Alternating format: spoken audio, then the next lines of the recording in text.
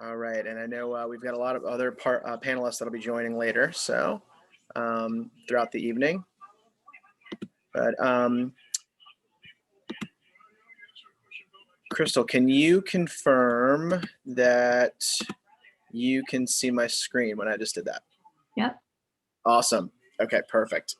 Cool. So I'll be toggling back and forth between TalkWalker as well as Zoom, and we'll be showing you that tool as well throughout the night. But cool. Awesome. Cool. All right. Well, let's go ahead and get started. I'll stop the screen share for a moment and just kink things off. So thanks everyone for joining. I see a few people have already joined, which is great.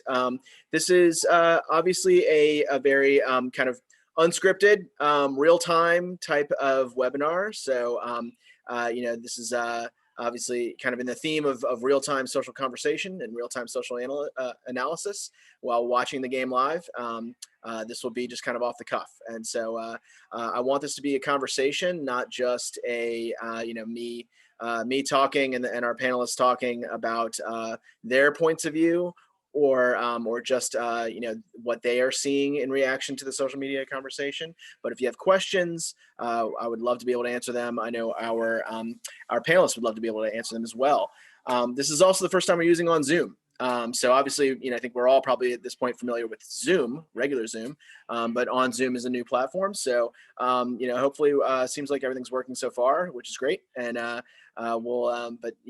let me know if there's anything where you can't hear us or there's something that we can do to help make the experience a little better. But ultimately, just a quick kind of, to try and get things grounded. So my name is Frank Gregory. I lead the social media intelligence team at North Star Solutions Group. We are a social media intelligence third-party consultancy that we focus on strategy execution. And what that means in the social media realm is that whether you are a research firm or a agency or a brand marketing team, or a small business that that doesn't have the tools or doesn't have the people in house to be able to do the types of analysis that you're looking for, we're an extension of that team, right? So if you're a large organization, we might be bringing a contractor on to be full-time, sitting with your team, and they're a part of your team. If you're a smaller organization, you just need some insights from time to time, then it might be just more of an outsourcing type of situation where we're just doing a one-off project for you. But regardless, we are tool agnostic social media analysts with experience in many different tools.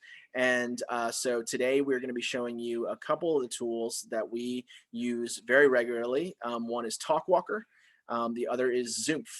And it's Zoom with a PH. And so we are, we use those tools in tandem a lot. TalkWalker is a really great social listening tool.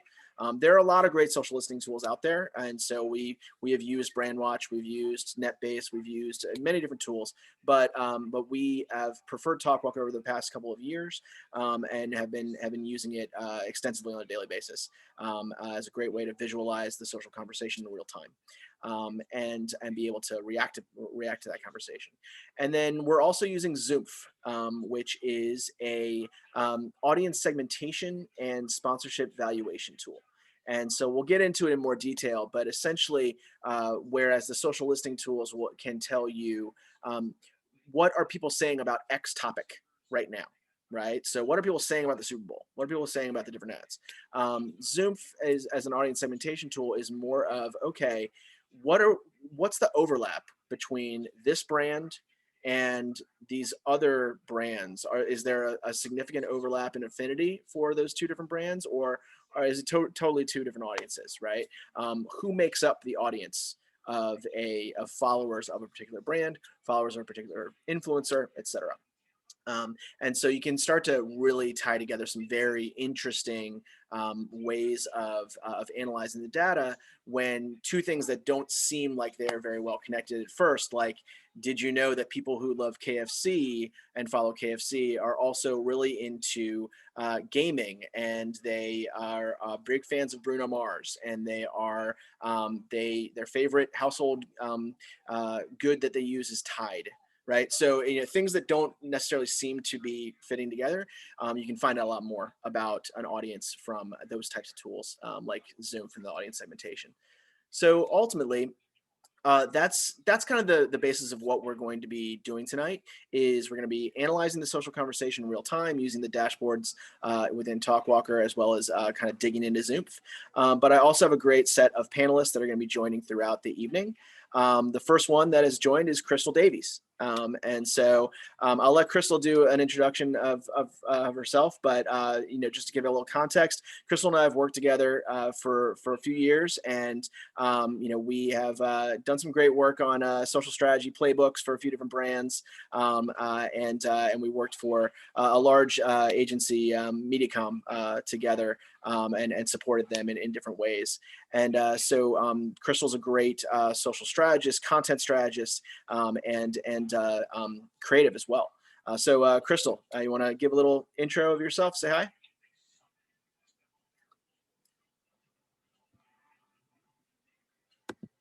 I will unmute Crystal if she's still there.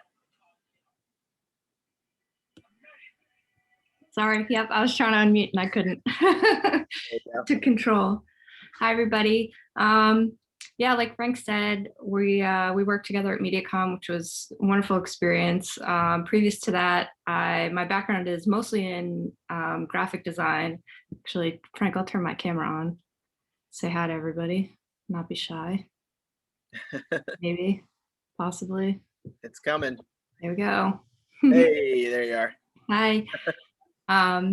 Yeah, so my background is, like I said, like in graphic design, and then that just sort of naturally shifted me into social media, and then I just became totally sort of fell in love with social media and what it means in the space of advertising and marketing.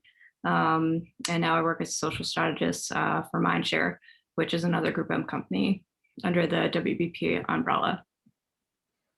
Awesome. And tell us a little bit about some of the social strategy playbook work that we've done together, where we kind of, my analyst and research team have fed some insights to you and some of the other strategists. Yeah, the main two in the past couple of years that we worked on was worked on the Reebok social playbook. And then subsequently, we worked together on the Pella Windows and Doors social playbook. And so obviously, like, we basically just form strategies and look at audience affinities and so on and so forth to just really start to round out where each of those brands should be playing and, where they should be putting their efforts, which platforms, kind of just an outline of best practices in terms of like actual video assets, whether they should be using video versus static versus, there's a lot of different just generalized things. But then Frank and his team, me being more on the content side of the ideation part, that's sort of my background and strength. But it was great working with Frank and his team because they were able to pull all the data to back up everything that we had to say when it came to, well, we think you should be playing in this space and here's why. So together, it's just much easier to help a brand to understand where they should be playing and why. And it just makes us better marketers when we can do that kind of stuff. So I think this is awesome to be able to sort of look at the, this is a bit, Super Bowl is sort of like so exciting for sports fans, but I think this is sort of like the advertising Olympics. So yeah, it absolutely I'd rather play is. here, frankly. Yeah, it's the one time of the year, it's literally the one day of the year where people actually want to pay attention to the ads, right? Yeah.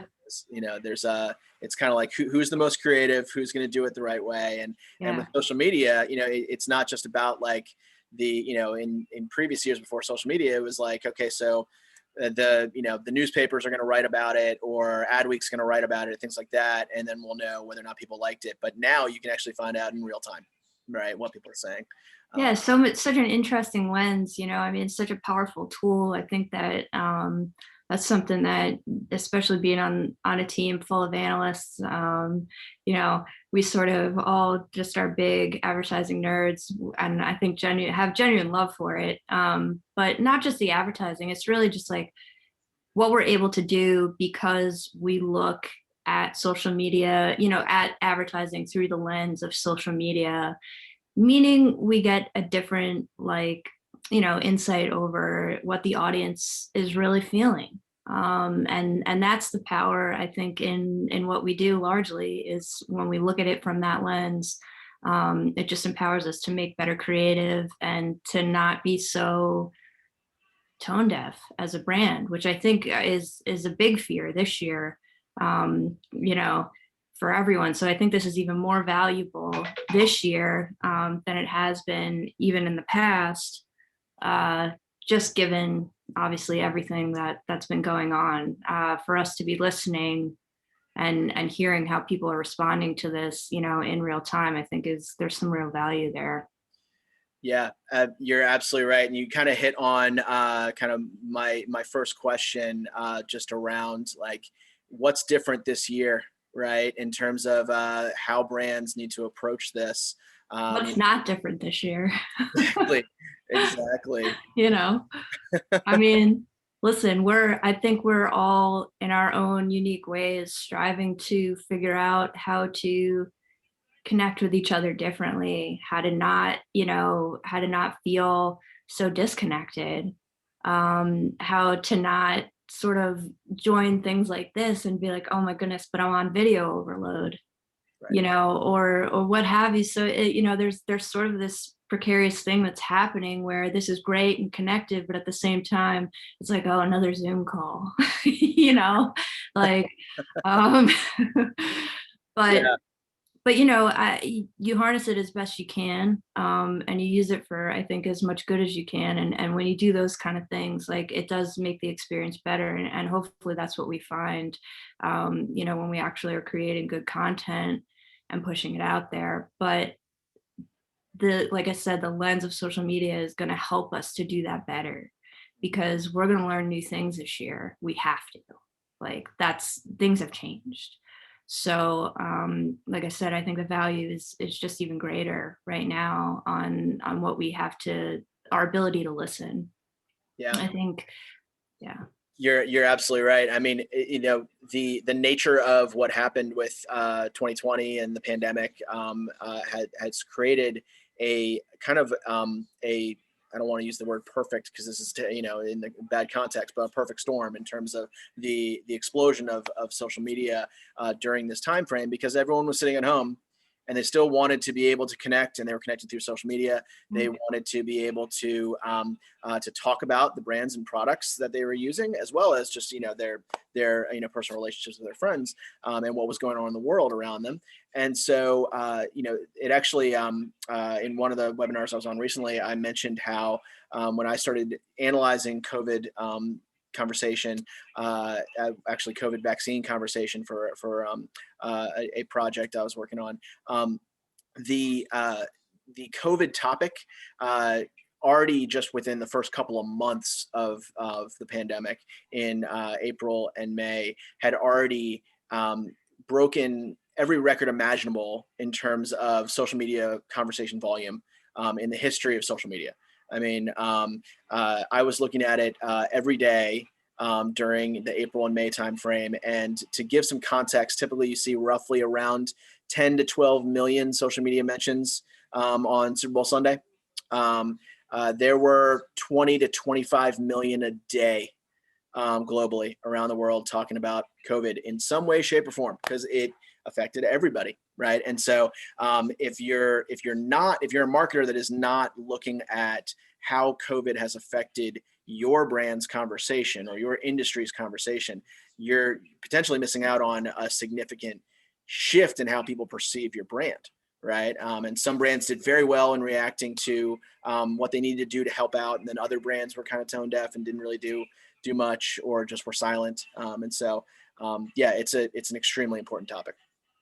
Yeah, I think, I think it's sort of natural to to have like resistance to change, especially in advertising. It's sort of like you've seen what works, and you kind of want to do more of that. But I think that no one can deny how much everyone's life has changed this year. So I think that as conscious advertisers, that it's sort of it's time for us to sort of embrace that, and to really look at ways that we can more effectively do that. And like I said, to me, number one thing is just, what is our ability to listen? Yep. How do we do better at that? And then how do we think in an elevated way in response to that? And I think if we succeed at that, we do a better job, not only creating better content, but honestly, and really just connecting. And I think on more than anything else, like I said, like I think that our desire to connect has shifted, because we have to find it in other ways, than in ways that we never had to before. And maybe we took it for granted that we could connect before. Now we we're looking for it, so it's an opportunity, and for advertisers in particular. Um, and I hope that they're largely looking at it that way. But yeah. Yeah, I mean, you nailed it. I mean, it's also, it's not just an opportunity for the advertisers; it's an opportunity for creative in general, right? It's an Yeah. opportunity for innovation, right? I Yeah. mean, not just the idea of being on Zoom for all of your meetings all day, but I mean, ultimately, what it's done is it's changed the whole idea of work. It's changed the idea of business. It has changed the way that we are going to continue to conduct work in the future. It's changed the way that real estate, right? Do you need to go live in a major market, or can you be in a smaller city and still work just as well with that team, right? So, Absolutely. yeah, Yeah. It's given us, yes, obviously we're more restricted in many ways, but I think that on the other side of this, do we have different freedoms? yeah, Do we understand that we have to value certain things in our lives, whether that be work-life balance, or whatever has shifted for you? How do you carry that forward? And again, as advertisers, how do you take note of what those things are, how people have changed, what has shifted, like how aware are you? hmm Um, and yeah, yeah, I think that that's going to be really telling in the next couple of years, is just how things are going to shift in response to that. And you're going to see who listened and who didn't, right. you know, uh, you just are. I mean, and like, from the creative side, I think I've been amazed this year with how many conversations we've had about, like, sort of trying to drive purpose into our work, and not to say that that didn't exist previously, but now I think the consciousness has collectively changed, in that, like, we recognize that these things that we're producing, they are a connective tissue in a way, and that, like I said, we have to do better, like we have Mhm. to right now. um so hopefully that's going to mean better advertising. Absolutely. And the way that you find out whether or not your audience has shifted, whether or not you are putting out content that resonates, is to look at the leverage the listening tools, leverage the audience tools to be able to find out what you can from the publicly available information in order to understand whether or not things are resonating. So yeah, absolutely. So ultimately, I wanted to just jump into showing the tools just to kind of set the stage. of what we're going to be looking for and how we're going to be leveraging these tools. Looks like the national anthem is starting. So we probably will start to see some conversation coming in about the national anthem pretty soon. But ultimately, what you're seeing on your screen is TalkWalker. And so for those that are not familiar with social listening and social analytics tools, these are tools TalkWalker is one of many social listening tools out there that allow you to analyze what is the conversation that is happening about a certain topic, right? And you can pull back historically, or you can look at the real time, right? And ultimately, you can look at the influence, who's influential in that conversation. You can look at the sentiment, positive versus neutral versus negative, and you can look at where the conversation is happening. And so this is a dashboard that our partners at TalkWalker put together specifically for this webinar. And so I also have my just general TalkWalker open, so that if you have any questions, you want to see something that you don't see in this dashboard, I can jump right in. But ultimately, what we're going to be going through is this is a look at the engagement for each particular brand that we've tagged within the conversation. We're looking at conversation about the Super Bowl, obviously just hashtag Super Bowl, the phrase Super Bowl, and then tagging each brand that we know is going to be in the Super Bowl, and then breaking that down over time, right? So this is a look at just today, and it's a look at breaking down every 15-minute entity and time frame to be able to see where people are driving conversation, right? And so earlier today, avocados from Mexico drove conversation on social media. We're seeing Verizon drive conversation on social media a few different times, right? And we're seeing that's Cadillac there driving conversation. We can dive into each one of these at any point, and we can see, okay, well, what exactly was being said, right? To start to actually see, obviously Avocados from Mexico is putting out messages right now. They're responding directly to people to see, if they want to enter a contest there to win up to $1 million, share recipes, etc. So they're using it in kind of a sweepstakes mode. So that's one way, obviously, to be able to engage with influencers and with the audience during the Super Bowl. But there's many different ways that people are leveraging social. Cadillac, let's see what they did earlier today that drove some conversation. We actually see that. Timothy Chalamet. He was actually in a Cadillac shoot. So he's going to be in a spot, and people are starting to talk about that. Another thing, just to let you know, this is not just English language. So it's pulling in over 180 different languages, and so you're pulling a global conversation. So you're able to see a pretty wide breadth here when you're looking at the conversation. So like this person here, let's see what they said. So superb not only because of Timothy Chalamet playing Edward Scissorhands, but the emotional pinnacle is brought on by the reveal of a technology innovation. So masterful storytelling. So there you go. There's a positive sentiment. You can see the green smiley face to show this person is positive about the ad they just saw, right? So that's just one example. We'll dive into many examples throughout the evening. But you can look at the share of reach.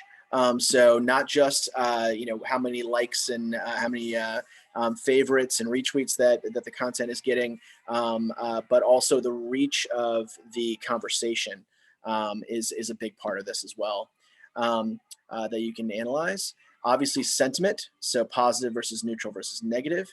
So we'll be looking at that. The gender of the conversation. So this is all publicly available information, obviously, on public social channels. And so what you're looking at a lot of times when it comes to demographics is mostly Twitter, but you're able to get a general understanding of who is talking about this in general. You can look at age, obviously, or age range. You can look at the sentiment key drivers and see what's driving positive versus neutral versus negative. We can look at the influencers. We can look at influencers in general, as well as we can analyze. Later on, I will uh, take out the people who have a verified check, because a lot of times like the verified checks are people that are celebrities that are already like a part of the ad, right? And what we want to see is like the people who are just everyday average people that are talking about the ad, or something related to the game. So, you can look at the influencers, look at what they were saying, positive, neutral, negative. And then I believe this last one is going to be, it takes a little bit to load, but yeah, distribution on the world map. So you can start to see, as it comes in, yeah, that's where the conversation is happening about the game in this exact moment. We're also going to be looking at the game breakdown as well. So if we wanted to look at the actual game conversation, if you care about the game, not just the ads, then there is the ability to, within this dashboard, we're looking at team breakdowns of the Chiefs versus the Bucks, in terms of who's talking about them, the results over time, as well as we have the emotions that are happening related to the game. So are people anxious? Are people angry? Are people happy? And then looking at the net sentiment, right? So anything under this line is going to be negative towards the team. So we'll be able to see whether or not people are positive or negative towards a particular team at a given moment. And of course, the key drivers, same as what I showed for the ads, the top celebrities that are being talked about, and a few different influencers as well. So ultimately, there's a lot of things that we'll be able to dive into. We also will be diving into the Zoom tool, which I'll get into in a minute. But I see a couple of additional panelists that have joined. And so I'd like to take a moment for a second to introduce them. Kristen, are you on? Should I ask to unmute you? There we go. Amazing. Hello. I will unfortunately leave you all with a gray box, but I am Kablamsky everywhere if anyone gets intrigued enough to see what I look like beyond the gray box. Hello. How are you doing? Doing really well, Kristen. Thank you so much for joining. To give everyone some context, Kristen and I worked together many years ago now at M80, and which became a part of MediaCom. And she's since then gone on to a few different roles, including co-founding a company, and then now doing a lot of strategy work. So, Kristen, do you want to talk a little bit about your background and how you're using social media analysis and just data in general to inform decisions?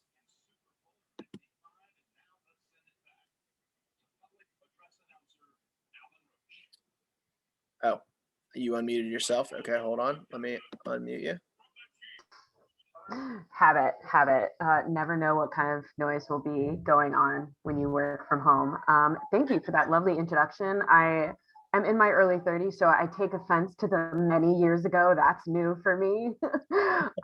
But I have a background in social media, digital world, was really early on YouTube, have always loved the way digital communication has impacted human connections and user experiences. So I got my start in social media and digital specifically, but I went on to found a company called Wethos, where I work to help connect freelancers across the world, connect for great advertising work, kind of bringing power to the individual. And that kind of brought me into a more like the business side of things, where now I do innovation design and strategy.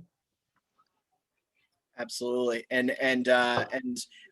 with some of your, I know with some of your latest work, you talk a little bit about some of the brands you've worked on, especially anything related to where you have to kind of tap into culture Yes.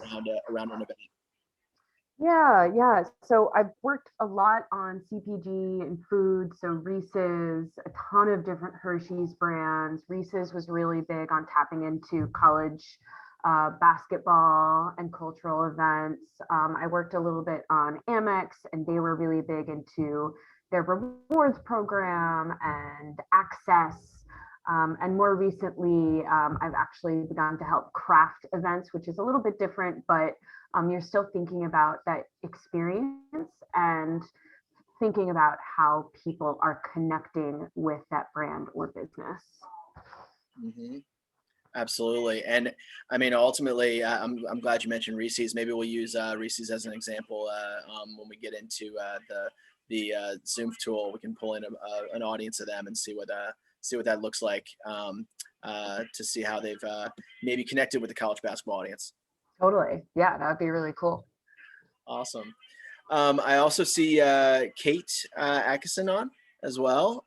Kate, do you want to give a quick intro to what you do and how you've been a part of different marketing campaigns related to either Super Bowl or any big cultural moment? Yeah, thanks for having me.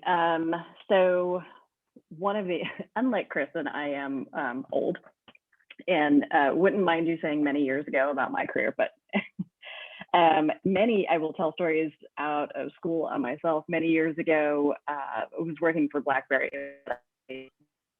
on the night of the Super Bowl to look for that cultural moment, sort of the way that I think everyone was inspired by Oreo in the Dunk in the Dark, and everyone was looking for that moment. Needless to say, BlackBerry did not find their fame that night, and that went. But yeah, otherwise done events for Hilton. Hilton was a large client of mine in the past, and they were always involved in Grammy work, so pretty accustomed to helping clients find ways to connect with audiences in those culturally relevant moments. So this is really exciting for me to be on the other side as just sort of an armchair expert. Yeah, absolutely. I'm glad you mentioned Hilton, so we can talk in Hilton a little bit more. I worked with them on a few of their campaigns as well. Yeah. So, I think everyone in Northern Virginia or anyone in Virginia. and Hilton actually I'm glad you mentioned them, because that's a good kind of segue to how these tools work in terms of when you are building out the queries to analyze the conversation. And I did get a question in the chat about whether or not the tools I was just showing are free. They aren't free, but there's different packages. So there's some that are less expensive than others. If you wanted to be able to analyze just like a subset of the Super Bowl conversation that's relevant to your area or relevant to your industry, that's ways that you can get a less expensive package versus like with my company, we need to have the whole kit and caboodle in order to be able to analyze whatever question is asked of us around COVID vaccine or something massive, right? But there are some more kind of basic packages. But I'm putting a plug in for your company, Frank. I know that we talked about this in the past, but I know folks can go to you to get that help for a somewhat more modest price on a particular project if they're working on something. Yeah, absolutely. That they need social listening for. Yeah, that's true. That's part of the when I'm providing just kind of general advice, I talk about the different levels and packages of the different tools and how you can gain the insight that you need without just come out blowing your budget, right? But then also the other piece, to what Kate was saying, is that North Star, what we do is that since we have the most kind of enterprise level packages of these tools, we're able to help a smaller company or a smaller agency that might not have the tools and might not need them all the time, right? They just need them from time to time for a one-off project or one-off research, and instead of going out and getting a tool that has a 12-month license and having to do it all yourself, that's where you can come to us, and we're able to leverage our tool, and you're just paying for a slice of that tool for that one particular 3-week period or whatever. So that's another way to kind of save money and be able to analyze what you need to analyze, right? So But in terms of the, you mentioned Hilton, the first step when it comes to these tools is that you have to think about what your query is, right? So what you are going to be analyzing. And so with something like Super Bowl, it's rather simple, right? Hashtag Super Bowl, the phrase Super Bowl, all the different hashtags related to the Super Bowl, et cetera. And then you can create tags for all the different brands that you are looking to analyze in more detail, kind of like think of them as filters within the tool.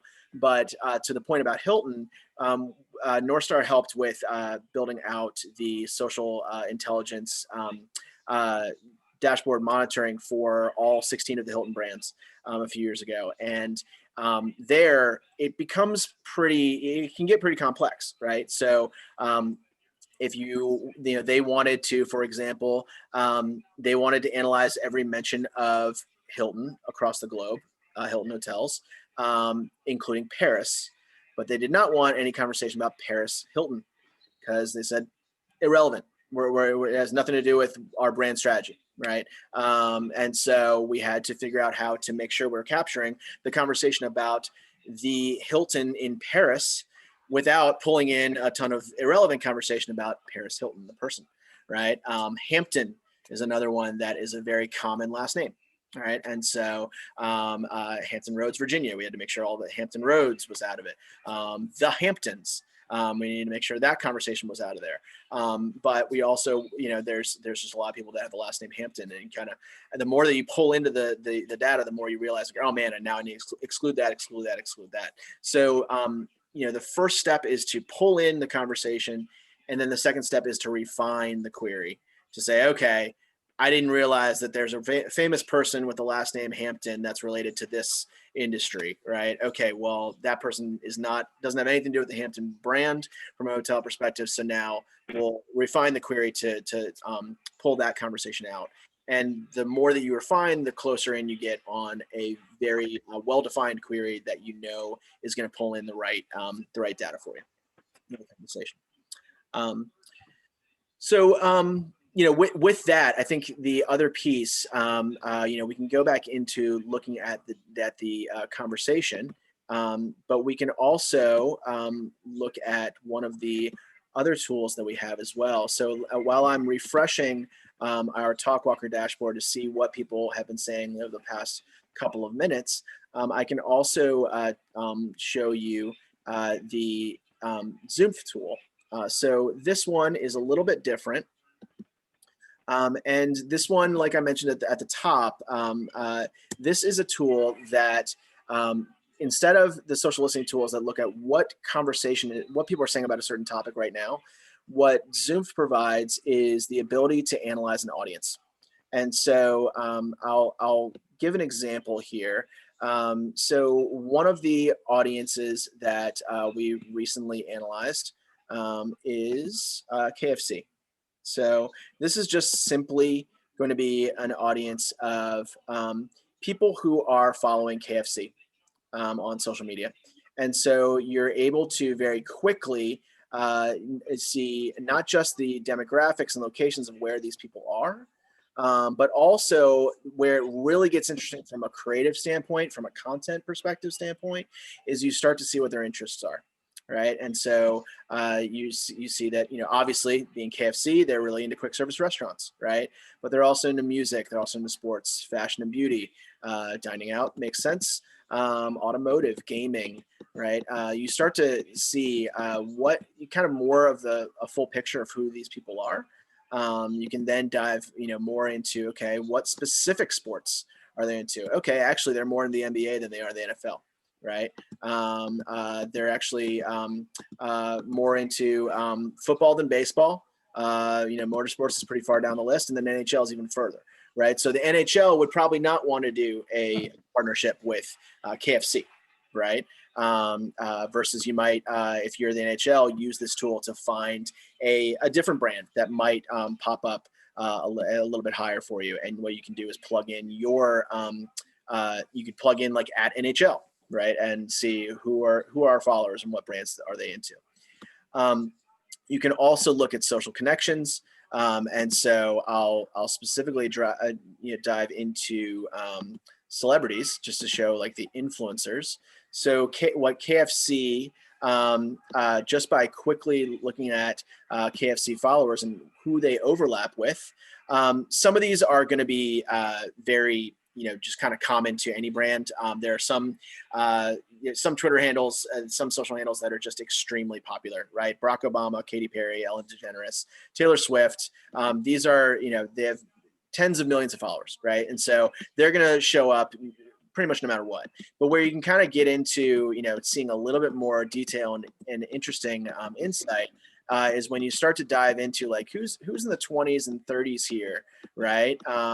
That is actually popping up as a high overlap with KFC's fans, right? And so you can start to see where a little bit more detail about who KFC fans are into from an influencer perspective. And then secondly, you can get into affinities. This is where it really gets interesting, and you can dive into this and kind of like, you can play around with this for hours, and it's really interesting and fun. But ultimately, you can start to see, it takes a second to load because it's churning through a lot of data. But if I am KFC and I'm looking for what potential partners I might want to work with on a brand sponsorship, right? It might make more sense for me to work with American Air than it would, say, JetBlue, right? Because actually there's a higher overlap of fans of KFC. They're also fans of American, right? If I'm looking at, if I'm trying to do a car brand sponsorship with KFC, and I'm just making up hypotheticals here, we can see what brands pop up in terms of high affinity to KFC when it comes to cars. So we'll give that a moment. Yeah. So actually, Audi, Audi. number one. You start to see like a lot of aspirational, maybe, since we saw in the analytics that there's a lot of young people that are following KFC. Maybe a lot of aspiration, like they want a Lamborghini someday or a Porsche, so they're following them on social media. But there's a lot of things from a creative perspective that I think, someone like Crystal might be able to just like, just eat up the amount of kind of interesting insights and partnership opportunities that you can get into when you just see, okay, what other brands besides KFC are these people into that might make for a great content opportunity. So there's a million different ways to slice and dice this. We were talking about Hilton, so let's look at lodging. And I'll check the chat. There's someone asking a question. So raw data, how are these categories defined? So Kristen, can you give a little bit more example on the your question about the raw data? Oh, you're on mute again. Are the affinities calculated by shared followers? Yes. So ultimately, basically, what it is that you're looking at, this is the percentage overlap between KFC followers and people who follow Walt Disney World. But then what you're looking at with index is actually compared to the average social media user, how much are they engaging with that brand, right? So they might follow Walt Disney World, but actually they engage, let's see, they're 34.7, but they're actually engaging with MGM Grand Hotel more, right? There's only a 2.1% overlap, so it's a smaller audience, but there's more of a passionate overlap there. So, and then you look at like Foxwoods Resort Casino, right? 55.0. So small audience overlap, but big fans of Foxwood Resorts Casino. So there's a million ways to slice and dice this, and this is where it gets really, really interesting when it comes to analyzing a different audience. And we'll get into an example in a little bit where you can actually, it's not just about one brand versus another, but actually you can combine and create custom audiences with this as well. But we'll see what they're into in terms of gaming, and then we'll switch back to Talkwalker and see what's going on in the conversation right now. Yeah, so if I'm KFC, I am interesting. So I might want to actually partner with Xbox over PlayStation because there's a higher index there, even though a slightly lower percentage. But it's close enough, right? Or you look at Electronic Arts, right? You look at the significantly higher index there and pretty high percentage, right? So this is all just based on their, how they are engaging with the different brands. And so it's all just right there at your fingertips if you have access to these tools. And I think if you are a brand that's doing anything in the sponsorship realm, this is a significant tool that can help you. Let me go off share real quick. I think there might have been in the chat. Let's see. inside of an AirPod. Yeah. I love the little sayings that they use. If you use Zoom for all the time, you end up with just kind of chuckling constantly as they have different random little phrases that you get to see all the time. So I think going back to, let's check out Talkwalker. See how things have shifted over the past couple of minutes. And while I'm pulling this up, anyone have any thoughts on some of the ads you've seen over the last couple of minutes? I'm watching it over my screen, so you can't see my screen, but I'm watching it over here.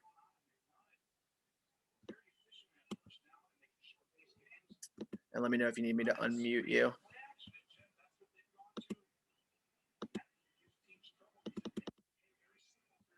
Yet? Okay. Let's see. So this is team breakdown. Let's go back to the ads and let's see how things have shifted over the past few minutes. So again, we're looking at the full day of today. We can also pull back further if we wanted to, but just looking at today, Robinhood is a really interesting one that they went ahead with their ad. And it's been getting a lot of conversation. But now we're starting to see Jeep explode a little bit, Cadillac still. So let's look at here. This is the results over time. And this is the avocados one. But let's see what the latest here is. So Verizon, again. All right, so they're doing some gaming prizes. Verizon 5G Super Stadium in the NFL app.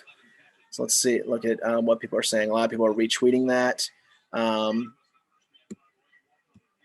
So the interesting thing here is that when you don't have necessarily the context of what someone has said, the way that you can do it is just, this was published 5 minutes ago. Let's take a look. Let's just open it up right on Twitter. You can just right click and see it right there on Twitter. So let's see what this was in context to. So this guy is, that's a long conversation. Okay. They're going back and forth. Mm-hmm. Behind the Verizon ad. Okay, so they're just talking about a Verizon ad in general, promoted tweet ad that they just saw. Okay, so not the best example. A lot of retweets. Thank you for the chance. Okay, so someone positive about the ability to be in there in the sweepstakes.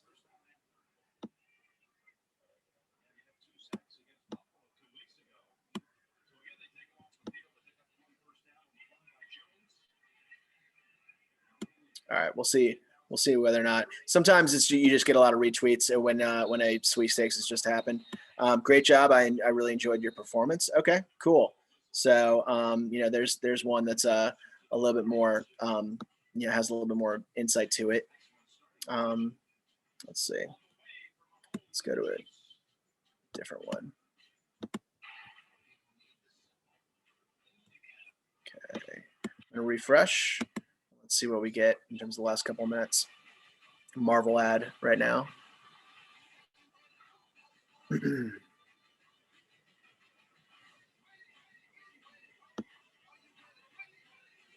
Okay, so got a spike right there. Let's see what this is. M&M's.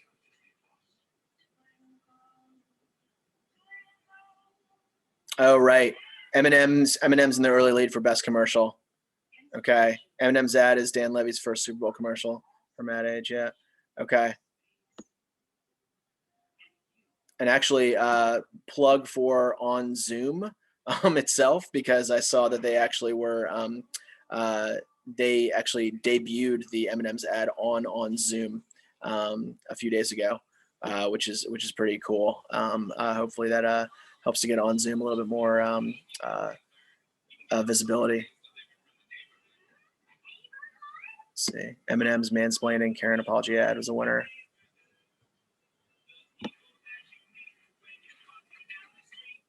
Dan Levy is the Thanos of the Eminem's extended universe.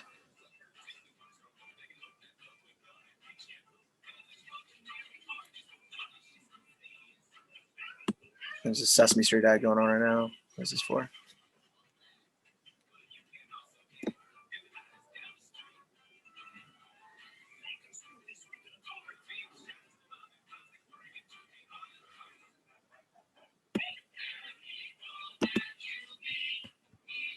DoorDash. Okay. Gotcha.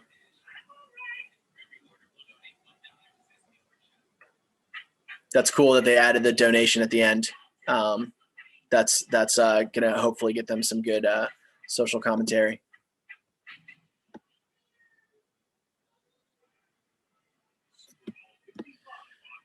Let's see what Jeep is doing. The other thing about these is that everything here is clickable. So let's take a look at what people are saying about Jeep.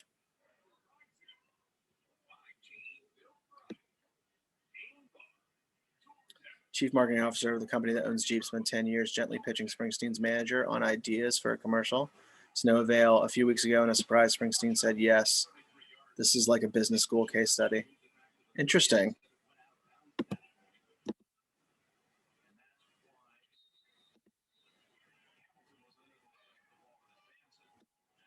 Very cool. Someone in the chat.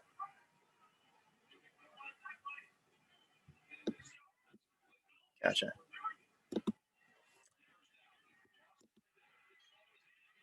So, this actually might be an interesting way to actually do an audience analysis in real time.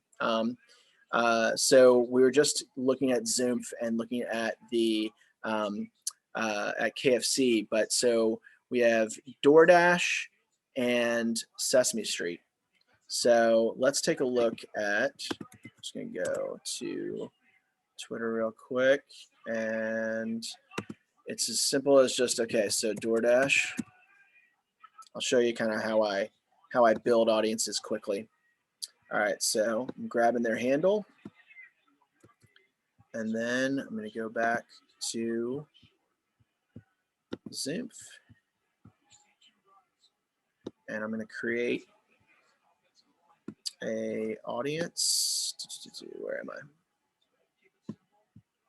Yeah, click create audience.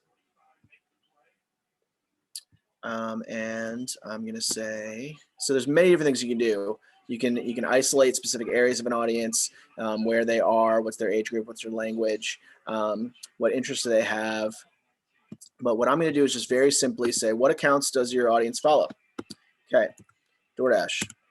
All right, then I'm going to go Sesame Street. I'm assuming it's just at Sesame Street, but I always check and make sure. At Sesame Street. Yep.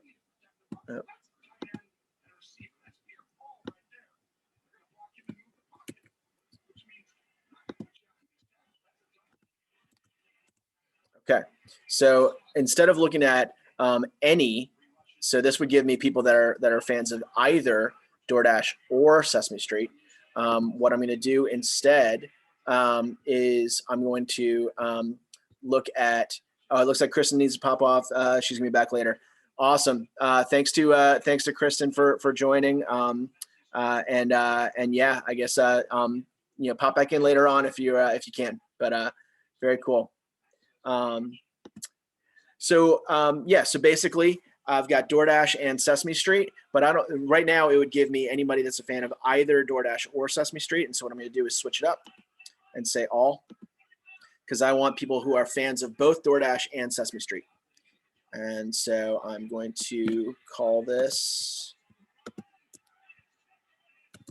DoorDash and Sesame Street fans. Okay, and I'm going to save it. And then, boom, now I have an audience. Very small overlap. Wow, only 1.4K. So that's a small amount of people that are fans of both DoorDash and Sesame Street on social media. And so this could very well have been, kind of, Kate, I know you like to kind of reverse engineer a strategic brief or a business goal of an ad, but DoorDash may very well have been using one of these types of tools to do some analysis to say, you know what, we need a way to find a lighthearted and fun way to engage a broader audience to get them more familiar and more loyal to our brand. And who better than Sesame Street, who has 1.9 million followers compared to DoorDash. What do they have? Let's see what they have. 154K followers. So this may very well, given the fact that we're coming back with only an overlap of 1.4K, this may very well have been that DoorDash decided specifically they wanted to work with Sesame Street in order to try to target the Sesame Street fans. But ultimately, when it comes to real-time engagement opportunities, this is where, let's say that you are another business owner or you're another brand lead, and you are thinking about ways that you would want to engage with a brand or an audience that's been in the Super Bowl, right? Or that you just saw, and that you're trying to find ways to naturally get in that conversation. And you might want to do some quick analysis around which brand is going to give me the most bang for my buck. And what you can find, if you are anything related to like children's toys or anything related to parenting, you might be looking at that DoorDash Sesame Street ad as the perfect opportunity to engage. And so what you can do is very quickly analyze a little bit more in terms of what they're into. This audience, into pop music and hip hop. Okay. So some creative opportunities, some creative ideas can flow very quickly when you start to kind of analyze this audience. You got someone in the chat. Haven't been able to reverse engineer that one yet. Yeah. Well, I mean, if they're going after parents, yeah. I mean, but ultimately, you can look at it from the standpoint of fans that are people that are fans of both DoorDash and Sesame Street, and you can look at what they're into.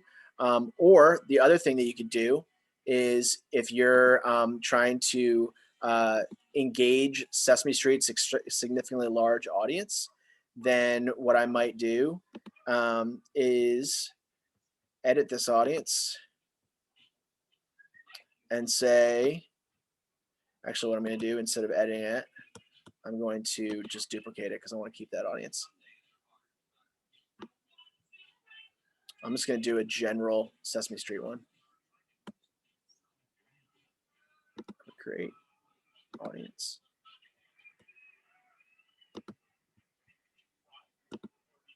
Should be Sesame Street.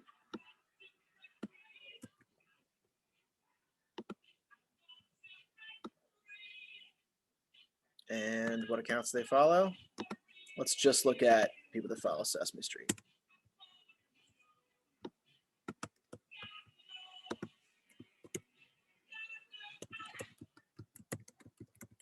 Sesame Street fans.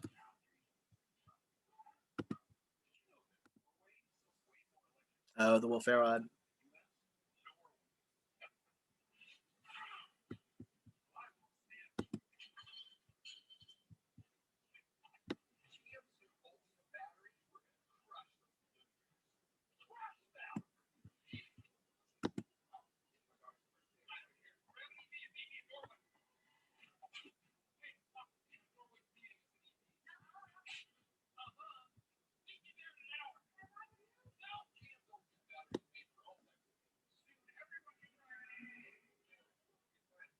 Yeah, refresh Talkwalker now that we know.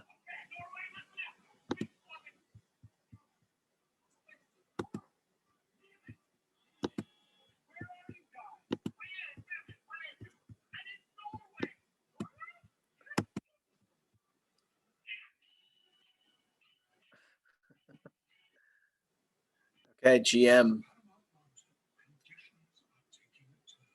And okay, I'm going to reshare my screen because literally to show the real-time aspect of this. So we're showing Talkwalker again, and GM already has popped. So let's refresh this.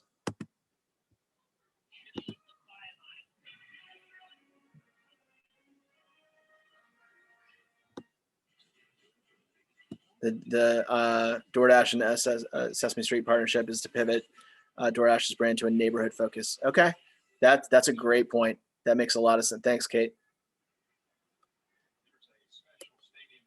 You can get what you need in your neighborhood versus just food. Yeah, absolutely. So let's take a look at GM.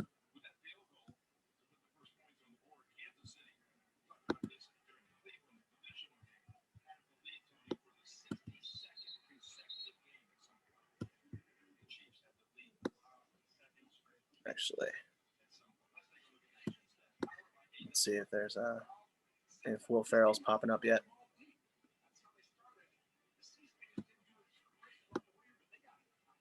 Edward Scissorhands, Timothy Chalamet still popping. Guac Foods, avocados, still a big part of it. Dan Levy tweeted.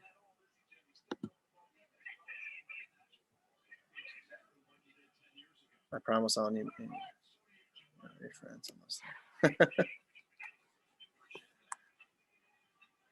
Cool.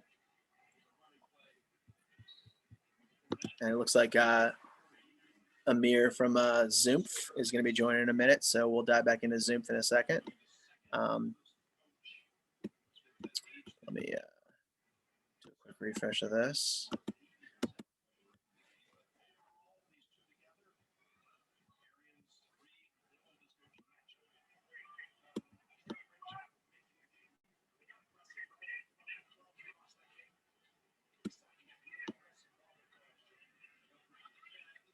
The other piece is so far, low scoring game, 3-0. I know it's still only the first quarter, but ultimately, what this, when it comes to the Super Bowl campaigns, there is a bit of a risk if you're third or fourth quarter.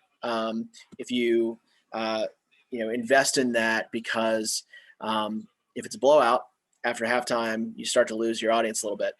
Where you actually can get the most bang for your buck a lot of times is in the late second quarter, because it still is early enough in the game that it's likely that you're going to have a audience that is still engaged in a relatively close game.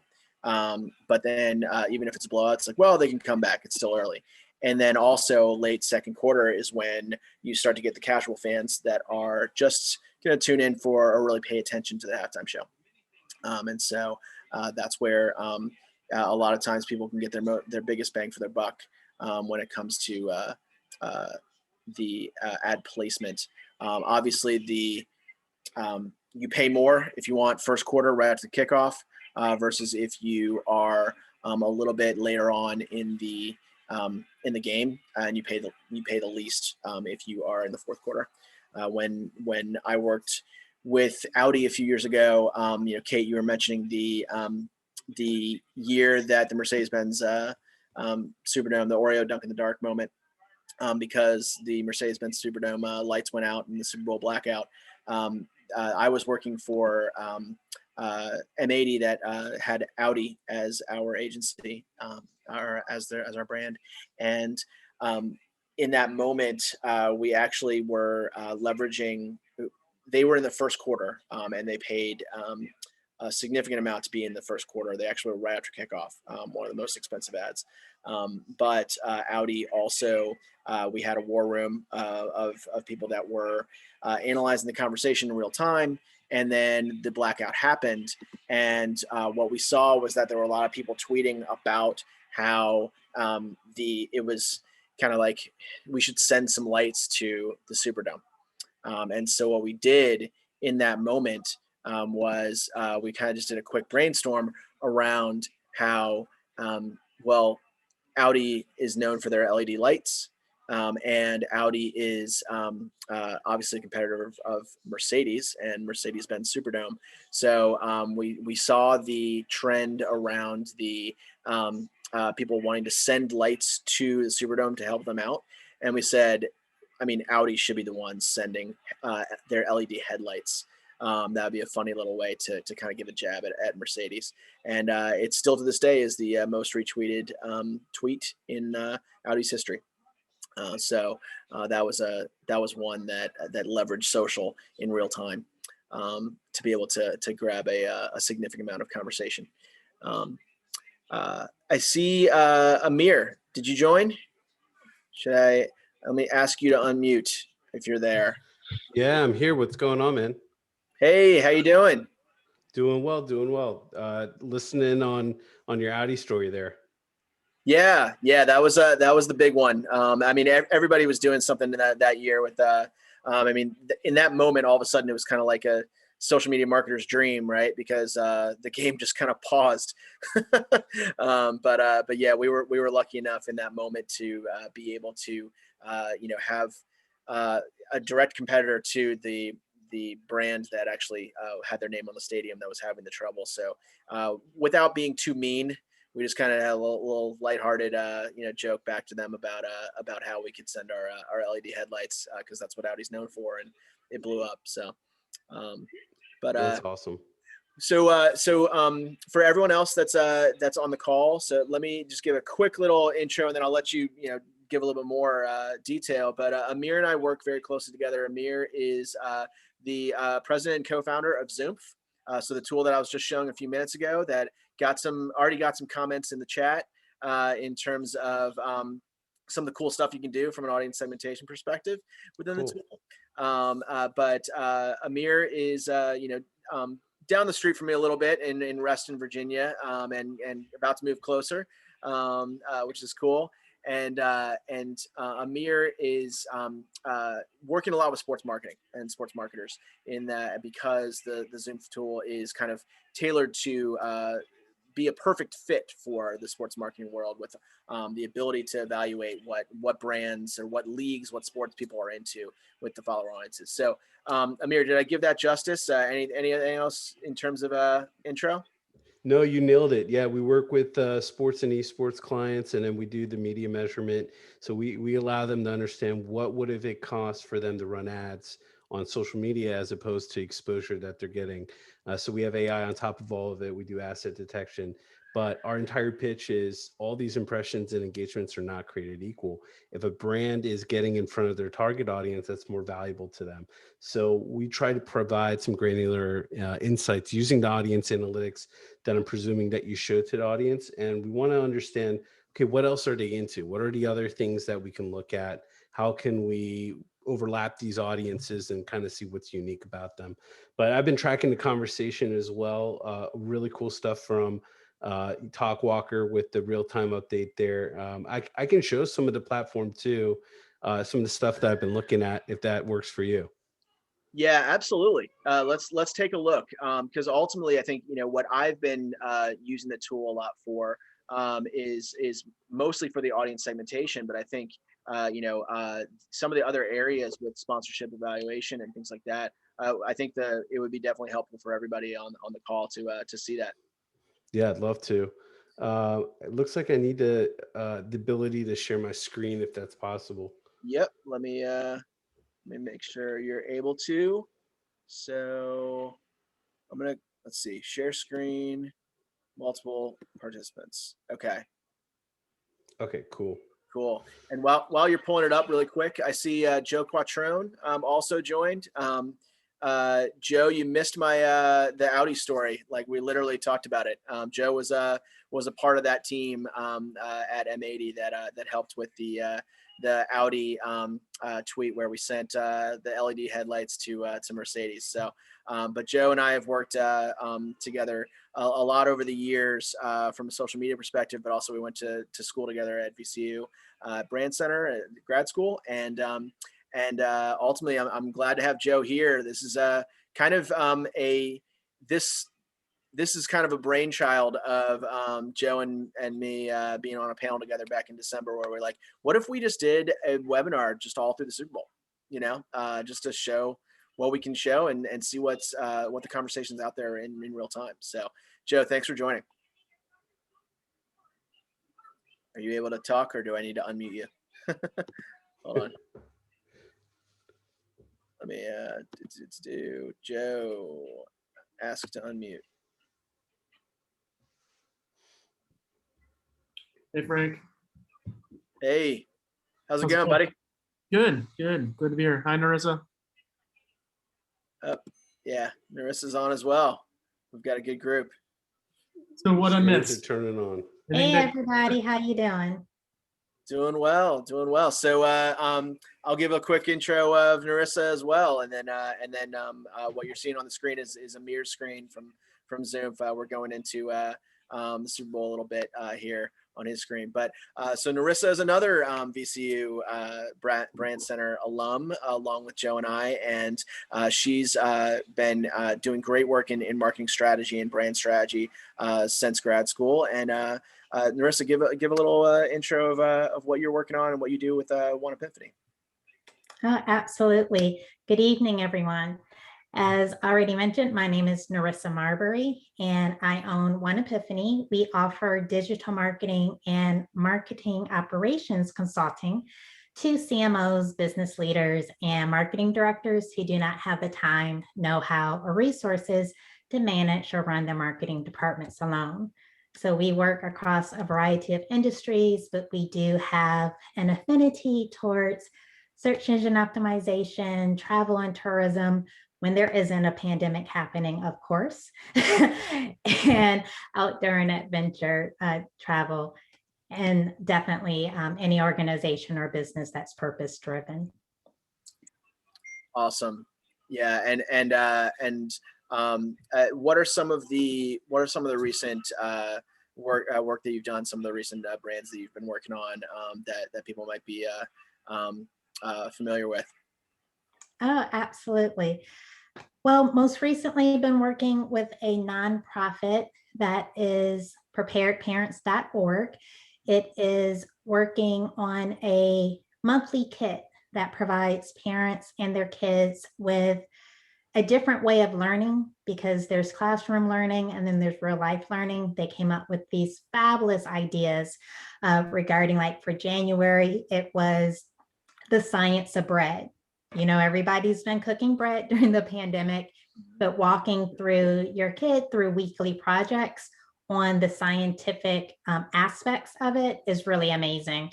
Also, at least some prior clients as well. Yeah, some recent clients bought Vila, MasterCard.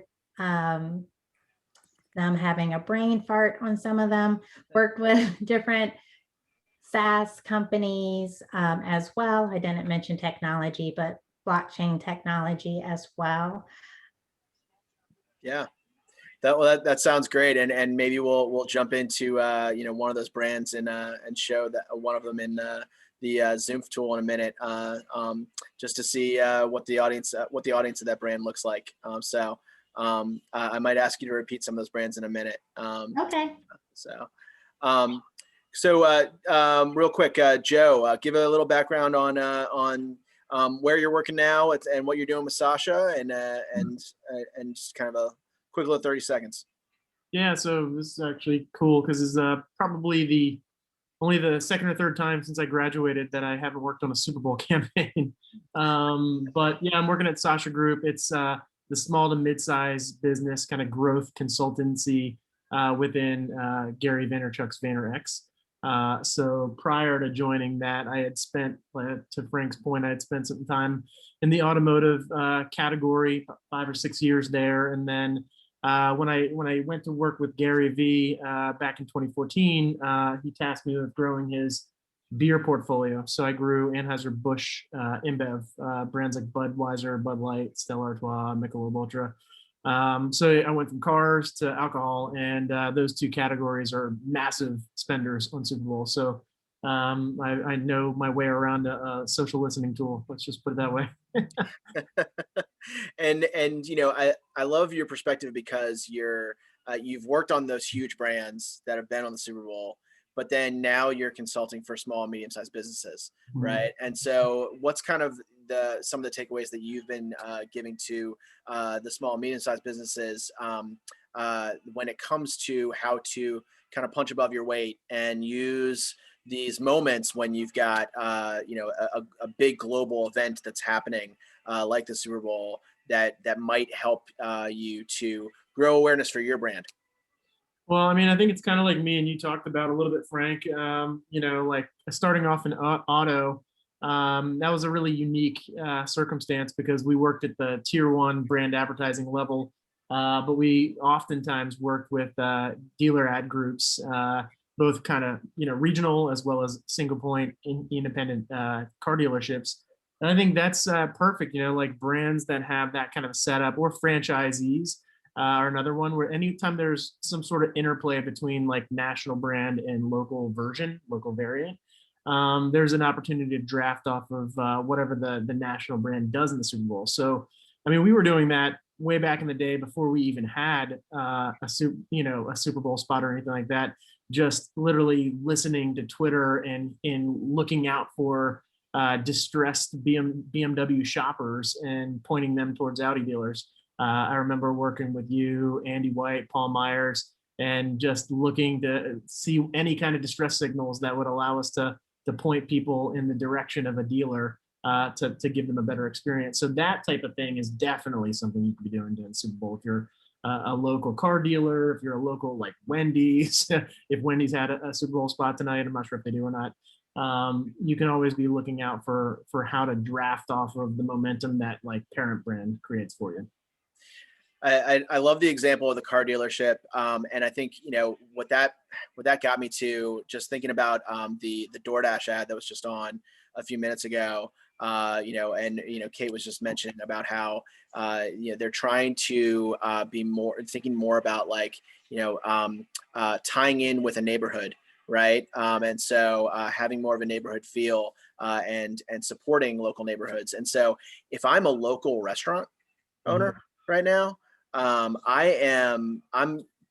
diving into that moment where DoorDash is trending, and using some of these tools like, Amir, you weren't on yet, but I was just showing Sesame Street's audience in Zoom, and the overlap between DoorDash and Sesame Street, and seeing what else are they into, right? What music are they into? What sports are they into? What TV shows and movies? And I'm if I'm a local restaurant owner that maybe has used DoorDash or is thinking about using DoorDash in this pandemic moment, I am leveraging the tools to say, okay, what's my creative, what data can I use to inform a quick creative idea that I can tweet out right now during the game while DoorDash is trending and talking about their neighborhood?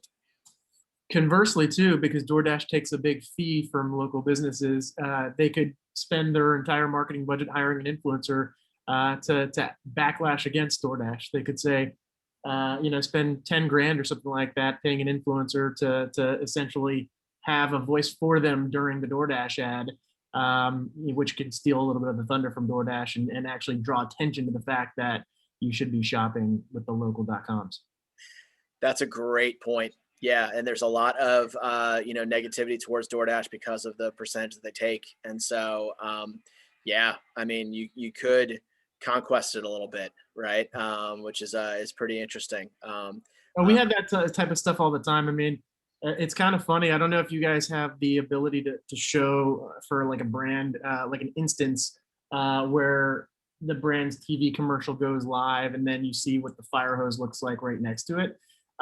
We used to see all the time when I was working on Jaguar, when I was working on Audi, Budweiser.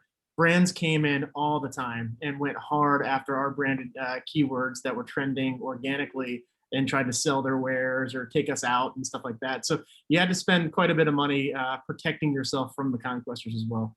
It was awesome. Yeah, yeah, you're right. I mean, and what you're hitting on is the whole, paid aspect of the Super Bowl, not just about like what organically can you tweet out like Audi in that moment, but more of, trying to conquest a little bit on someone's ad campaign by, buying a placement where you can have a conflicting message to that drives to a competitor. So yeah, there's that aspect as well. That's more on the paid side of sponsored tweets and sponsored placements as well. Which that's a great point. It's not just about being creative in the moment. It's also about thinking strategically about your budget. Mm-hmm. Yeah. Amir, did you want to show a little bit about what you're seeing so far in Zoom? Do I have to unmute you? I don't know why I have to keep on asking. No worries. No worries. Unmute. Hey, I might interrupt someone I talk too much anyways. Love the background so far that I've been on from the Visa and the bread project. That sounds really fun. I might have to try it with my kids. And Joe, definitely. I mean, it's that those real-time moments. It's a game of 4D chess. I feel like on social, if you get the right person or not. What I'll do is I'll show you guys quick the platform, but I'll try to make it fun. But what I love about this group, there's so many high level, people that worked on so many national brands, so many smart people on this. So call me out, be tough. Like what I thrive on is identifying weakness so we can, make it stronger one by one. But basically, yes, we work with NFL, we work with teams, we work with leagues, agencies, everyone. And so what we're doing is we're capturing everything around the game. So the game itself, the partners, and then we have like workflows and tags and AI that's capturing it. So like, for example, if there's posts by TikTok that are coming out on Twitter or Pepsi, we're able to look at the engagement rate from their followers, the impressions, the media value that it's creating. And if you guys are wondering what we're looking at media value, we're basically, for each platform, we handle it a little bit differently, but we make it open so people can go in and change it in case you have your own rate cards. But this is primarily where we work as sports partnerships, right? So by assessing these values and the performance, we can come and look at all these posts that are coming out. So I just filtered here just for content from specifically the NFL. And with this, you can see all these posts that are kind of coming in. We're pulling real time from the fire hose, but I'm organizing everything by these like metadata tags that I'm creating. So this one's just on NFL in itself. But what I can do is I can go into every single post based off the performance, provide a media equivalency value for every single content that's coming out. And then what I'm doing is I'm running AI across all of this. So I'm able to see that there was 5 seconds of Gatorade. You can see right there in the cap screen, there's a Gatorade logo right there. So we're capturing all the logos and we're trying to identify what the brand value is outside of the social value. So to reach this performance that they got on Twitter during this time, they would have had to spend 18,000 for these brands, right? And you can see how they're getting their additional values in here. And then from that, we can do a lot of cool stuff where we're also looking at the different assets. So if I wanted to switch this up and say like, okay, show me the Bucks and show me some of their content that's coming through. Like I can say, okay, let's look at, I don't know, let's see where there's like an athlete or something in here. Maybe this will be good. View insights here. No, we're not doing it. All right, I'll show the assets later when I have a post. Shame on me. I should have came with something as an example. But all of these things you can kind of, here you go. So like in these 13 seconds, you've got the helmet, you've got the jersey, you've got the different banners in the stadium, the shoes. So we're also identifying the objects. And then in our reporting, we match them. So if we know Nike's the sponsor, if we know that it's the NBA and it's the Mavericks and it's Chime, we can identify the objects and all that. But, we can also do the audiences. So if I wanted to take everyone that's following, just Bud Light, Anheuser-Busch, one of their properties, we can also skew the audience and say what's unique about it. So getting the breakdown, just like you said with Sesame Street, I think you were saying, Frank, I mean, our whole philosophy here is niches get riches, right? If you can get a niche audience and you can show what they're into, what we're trying to do is sort of break down and understand these different interests. And then all of this also breaks down into like the other brands and other categories that they follow. So if we wanted to go to athletes and we wanted to go to sports, right? And understand who in Bud Light, like which athletes are they following? You can see these different handles and different people from the Bud Light handle that they've been following over time and sort of the percentage breakdown. And then all of this, we go deeper and just getting into the psychographics, already into gossip, celebrity. Of course, Bud Light, they're into beer, so they over-index on it. And then you can customize this. So this is all compared to just our database. But if you wanted to look at, people that follow Bud Light versus people that follow Coors or Michelob Ultra or any one of their other products, you can do that as well. So all different ways that you can sort of look at this. What gets really cool is you can take these interests and affinities and understand what other interests that they have and rank them. But I don't want to go through all that. Doritos, same thing, all that kind of cool stuff. But we can also take these real-time conversations. So like everyone that's talking about the halftime show, and then run that as an audience. So you click this audience analysis. So we go from the performance of it, a lot of the stuff that you guys are normally doing, but now we focus on who's in the conversation. So, me, right? Male Gen Xer, right? But maybe I'm older millennial. You never know with those cutoffs. But all this, we're just trying to get a better idea of like who these people are within the conversation, and it updates in real time as things happen. So like, for example, when they banned the Confederate flag with NASCAR, you could see more women enter the conversation, more Gen Z, more millennials. And I think this is where we're going to see a lot of these conversations go, Frank, as far as not just the performance of it, like, oh, we got this much engagement from Wendy's or that, but how many people that follow, Burger King now are interacting and engaging with this campaign? How did we, this is a different level of, engaging with your competition, with understanding how do you segment a specific group and then serve content that really matches them. Yeah, absolutely. I mean, it's absolutely fascinating the ways you can slice and dice within the tool. So thank you for showing it. And I think that ultimately, where you're going there at the end is, no matter what size campaign I'm thinking about, no matter, if I'm a regional car dealer owner, or if I'm a regional a brand when it comes to like a restaurant chain or something like that.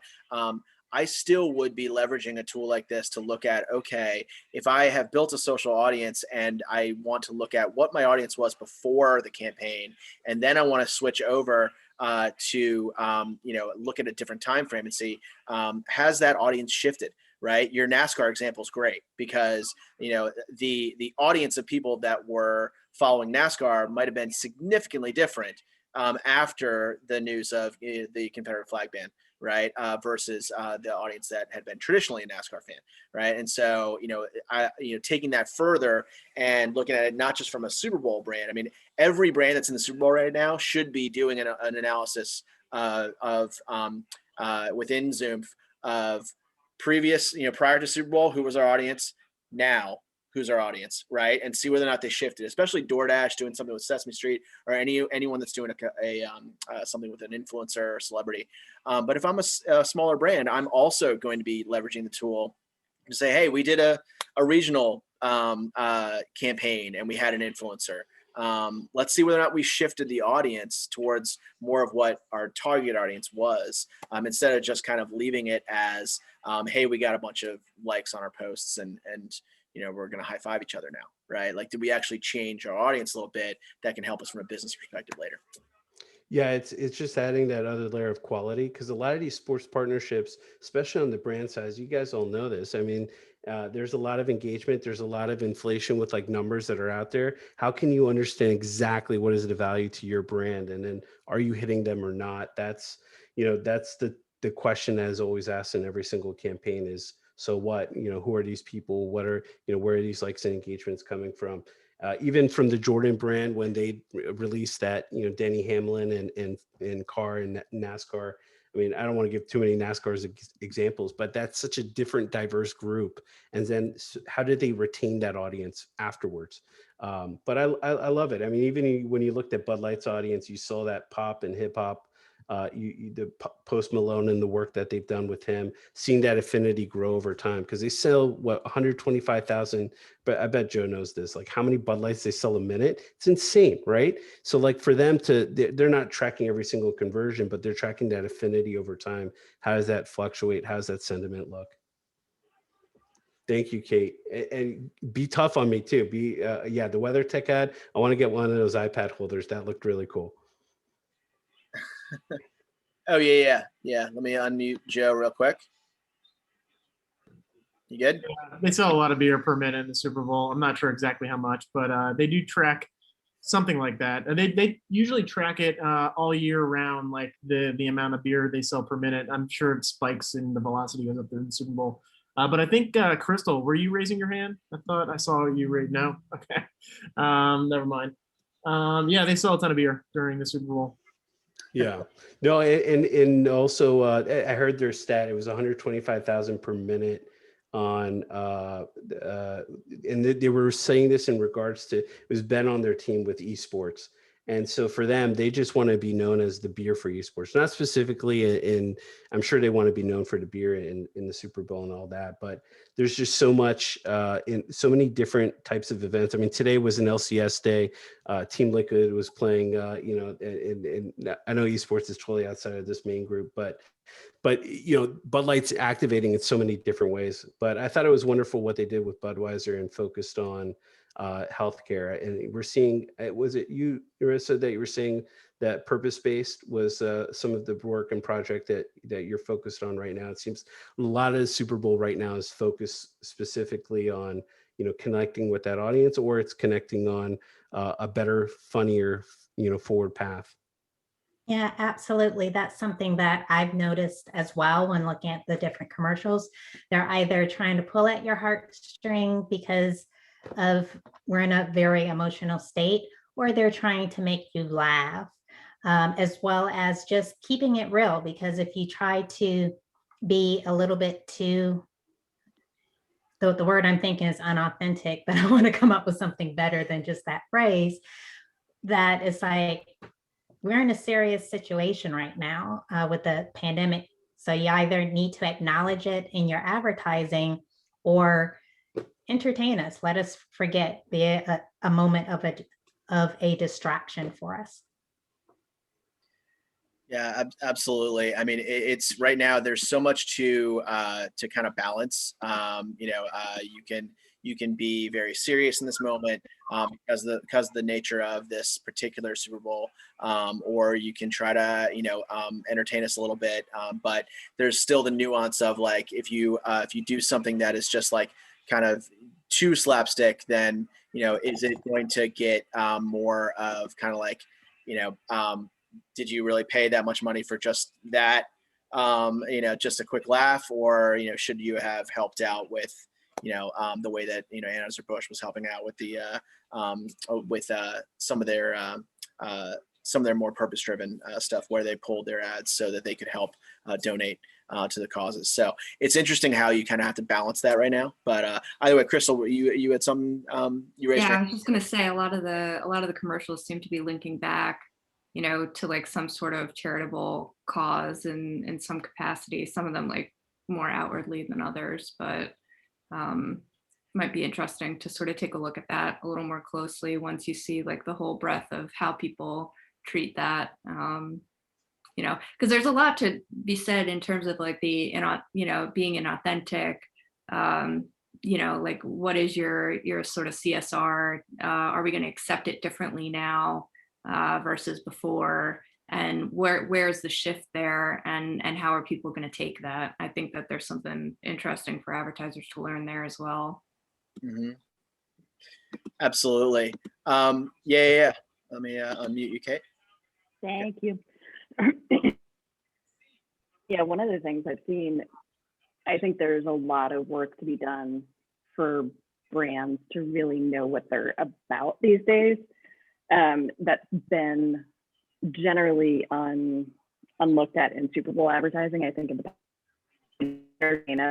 seen a shift, particularly in the last few years, and was sort of expecting it to be even more so in this year. And I am, as we've mentioned, we are seeing that of pushing more towards values and what's the value, like what are the values of the brand. So the overlapping Venn diagram of your audience, your brand, and cultural relevance. I think a lot of brands need to really focus on what those causes are and what those values of the brand are that can then lead them to a cause. I saw Jeff just jumped Social on. listening can Sorry. help with. With Jeff Simone's. Yeah. Yeah. Absolutely. Let me. Hey Jeff, can you hear us? I can. Can you hear me? Yes. I was trying to use my AirPods, but they won't connect for some reason. They're the worst on MacBooks. I can only use them on my iPod or my iPhone. Dude, I mean, it was working before, but not now. I blame Mercury retrograde. I know Jeff has a lot to say about CSR. He's sort of Oh yeah. There he is. I told Frank earlier, I said, look, if I have a chance when we're all together, I want to bring up some of the old days when we were working with Audi and we had our Super Bowl moment. Remember the neon lights? Yeah, I think Absolutely. we We were just talking about that a few minutes ago, Jeff. The Audi tweet, and yeah. So I mean, there a bunch of us on the call that were all related or part of that. So one thing that actually is very interesting that just popped up while we were talking is I'll share my screen real quick because in terms of volume right now, I think we definitely have a new contender for a winner in terms of brand volume. Let me share my screen. So beater in the clubhouse, if you will. if you look at State Farm, State Farm has just exploded a few minutes ago for Drake from State Farm. And so it's that actually it kind of goes. It's kind of counter to what we were talking about before with the purpose-driven advertising and everything, because really this one's just they've got Drake in there, and Drake is just massively massively popular on Twitter, and so either way, that's now the leader in terms of who won the Super Bowl on social. And let's break that down here from a local perspective. So State Farm is one of those brands that has many local branches. So the interesting thing about these Super Bowl spots going viral is that websites are about to crash right now. So if you're a local State Farm agent, now's the time to kind of really focus on some lower funnel SEM to try to convert some web traffic into leads right now. Absolutely. Or even if you're Geico, honestly, or Nationwide, you should be looking at this as an opportunity. Cannibalize. People looking for insurance right now. Yeah, absolutely. Because some people will remember it was State Farm and other people will just remember it was insurance. Yep. And I will say the Drake commercial falls into the people are needing something to laugh about. And so that's also one of the reasons why it's ranking so high as well. Yeah, just the pure entertainment. I think there's something to be said about brands that have are just kind of continuing a similar commercial campaign theme because they've been doing pretty funny advertising. I mean, that whole category does pretty funny advertising in general. So I think Americans or Super Bowl viewers that will give them permission to go there without getting canceled, Right. Yeah. If you already are known for kind of your slapstick funny stuff, then that becomes, you kind of have the ability to the license to continue to be slapstick and funny right now. I think we had a pretty rough year in 2020, so I'm sure we're coming out on the other end of it being okay to be funny again for a little bit. I feel like the first 6 months over the summer into the fall, it was really against the grain to put any comedy out there. Yeah. Because everybody unprecedented time. But we've had an election, we've had a change in the guard, we've had a lot of things happen. It's 2021. I think it's kind of okay to get back out there and do some stuff now. Absolutely. And so Amir just said he had to hop out. So Amir, if you're still on, if I didn't, I'm sharing my screen, so I don't know if you're still on there, but no, looks like he had to head out. So either way, thanks to Amir from Zoom for showing us his tool and some really cool Frank, stuff. I got a provocation for you. What's that? I got a provocation for you. Remember back in the day, we were the first, that Audi account that we had, we were the first brand to actually do a hashtag call to action at the back of a Super Bowl spot. That was the Progress Is Super Bowl spot. And you know, in the years that followed suit, almost every advertiser figured kind of meandered over to hashtag CTAs because it seemed to be in vogue to pre-Super Bowl really be talking about your spot on YouTube, during the game be talking about it on Twitter, and then after the fact go over to Facebook and promote it there. I wonder though, based on kind of where we're at with first party data and you know, selling stuff online and e-commerce, if more brands are going to start shifting back to .com URL strategies, trying to really drive traffic to their website so that they can take advantage of traffic to that website and remarketing to customers all year long. I have to imagine, especially if I was like an apparel company, that would be a massive strategy of mine right now. Yeah, absolutely. Jeff, you were going to say something? Q's point about, the hashtag calls to action, we were chatting with my team just before I was able to go back in. Indeed's one of our clients is doing a big activation. So I'm kind of toggling back and forth between some client work and trying to hang with you guys. But we were talking about the Mountain Dew spot with that's the only overtly social integrate where there's an overt social integration or call to action or something that's driving to a social where they're trying to get people to do something. And that's a Twitter centric one. Which is good for us from a tracking perspective. But to Q's point, because of data sensitivities and where things are going, I think it's reasonable to expect to try to drive more to .com and more conversion focused. I hope that there's going to be a balance in that. I also hope the platforms will be a little bit more cooperative. Maybe some pressure on Facebook Inc. will loosen up the reins a bit. To allow us to do some of what we used to do, but it's interesting. And the other question I was curious about, I don't know if you guys have gotten into this. Have you seen any, kind of overly negative responses thus far, Frank? Yeah, so I think that right now amongst the bigger brands, Bud Light has gotten some negativity. We saw earlier. Basically saying like pretty lame that this person saying pretty lame. I was not in a Bud Light commercial. Okay, never mind. That one's not so either way, I mean, I think that really self-referential. Right. We were talking earlier, Jeff, about how T-Mobile got a lot of negativity. They had Brady and Gronk in their ad, and I think when you ultimately, I mean, you've got Brady in the Super Bowl and you've got Brady and Gronk in your ad. And so, you kind of have to be ready for a little bit of that negativity and take it with a grain of salt. Because, you've got, if you're a Patriots fan, you're probably a little bitter at this moment because your best player is playing in the Super Bowl for another team right now.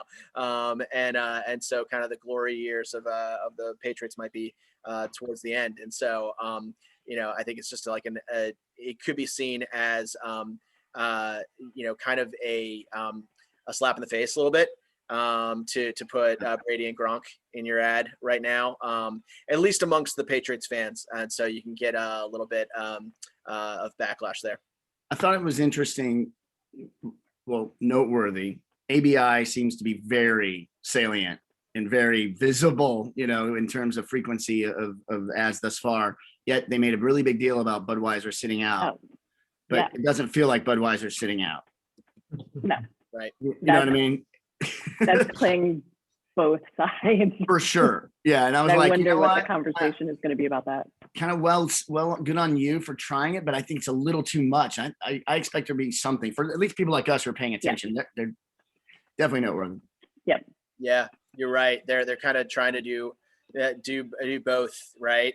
They're trying to be, respectful of the moment, and trying to help out, but then they're also trying to make sure that they're still just as top of mind as they've always been, right? I guess so.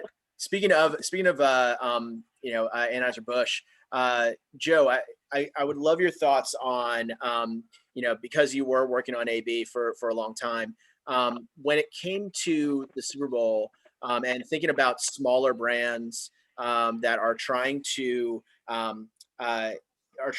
punch above their weight a little bit during this moment. Obviously, every craft beer, every brewery knows that this is a moment when the biggest name beer brands are going to be front and center with really funny ads or really meaningful ads, whatever it may be, from Bud Light, from Anheuser-Busch, etc. But then also, it's probably one of your biggest days of the year from a business perspective for your brewery too, right? Because everyone's drinking beer right now, right? And so, did you see when you were working at AB where you had any situations where a smaller craft brewery brand might have tried to conquest a little bit during Not only conquest, we had brands making full-on parody videos of our Super Bowl spots. Not only craft beer brands, but we had Tide spiff us in that it's a Tide ad thing. We were one of the main brands that they clowned on during that Super Bowl that they kind of won the moment on, if you will.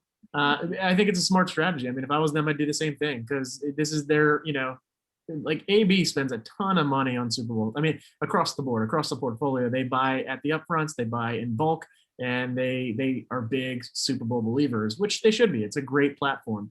But if you know that they're going to be in there, and you will, because typically most brands publicize that they're going to be in the Super Bowl and they launch the commercials weeks in advance. So if you're a craft brewery, why not take a swipe at them, right? Like, I mean, Frank, we were on Audi back in the day. We were challenger brands back in 2007. The name of the game for 10 years was taking swipes at Mercedes and BMW. That's all we did for 10 years. And we, until we cracked the top three. So of course, if I was a craft beer brand, I'd be taking a swipe at Budweiser or Bud Light. Yeah. Oh, sorry.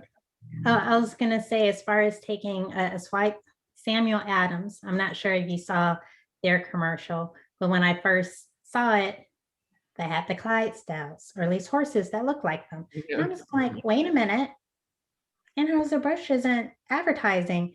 And then it was playing. I was going like, oh, look at them. Horses actually haven't been in the Super Bowl spots going back a couple of years now. We made a big deal about that one year. I think it was one of the last years I actually worked on the Super Bowl. We took the horses out because they obviously wanted to get to other more creative endeavors in the Super Bowl. But it's still one of those icons. Like I know, but we actually did something with them during the Super Bowl to capitalize on people that were looking for Clydesdales. We just put them in a barn and ran like a live stream on them so people could watch the Clydesdales during the game. And that thing got like 90 million video views or something like that, like something ridiculous. I don't know if it was that many, but regardless, like for something, we literally just put horses in a barn and let them like destroy it. And I mean, people go nuts for those horses. Oh, absolutely. That's why the Puppy Bowl was big all those years as well. Yeah. After using them for like 30 years or whatever, like you have so much equity built up. Like, yeah, I mean, if I'm Sam Adams, why not? If Budweiser doesn't want to use the Clydesdales, take advantage, Yeah. Well, and also when you think about it, I mean, if you are, when it comes to Anheuser-Busch and Bud Light, I mean, obviously this year's a little different because of the pandemic and the, people are encouraged not to have a big party in person. But at the same time, in a normal year, even if you are going to have, a craft beer aficionado and all you drink is craft beer, if you're having people over, you're probably going to also get some Bud Light in your fridge because you're bound to have some guests that are going to say, yeah, I mean, I don't really drink the IPA stuff or whatever. Like, I just want a Bud Light, right? And so you have to appeal to that audience. And so that's why I would say that, Bud Light and Budweiser in general is so prevalent in the Super Bowl because they know that it's the moment when they can conquest even the craft beer lovers of the world And so, it makes perfect sense if I am a craft brewery that I am trying to conquest off of AB. But if I'm AB and I'm thinking about a Sam Adams or somebody that is at least a big enough player that I need to worry about them, right? Taking some of my audience, I might be, seeing whether or not they're going to have an ad in the Super Bowl coming up and doing something to kind of counteract it. I think the bigger thing for them this year is that most people are trying to not gather in large groups, so they're staying at home. But there's a trend of drinking by yourself that's been happening since the pandemic started, where you're getting on Zooms and you're having some beers. The thing about lower alcoholic and like ABV content beers like Bud Light is you can session them, right? You can drink like 7 of them, where 7 of them might equal 3 IPAs. So 7 beers will probably last you a whole game, whereas like 3 beers on the IPA side won't. So that's probably more realistic in terms of like what people are doing with the Bud Lights today.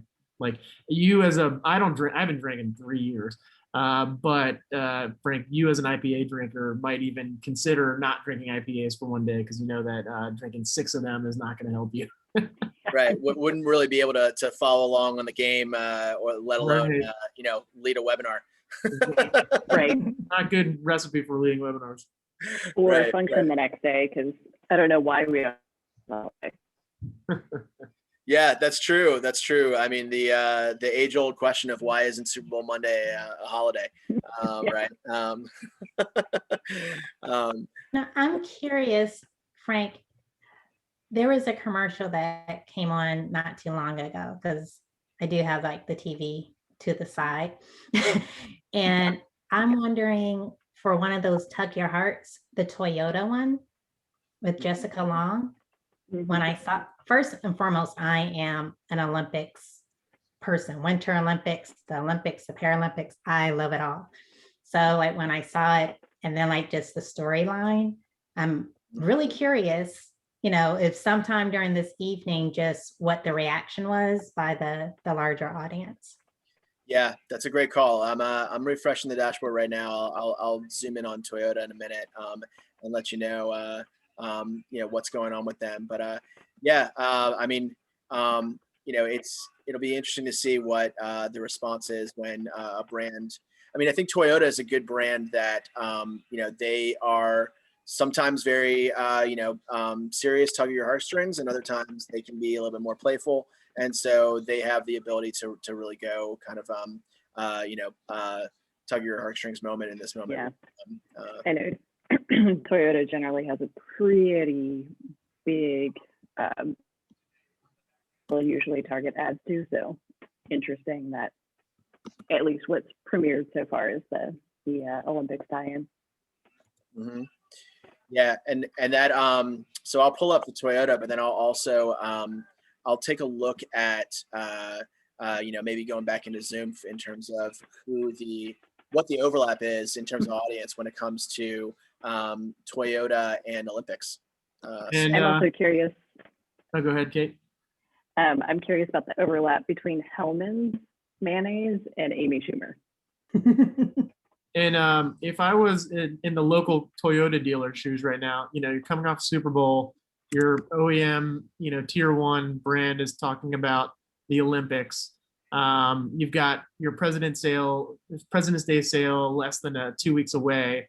You might consider bringing an Olympian into your dealership to drive some sales because they can be had on the cheap. I'm not necessarily saying like they're super cheap, but we used to have an Olympian that used to work at the Hope Depot with us when I was in college and grad school. So, and there's tons of Olympians out there. So it might be something to think about if you're a dealer trying to draft off of the OEM's work. Mm-hmm.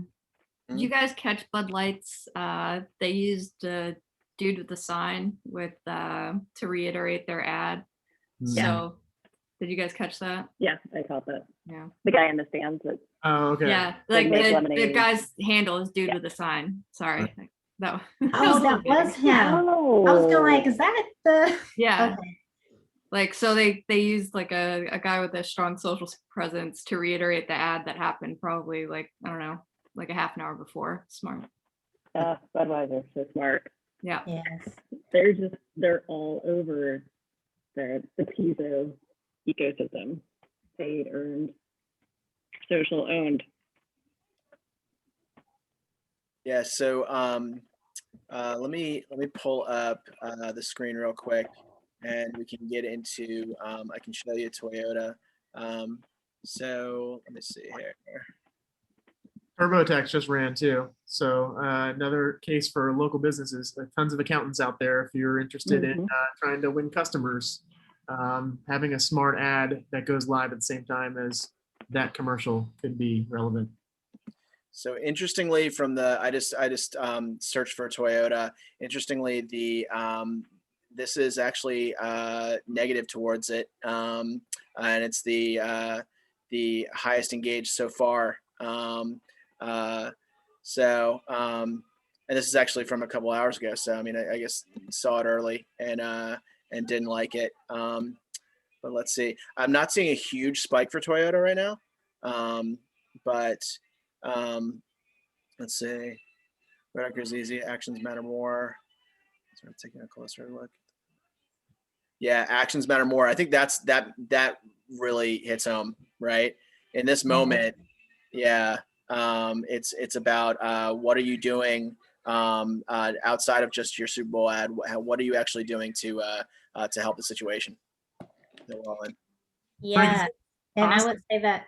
Oh, sorry. Go ahead. No, go ahead, Marissa. I was going to say that's really key, especially since Michael, that poster had mentioned GM and the ad that they spent lots of money, and you may have seen what their competitor did in return.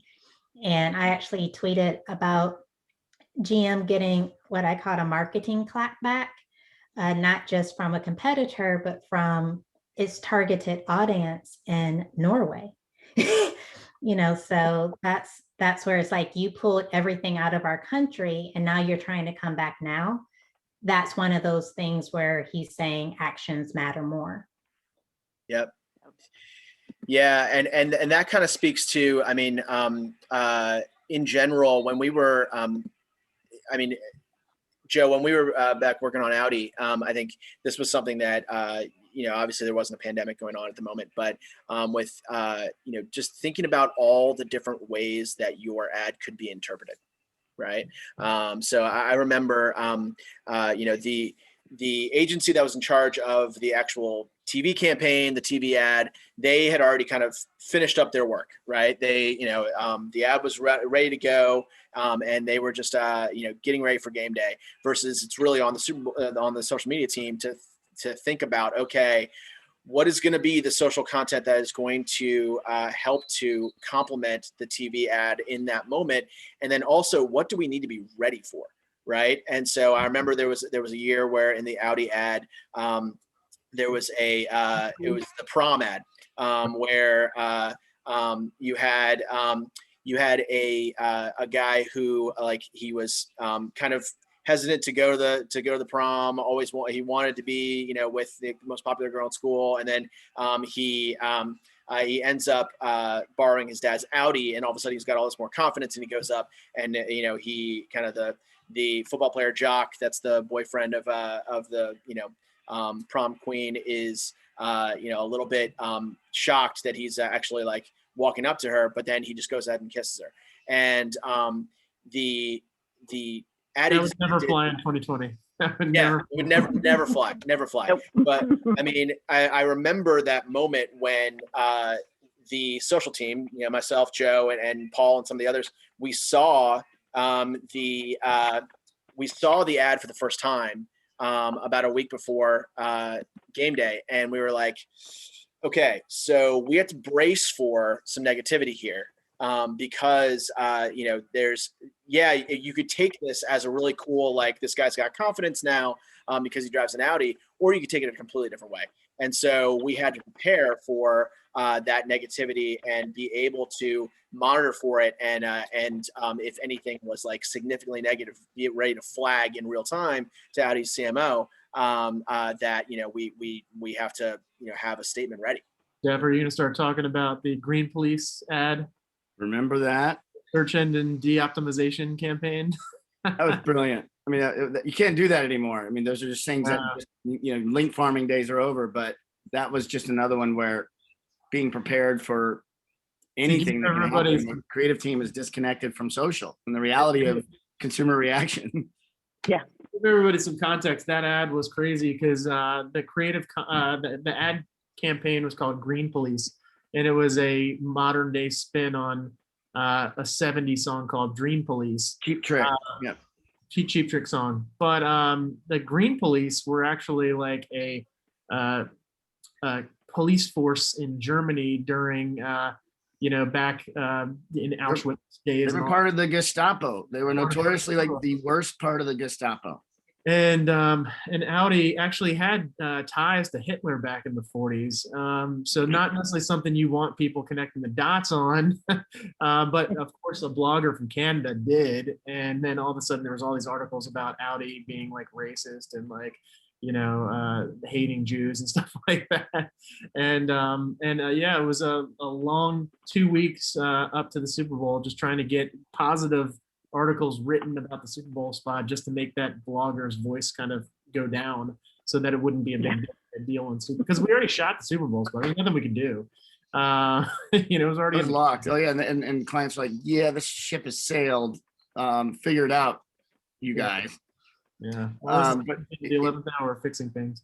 It's one of those things that, was so fresh and new back then. That's kind of standard practice now, where you think about the creative concept, quickly do the research, figure out, is there a landmine in the creative concept that we might step on, and prepare for it. Similar to, I think, some of the things that leading up to today, I think if you're, Robin Hood, preparing for whatever's response is going to happen after their ad plays, kind of a crazy idea I think to spend a dough to advertise coming out of what happened with the Reddit rebellion, but very eager to see how consumers respond and what they do about it. Frank, a quick question for you though. The sheer volume of conversation right now, does it seem like it's like down year over year, or like down compared to previous years? Because I have to imagine there's a little bit of fatigue going on right now. I remember back in the height of when social media became like a thing for Super Bowl spots. We would the Jaguar Super Bowl rings true a little bit, because the year prior, and then 2013 as well, 2014 when we did the F-Type spot, we were getting like 24 million mentions per 30-second spot or per 60-second spot. Is the volume still kind of that crazy, or have things died down a little bit? Yeah, so that's a great point, and actually, you're absolutely right. Not just related to the ads, but I would say that the volume right now is down a bit compared to the just recent years when it comes to the game as well. Actually, which makes sense. There are a lot of people that weren't really following sports that much, or there's a contingent of the audience that's not, that was like, yeah, sports really shouldn't be happening right now. Like, how are you social distancing, all that kind of stuff. I mean, but to answer your question, typically, so this is looking back at the Talkwalker dashboard. What I've mostly been sharing is the Super Bowl ads tab, but we also have the game breakdown. And so this is looking at every mention of Super Bowl in relation to the game, or the Chiefs, or the Bucks. Frank, what's the time frame here? Sorry. This is looking at just today. Today. Yeah. We've been by the way, for the last 7 days, because we have Brand Watch firing in our dashboard, 6.06 million over the last 7 days. Yeah, and so to give perspective, last year I did an analysis. I wasn't doing a webinar like this, and I wasn't working on a Super Bowl brand, but just from a to do some analysis internally at North Star. I ran a Super Bowl query last year, and across all topics, the game, the ads, the halftime show, in one day there was 10 million mentions. And so, we're looking at, it's almost halftime, and from a game perspective, we're only at 2.1. And then that's down significantly from, like, I'd say 8 years ago. Yeah. we're about half of where we were last year, even though we're almost to halftime, but it's still down significantly, and certainly down from those good old days, Joe. Yeah. And from an ad perspective, I mean, definitely down. We're not seeing nearly as much as previous years. And I think, given the fact that just last year was 10 million and this year is significantly lower, it almost says to me that that this is a little bit of an anomaly year because of COVID and the pandemic, and the fact that people aren't as into watching sports right now, and there's just more serious topics to be thinking about in the world. And so I don't know if I would go ahead and say that like we're seeing a downturn that will be a trend that will continue for a lot of years, but I will say that there is a little bit of fatigue or potential fatigue when it comes to if the same teams and the same players are in it every year, right? Last year we had the Chiefs, we had Mahomes. Brady's been in it a million times. So is this kind of like okay? I mean, it's the same people again, and also there's just like a lot more going on in the world right now. Do I really care about tweeting about the ads in the Super Bowl? Yeah, it's kind of a bummer too that the first time you ever have like a team make it to the Super Bowl at their local stadium and you can only fill up 25% of it. I feel like it might have been a little bit more talk worthy if the Bucks got there in any other year. Yeah, you're absolutely right. I mean, and actually, I don't know if you guys saw it, but the NFL actually had to do they had to limit what the Bucks were able to do in game because of the fact that they can't fire the cannons. So this is obviously Tampa Bay Stadium. They've got the cannons every time they score a touchdown. Well, they're not allowed to do it because of the fact that it's supposed to be a neutral site. And so they're allowed to host it, but they're not allowed to actually do a lot of the in-game experience that the Tampa Bay Bucks fans would normally want to see in that moment. Very interesting in terms of like a few different factors that are potentially leading to less volume in this year's Super Bowl versus some past years. Real quick, Kate, you were mentioning wanting to see Hellman's with Amy Schumer, right? Was that? You might be on mute. Let me see if I can ask to unmute. Yep, it was Hellman's and Amy Schumer. Cool. So let's take a look here. So I'm back in Zoom, and I've got Hellman's and I've got Amy Schumer. And let's look at what the overlap is. So people that follow both Hellman's and Amy Schumer, and see what this looks like from an audience perspective. So Hellman's and Amy Schumer fans. Okay. Let's just take a look at what we're seeing here. So more female, millennial, Gen X. Okay, so Gen Z is actually a little bit lower than a lot of other brands. So it's a little bit of an older audience. You have to take into a grain of salt that we like whenever I'm doing analysis for a brand and they ask me about a breakdown of the audience, it's going to skew younger than your like surveys or your focus groups that you do, because obviously that you were looking at people that are socially active, right? But still seeing Gen Z that low is interesting. Are you pulling from like any of their preferred channels like Snap or TikTok? Or is this that's a great point. So this is obviously it's all based on just publicly available information. So this is mostly Twitter based. You can pull in some Instagram if you authenticate within the tool to look for that brand, but it is a lot of Twitter. And so that's a great point that people might not be active on Twitter if they're active on other channels. But ultimately, let's take a look at who else they're into. So Jimmy Fallon pops, Ellen DeGeneres pops. Let's look at what other celebrities.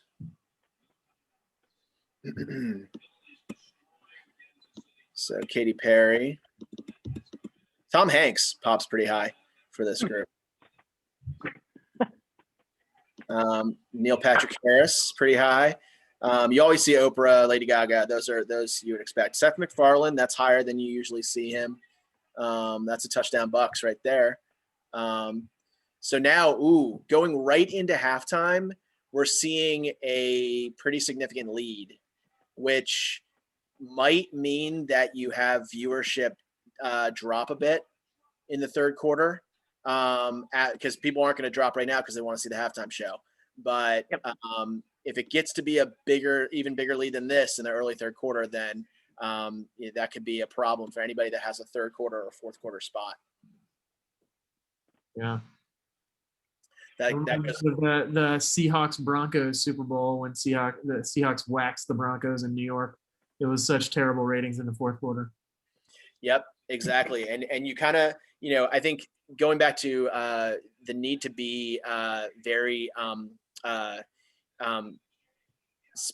very strategic about your Super Bowl and social spot and your social strategy is that if you are only able to afford the third quarter or the fourth quarter, you have to factor in what are we going to do to drive conversation if all of a sudden no one's going to see our ad because everyone's dropped, Mm-hmm.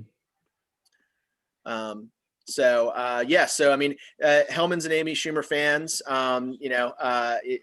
let's go back to the beer category. Let's go specifically to craft beer since we were talking about them earlier. If I'm a brewery and I want to, potentially see what ad in this Super Bowl do I want to actually engage with. Let's see which ones pop up here. It's a small audience, so there might not be a ton of.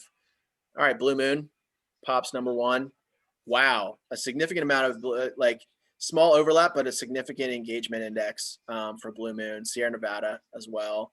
So if I'm Dogfish or if I'm Stone or Sierra, I might make sense to tweet about that Amy Schumer Hellman's ad right now. Yep. Interesting. Love it. Let's see. Let's go into snacks and see if I'm a snack brand. Snack brands are usually pretty active on social during the Super Bowl. And then what I can do after this is switch over from the Hellman's and Amy Schumer to do Hellman's or Amy Schumer, and we can look at more from a broader audience perspective. So Doritos, Pops, but actually, I mean, 18% Tostitos, and they're big fans. I mean, this is a small audience, so your indexes are getting crazy. But still, if I'm Tostitos, I might be looking at do I start live tweeting some of the ads that the audience is over index for. So I think this is a whole nother level of Super Bowl analysis using real-time social analytics that, Joe, when we were doing it for Audi, these types of tools weren't around.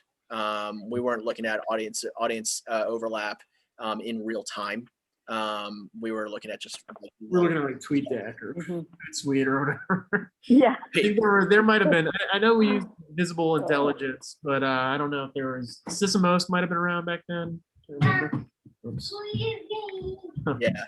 Exactly. I mean, yeah, the level of sophistication just wasn't there back then. But now, I mean, what I'm going to do is really quick. I'm going to copy this, and instead, I'm going to say Hellman's or Amy Schumer fans.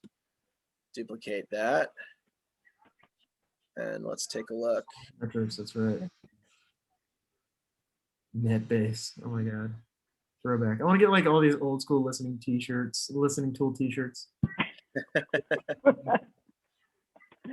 You could do a social listening network. I kind of just want to go buy. I want to go like on to whatever the bankruptcy wire and just like buy up IP of old listening tools and like turn them into like weird SaaS products.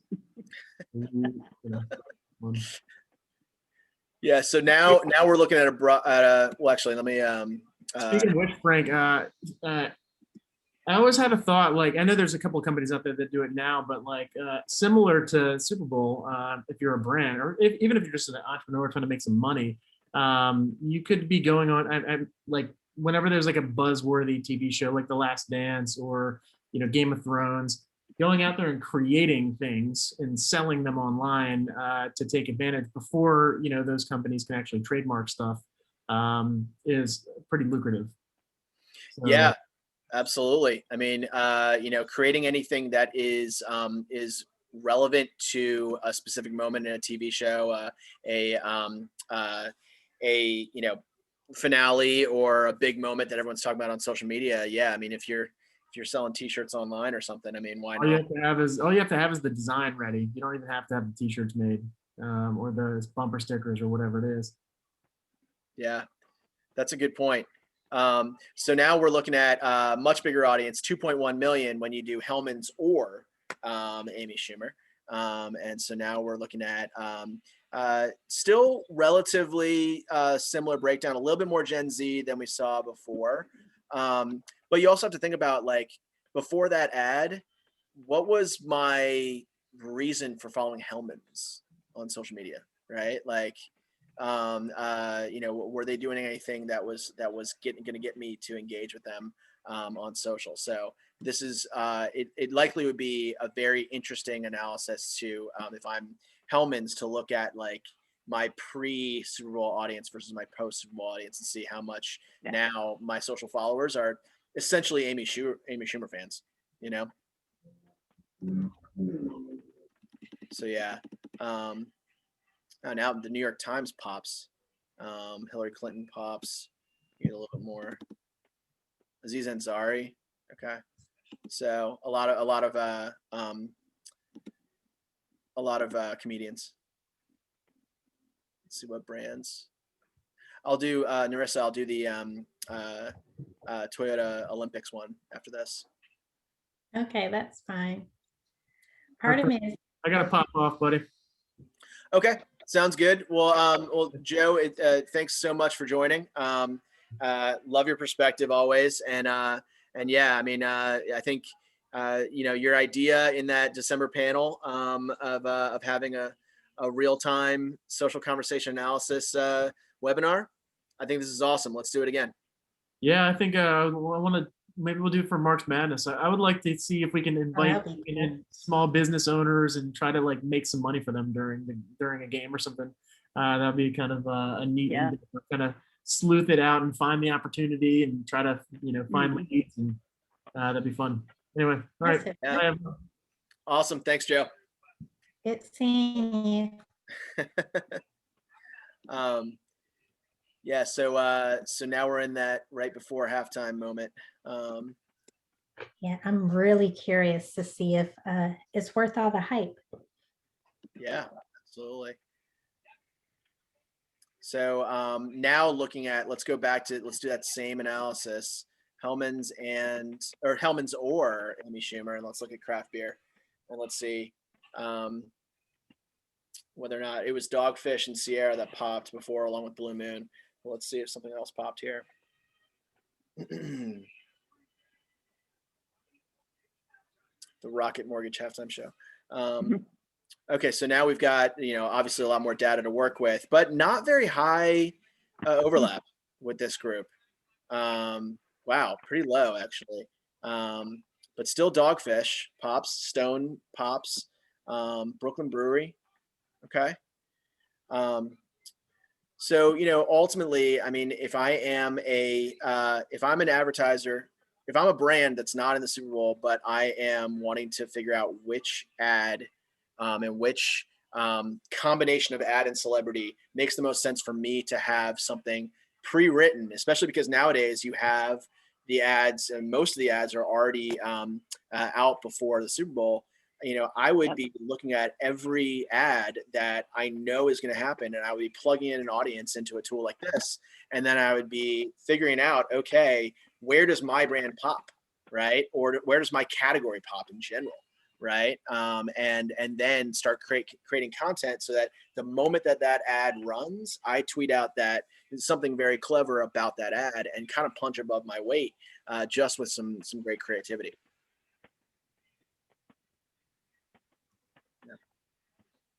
But I will say, like with that comment, as far as like punching above your weight and just thinking about some past live activations that I've done during big events, you need the resources and the money to go behind like the staff and the proper like software so that you can be listening in and capturing the moment at the right time.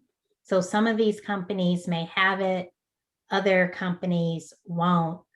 So at least, yeah, I'm asking the group as a whole, going back to Joe's comment about smaller businesses, but how do they react quickly versus, okay, maybe a couple of days later? Yeah. I mean, well, I mean, I definitely want to hear what everyone in the group says, but I think what I would say is that if you are, especially for a tool like Zoom or any of the audience segmentation tools, you might not need to get your own license to that tool and have that tool always on 12 months out of the year. But you might just want to, work with a social analyst for a month or even a week before the game, just to say, hey, I want to do something during the Super Bowl. I don't know what yet, but I'm looking for somebody who already has one of these tools that can help me out in that moment.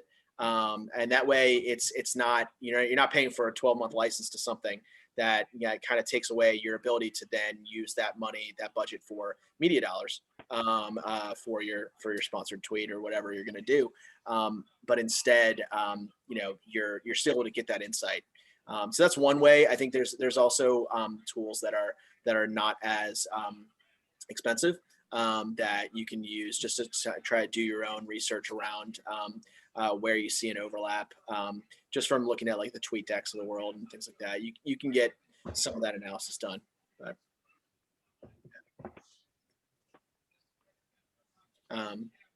Kate, were you gonna say something? Sorry, I think I cut you off. Did I? No? I think I was agreeing violently. Gotcha. Checking the chat just to okay, Jeff, you got to step away after for halftime client catch up. I get that. Yeah, that's always fun. So let's take a look at Toyota and Olympics. I think that's a good one to do right now while we're kind of in a lull before the halftime show begins. So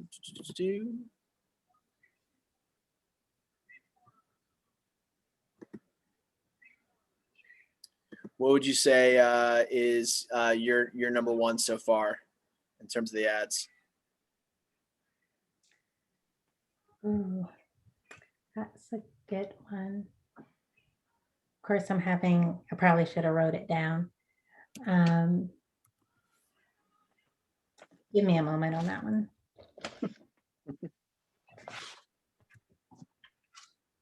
The Indeed ad was pretty good.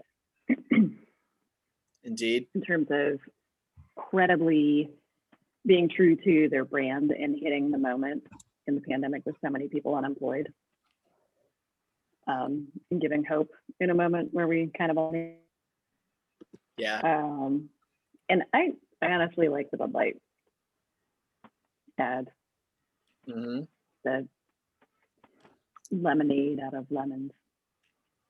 Yeah, that's cool. Just for the Yeah, I would agree with that. Toyota was one of mine, but is also because I'm a little bit biased because of the Olympics part. But also I thought the storyline was really good. Will it sell cars? But is it something that can be memorable and connect with a variety of people given the subject matter. Yes. The other one, it was actually the Cheetos commercial. I thought that one was like hilarious, with Mila and Ashton And Ashton, yeah. and Shaggy, because it was just like, oh, that's genius. At least as far as having a continuation, because last year they had MC Hammer in their commercials, and being able to have I guess a continuation of a theme, but doing it in a creative way. So from a heartstring, Toyota, Cheetos from a humor. And interestingly enough, it was the Michelob Happy. It was actually the copywriting aspect of it, because the very end of it is, they said something to the effect of, are you happy? Or the whole point was like, are you happy because you win, or do you win because you're happy? And I thought that was extremely powerful. Yeah, that's good copy. Right. Just like the copy was fabulous.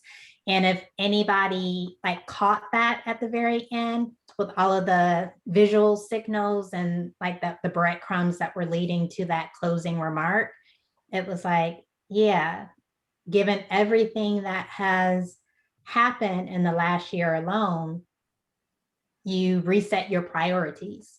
And so that's where it's like, I'm winning because I'm happy.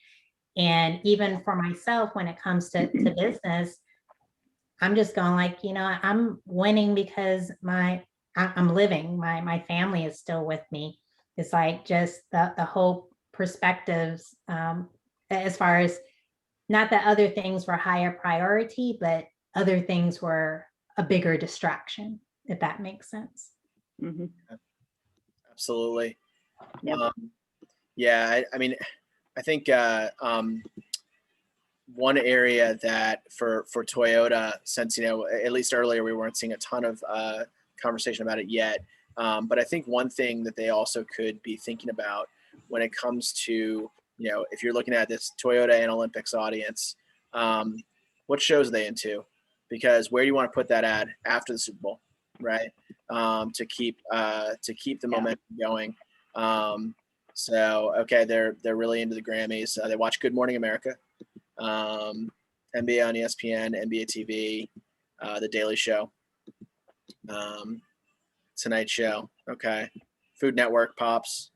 So yeah, I think this is another area where you can think about, how do we keep momentum going after an ad runs in the Super Bowl, so that it's not just about that one moment.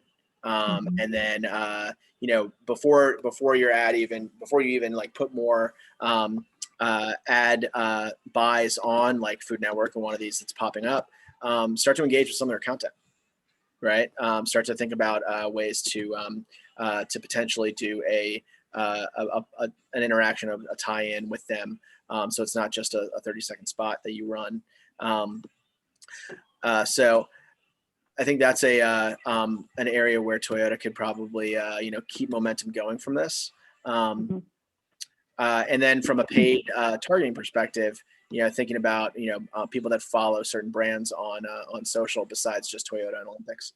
But when you're going back to the small business perspective, the small business owner, you might be able to do local advertising on one of those stations, and so you might want to use a tool to understand what TV shows your audience is into. Even if you're not as big as the Toyota or Olympics, you might still want to be able to leverage the data to know, where should I place my ad, my local ad, so that I am able to get the most potential social reaction and conversation from it. So, and just as a reminder, Matt Berry from Talkwalker is going to join us after halftime. So he's going to hop on and walk us through what he's been seeing in the ads as well. So if you have any other questions for him in terms of what he's seeing from a volume perspective, what he's seeing from a sentiment perspective, you'll be able to ask that pretty soon after the halftime show's over. Sounds good.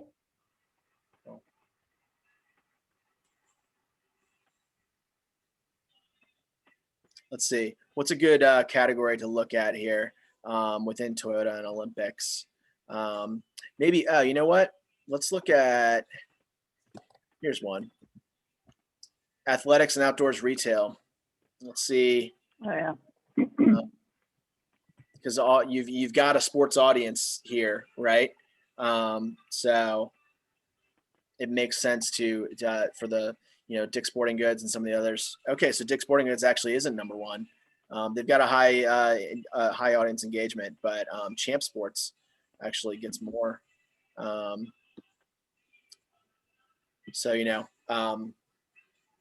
Champs is actually a good one where they're not a significantly high, well-known brand. They're well-known, but they're kind of past their moment of popularity from compared to in the 90s when I was a kid.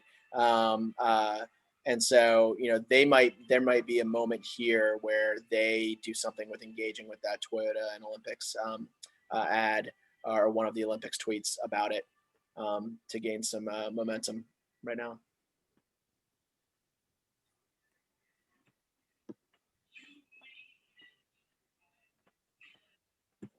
Eddie Bauer with a significant, so very small audience size, but high engagement amongst that audience size.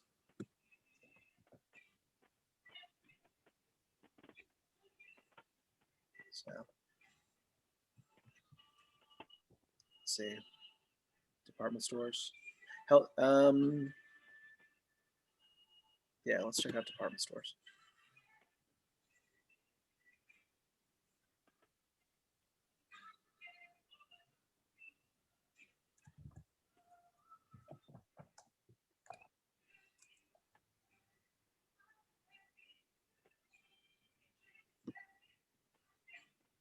Amazon always pops. I think Amazon will always win over everything else. But you know what? I've been doing a lot of analysis in this tool lately, and Target definitely has more over Walmart pretty consistently now. Whereas I think like a couple years ago it was more Walmart. They've built a better brand, and more reason to engage with them on social.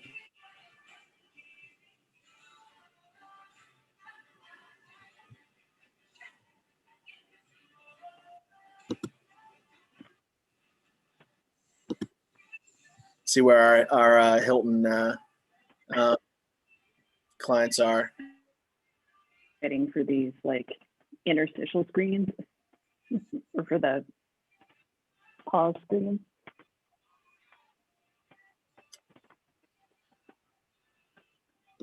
So Walt Disney World always pops up the most whenever I look at hotels here, but I always kind of like skip that and go straight to like, okay, Marriott versus Hilton, and actually they are neck and neck with this group.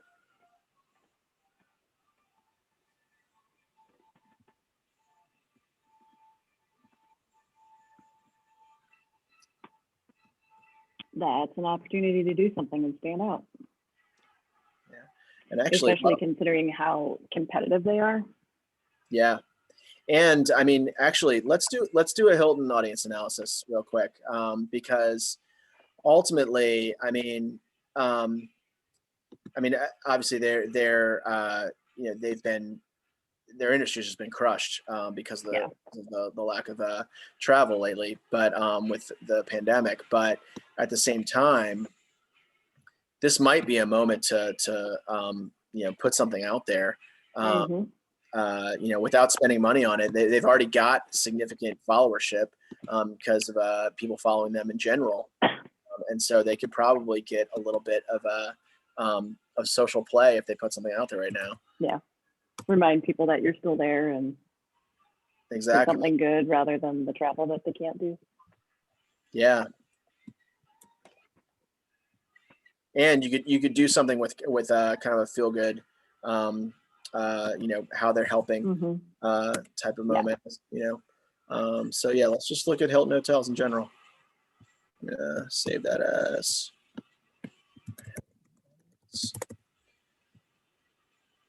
Hilton fan.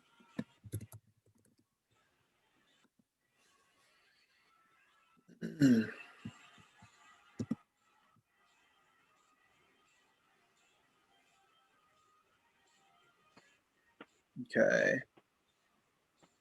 Not surprising. Airlines pops. If you follow a hotel brand, you're probably also following airlines. Sports. Let's see. NFL is number one. This is always just in general people following mainstream sports, but in terms of leagues, NFL number one. So that also makes the point of they should do something right now. Interestingly, and this speaks to that competitive factor, Hilton and Marriott, that people who follow Hilton, their next most overlapped brand that they follow is Marriott. So they're not loyalists whatsoever. Yep. Let's see from a celebrity standpoint. See if any that have been in the game tonight show up here. Richard Branson popping.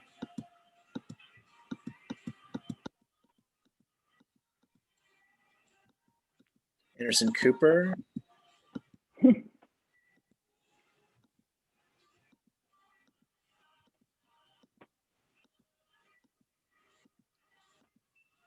Jamie Oliver. That's higher than usual. Yeah.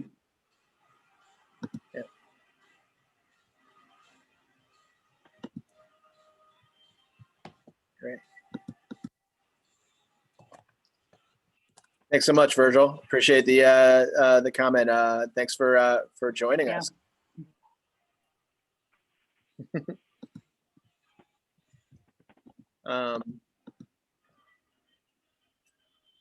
Ryan Seacrest, Victoria Beck, Steve Martin. He's higher than usual. Coldplay. You know what I might do actually, if I'm Hilton, is maybe do Hilton and The Weeknd.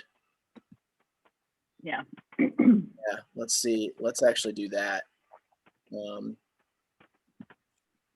mean, I know from that Grammy. Oh, I feel like Hilton. It's been a while. They never really got a lot of credit for it, but they did a lot of sponsorship of like small concerts. And I might not be remembering or articulating that quite. Yeah, I remember there was like with the Hilton Honors, you could. Yes. That's it. Yeah. The Hilton Honors experiences or something like that. Yeah. Yep. All right. So I'm going to do Hilton followers plus The Weeknd.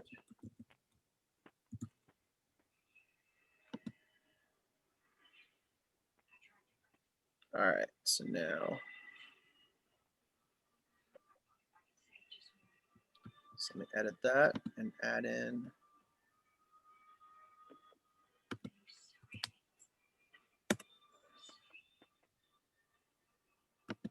Let's do both.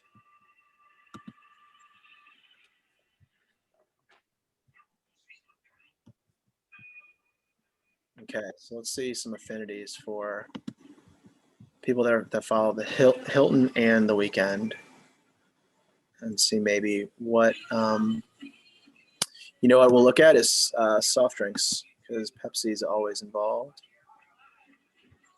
I just saw a good commercial that played off of the halftime. Well, I would say strategic commercial. Verizon Business doing their own live concert, and they advertised immediately after the halftime show, and they listed all of the different artists. That's so cool. I saw that as like, hey, you're here, we got your attention, we bought this spot, carry it over to our website now if you want to continue seeing musical performances. That was a Mhm. very smart move. And Yep. that's something that like a local business or a smaller business could do as well. Absolutely. Absolutely. Well, and also, Kate, I'm trying to remember. I'm pretty sure that Hilton's soft drink soft drink sponsorship or partnership is with Coca-Cola products. I don't know if you ever got into that level of their business. I didn't. Okay. Well, where I'm going with that is that just share my screen here. People that are Yeah. fans of both Hilton and The Weeknd Mhm. are more into Coke than Pepsi. But they're kind of more. They have a higher engagement with Pepsi, less overlap. So you could go with that in two different ways, right? Like if you're if you already have a partnership with Coke, then you could talk about your Coke partnership in relation to the halftime show performance right now. Or you could talk about The Weeknd. Maybe actually don't say Coke, but like talk about The Weeknd right now in a tweet. Or you go the other way, like if they already are in partnership with Pepsi at their hotels, then this is actually a moment where they should absolutely be putting something out there because they've got more engagement amongst people that are fans of both them and the halftime show performer. Yeah. And Pepsi was the sponsor of the halftime show. Yep. Yeah, exactly. And there's a local tie to this one as well because the local hotel owners, they are able to do their own. They obviously have to have approvals from corporate for big campaigns, but their local social campaigns and things are, they're able to do what they want to do for the most part to promote their local hotel. And so, if you're a local hotel owner, you have the ability to kind of again punch above your weight a little bit right now. If you leverage this data to know that putting something out there right after the halftime show is the right move. Absolutely. Yep. Yeah. So we just saw, was that Care First that just did an ad, wear a mask? Pretty sure I just saw that. Maybe that was local. I think that's local Gotcha. because I saw something else. Gotcha. Okay. And Yeah. I just stopped sharing my screen and saw Matt's face. Hey, how's it going, Matt? Here, let me unmute you. Hold on one second. All right. Thank you, Frank. How are you? Doing well. How's your Super Bowl going so far? It's been really good, really good. I've been here on the back end, just updating the data, so making sure you guys are getting the freshest of ads possible, and just enjoyed a really good halftime show. So I'm really buzzing right now. Awesome. Well, I know you've been also looking at all the ads and all the conversation, and you've got your own dashboards that you're using as well. Do you want to talk about what you're seeing so far, and let me know? Do you want to share your screen? I can help you to do that. Or if you want to share your screen on your end, that's fine. I am looking at some exclusive data on my end, Gotcha. just from a more advanced side that I think would give us a little more context of what we're seeing so far. No problem. Let me pull up. Hold on.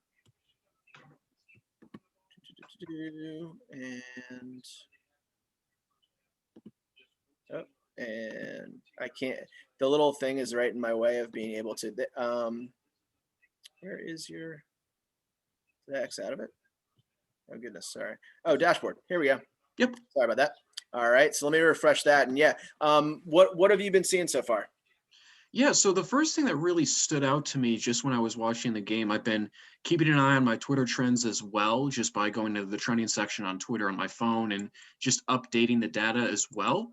The first thing that really stood out to me were just people talking about the crowd size. So talking about why it looks like there's so many more people in there. Are they not wearing masks? Why are they even packing the place? And just by looking at some of the data that I'm seeing in terms of current events and how we're tracking it, 40% of the conversations related to COVID. So it's 40% COVID and then 28 politics, just because they're talking about either President Biden showing up or some people talking about just political miscues as well. And then in terms of just ads as well, I've really been updating it from a Boolean standpoint. Whenever we set up the Boolean for our ads within Talkwalker. We always want to make sure that it's right for a certain way. But obviously, the night of game day, you're going to see some stuff like Will Ferrell or Norway trending, where it may be wise to just leave Will Ferrell on his own instead of being restricted to just Super Bowl mentions. And really, what's leading the pack for me right now, just in terms of Twitter conversation, I would never have anticipated State Farm leading the way this night, but they're leading with 15.2% of the conversation right now, so around 26,800, and this is Twitter exclusive. Avocados from Mexico, again, we've talked about that a lot, how they're really newsjacking the Super Bowl with their Guac Bowl sweepstakes. Cadillac, which is really interesting. I don't believe they've aired their ad yet, but they did release it on social. They did essentially a sequel to Edward Scissorhands, the movie. So they had Timothy Chalamet play his son, and I know Winona Ryder is supposed to be in this. I haven't had the chance to view the ad yet. It may be aired later on in the game, but it's gaining a lot of social conversation overall. And then I would say right here in fourth would be Verizon. And that is one where it's a mixture of, I believe they're showing an ad, but also two, they're doing a bit of a concert at the end of the Super Bowl where it's going to be live streamed, but then there's also a digital aspect of it where they're bringing in Fortnite as well. So they're going to have a little Fortnite stadium where users can engage in that. Mm-hmm. Yeah, absolutely. I'm glad you mentioned State Farm, because that was the what we had seen as well, and we talked a lot about that State Farm ad, and how it was just exploding because of Drake. But actually, one thing that I just saw, Narissa, this will be interesting for you. Did you see, just as I refreshed here, that now still State Farm is massive here, but actually this spike is Toyota now. So Toyota actually has driven a bit of a spike, where people are starting to now react. And I think a lot of it is Mindy Kaling here. I've never been more moved than watching that Toyota ad. Yeah, that's what I was telling you earlier. I was going like, when I saw it, I was going like, wow, the storyline. Don't know how many cars it will sell, but it's like, you know what? Maybe I need to look a little bit closer at this brand. Mm-hmm. Yep. David French also. All right, you do have some negativity to it, but let's see. Oh, this is interesting. Let's see. I don't know who this guy is yet, but fun fact that Toyota spot with Jessica Long was actually shot pre-COVID, which is why it might be the only ad you see tonight that features. Very interesting. Okay, cool. Let's see who this guy is. Colorado Native American. Reporter for USA Today Sports. Okay. Okay. Gotcha. Okay. But yeah, yeah, absolutely. I think Toyota has done well. State Farm. I mean, it's kind of, we were talking a lot, Matt, about how there's the do we go funny? Do we go serious because of the somber nature of this year in general? Do we try to play somewhere in the middle? And I think ultimately what we came to when we were talking about State Farm and that just exploding was around how they've kind of always had that kind of slapstick feel to them, and then that type of humor, and they've already become very well known for Jake from State Farm. So to do a play on that, it kind of I think the reason that it did well, as opposed to kind of having a backlash of like, how can you just be kind of silly in this serious moment, is that they already have kind of earned the right to be slapstick funny right now, because everyone is used to them being slapstick funny. Did you get that sense too? Yeah, and it's funny you bring that up. I was just reading today book by Nick Westgard, Brand Now, or one of his brand guidebooks. And one of the tenets he was talking about was clarity and really honing in on to what your brand's known for. I think the fact that State Farm, like you said, it's known for the slapstick humor, but they can easily saddle as well the serious if need be. Where I can just recall off the top of my head a couple of the hurricanes that have happened as of late. They've done ads where they're showing support for the areas that have been affected by the hurricanes, but then they'll equally balance it with these more nationally run, humor-driven commercials. And I think the fact too, when you have a super influencer in regards of Drake, where he's not so much sector to one area where he's just known as a hip hop artist. He's known as a hip hop artist. He's known as a social driver. He's known as a basketball fan. And people are starting to realize he's actually a pretty good comedic actor. So having him in there as well is going to drive mentions of State Farm, not just from oh, I want to buy insurance, but from a cultural standpoint, where I could already see just the memes aplenty coming out of Drake from State Farm, or just Drake wearing the State Farm shirt in general. Mm-hmm. Yeah, I think you definitely hit it right on that. Oh, and now we've got the Mike Myers and Dana Carvey. I was seeing a lot of conversation about this over the last few days, so we'll see if this pops for Uber, I believe, right? Yeah, Uber Eats. Yep, Uber Eats. So we'll see if this pops. But yeah, I think with State Farm, I mean, you're right. They actually have a very interesting kind of tried and true strategy of being able to be serious when they need to be serious, but also kind of have become absolutely a household name when it comes to the kind of Jake from State Farm slapstick humor of their brand. And so, yeah, this is kind of they hit a perfect moment. They could have gone serious, obviously, in this moment, but they decided to be a little bit more true to their word. So, hold on one second. Oh, Kate, you're muted. Hold on one minute. Let me unmute you.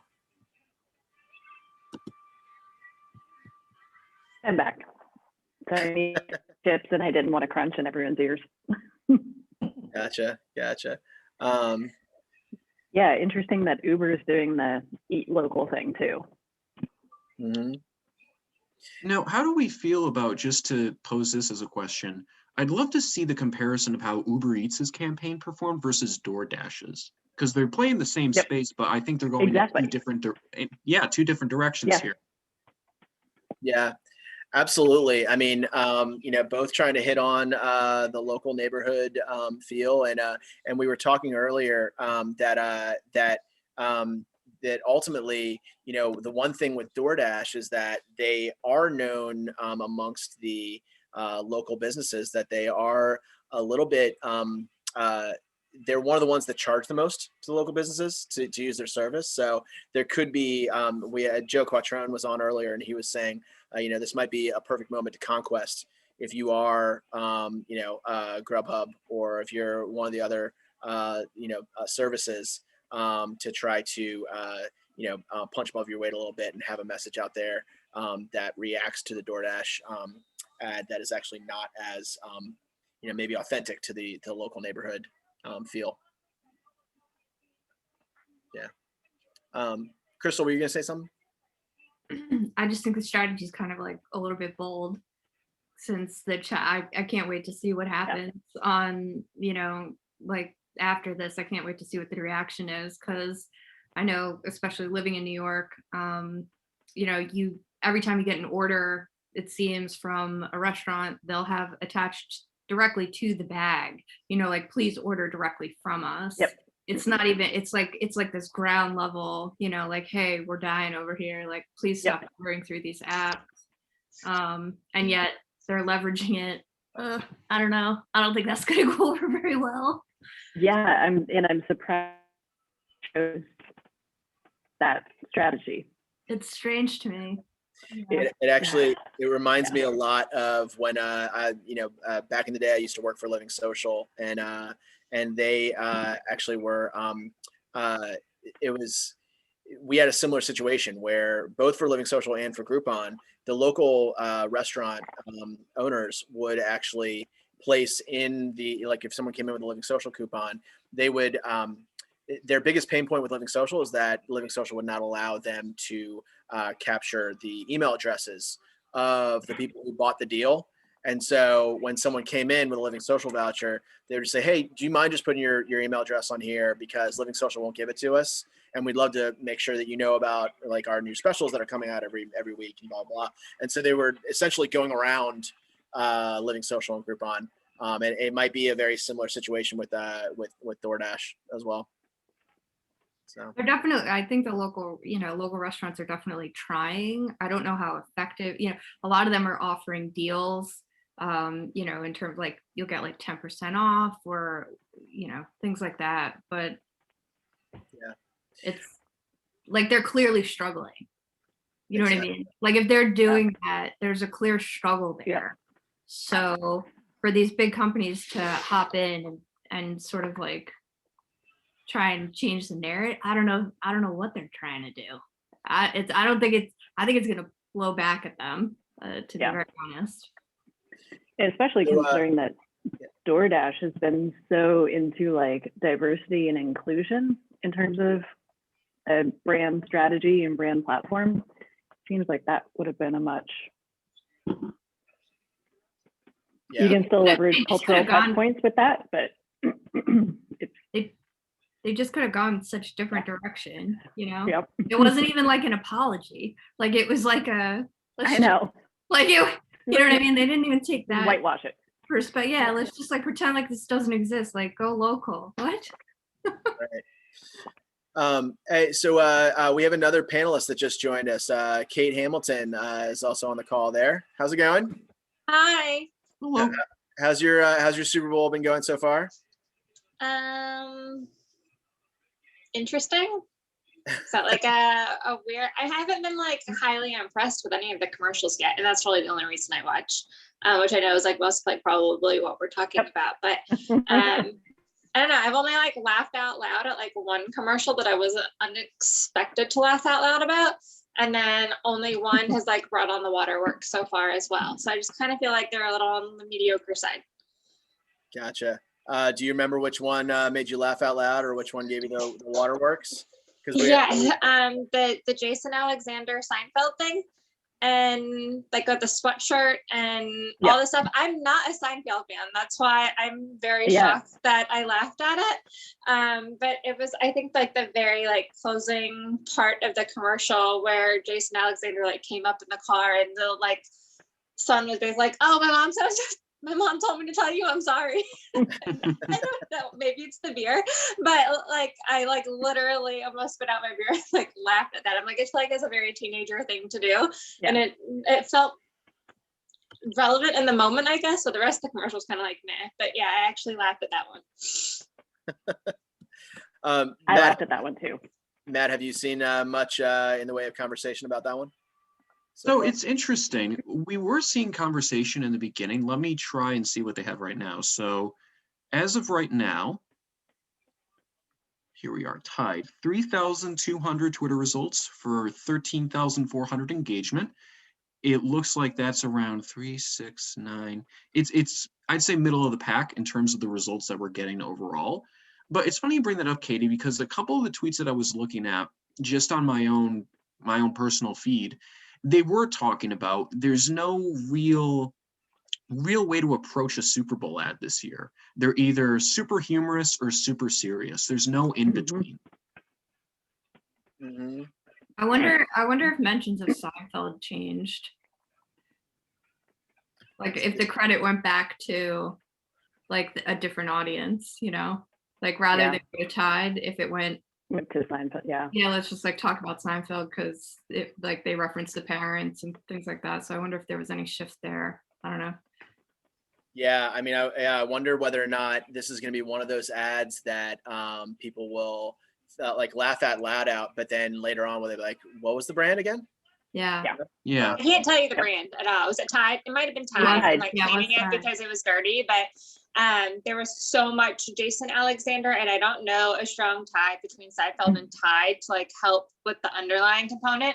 And the whole thing with Jimmy John's commercial, the two commercials that I've seen so far for that guy, I'm terrible about my celebrities. And I know Super Bowl's full of celebrities, and there have been a crap ton of celebrities, I feel like the last hour and a half, 2 hours. But did he used to be like a Subway rep or something? Is that what the whole like dig is at for why there's a sandwich war? Or was another sandwich company that he used to represent? There was no rep. I think it was just, and I was saying this to my sister, I feel like they were just trying to spoof Goodfellas or a mafia style movie where they're trying to make it be like the local sandwich owner is going up against Jimmy John's. That was one that when I was previewing the Super Bowl stuff, I'm like, okay, I have a feeling this could be a winner. It doesn't look like it's performed as well as I hoped it would be. And while we're on the Tide, I just remember too, they did a lot of pre-promotion before the ad rolled, where they were actually sending that hoodie to specific influencers. And the hashtag was Tide Hoodie. So I don't know if it's resonating as you guys were saying, where it's just, oh, that was a funny commercial, but who is the brand again? Yeah, another one that for sure missed the mark for me was Eminem. Like that opening scene when they're on the plane, like you could have done without that opening scene. I don't feel like the plane part added anything with the environment and the pandemic and just the world that we're in. Every other situation didn't seem to hit me as negatively. But just having the opening scene being a plane about sharing M&Ms with a stranger, with the person behind you, like close contact, whole thing was a little off for me on that one. Yeah, not really thinking about the moment of being in a pandemic. Yeah, that makes sense. Yeah, so I think that Matt, to your point about the hashtag not including Tide. I mean, I think in past years, Tide has done a very good job of tying in the brand more. And so, yeah, it will be interesting to see come tomorrow whether or not there's a significant amount of kind of like, wow, Jason, like Seinfeld was on the Super Bowl. Who was the brand? Type of response to this. Exactly, and it's hard too because I remember from a couple of years ago when they did the Tide, that's a Tide ad campaign, and everyone in the advertising space was clamoring that this was one of the best ads that they've seen in years. It's hard to really top that. So anything after a campaign like that is going to be a little bit of a letdown. Mm-hmm. Did we see any buzz about the? I only briefly looked at the word cloud that you put up a second ago, but I didn't think I saw much about GM and the electric vehicles. I actually really appreciated that commercial, and it didn't look like there was anything pinging in that initial word cloud about it. But that spoke to a couple of different notes for me. I was at the QRCA conference this past week, and one of the last keynotes was about like self-identity and how you evolve as a person. I'm really doing this person's keynote a disservice. It was really, really great. And there were 5 C's that we talked about, and one of them was culture and one of them was country. And I feel like the GM commercial hit it on like nail on the head. Americans are very like, me first, we're the #1 in the country, in the world, like we're the best. Like, oh, hold on, there's another country, some country named Norway that's beating us at something, and it's about a social climate issue, and there was humor with it. Like, I felt like a really nice way to play up the facts without being boring, that this is an environmental issue. Like in my head, I was like, yeah, hold my Bud Light hard seltzer lemonade, Norway, we're going to show you up. We're going to beat you on this. But it didn't seem like it came on that word cloud. So was there anything that came up about that one?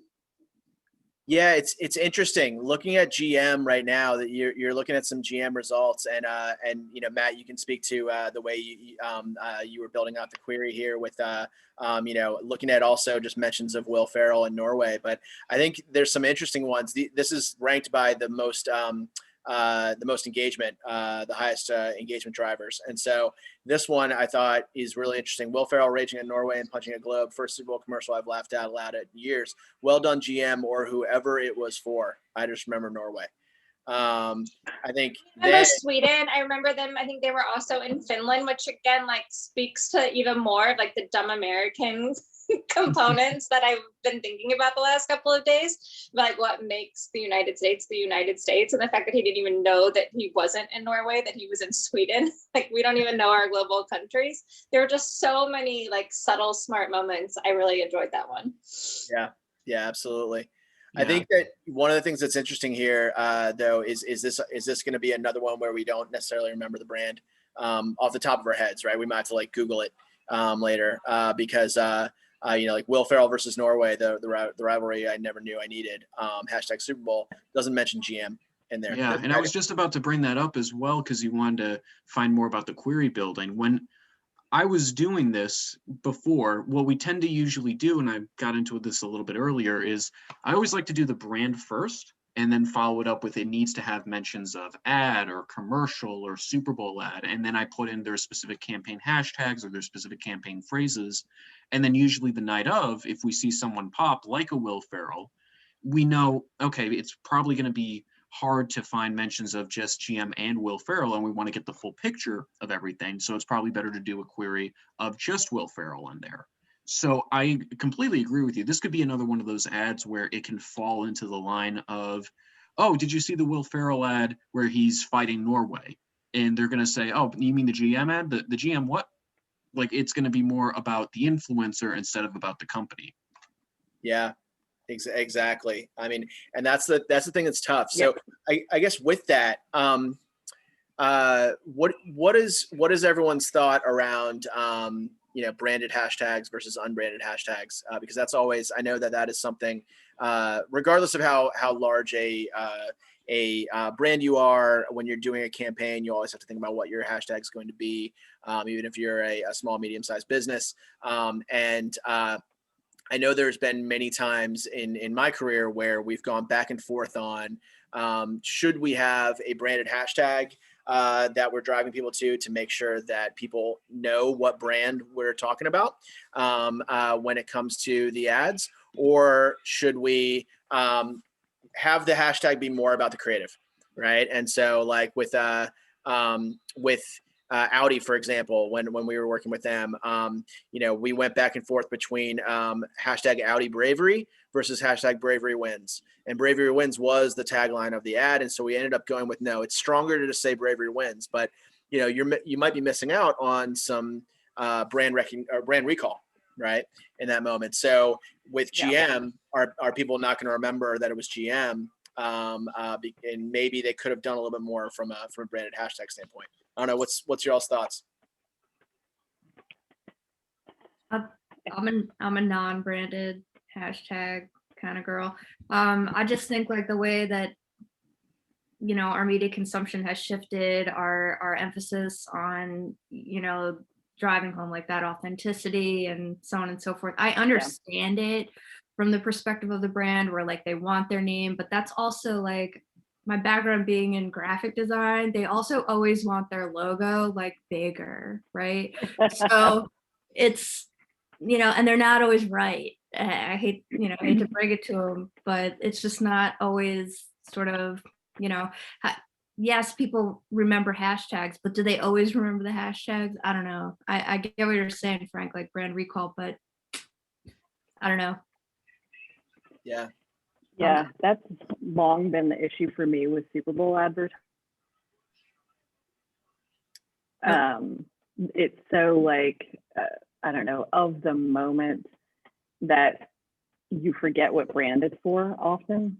And I think that's where, like I was saying before, brands have a lot of work to do to figure out who they are to make those cultural touch points real and authentic so you can recall the brand. And then you don't need the branded hashtag.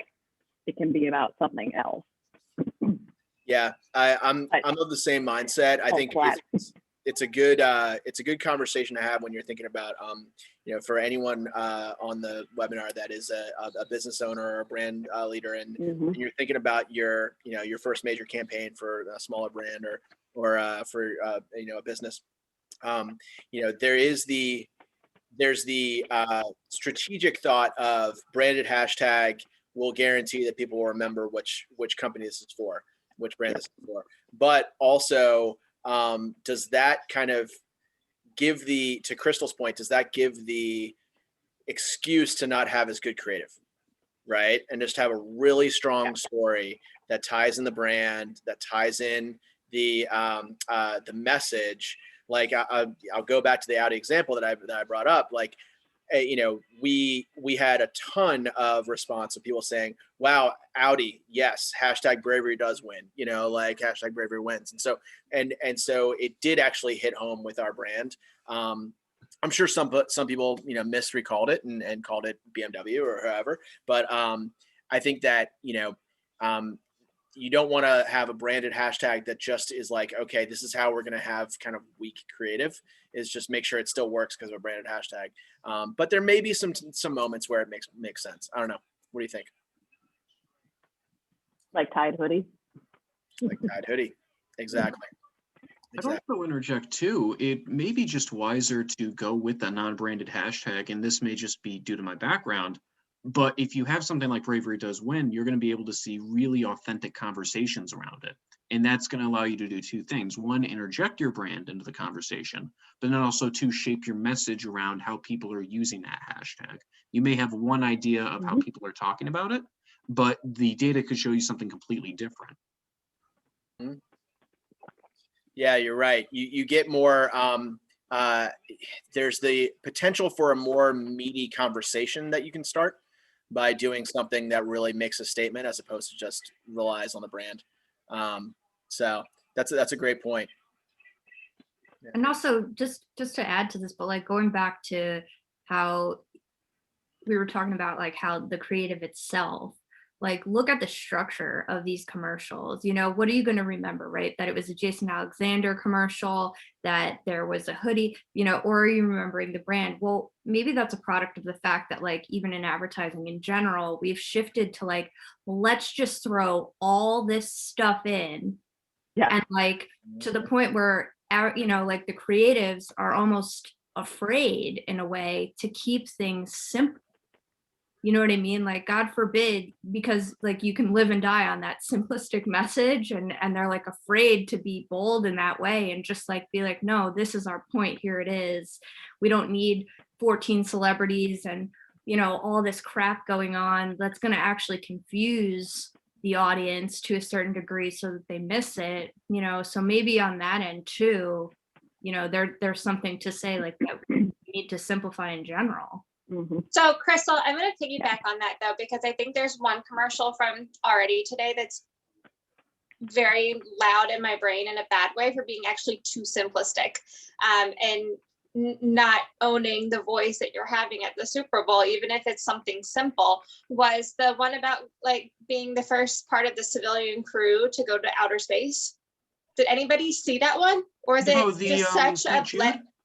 Yeah, there was a very like short commercial that was like, essentially tickets on sale soon, be the first people like civilians in space. And I'm like, you were literally missing a hashtag to connect this. Like, what's the tagline? Are you going to keep people talking about it? Like, is it just go beyond? Is it be the first? Is it like something that could have tied this like monumental space exploration event that it was very fact-based. It was literally just, we're going, do you want to join us?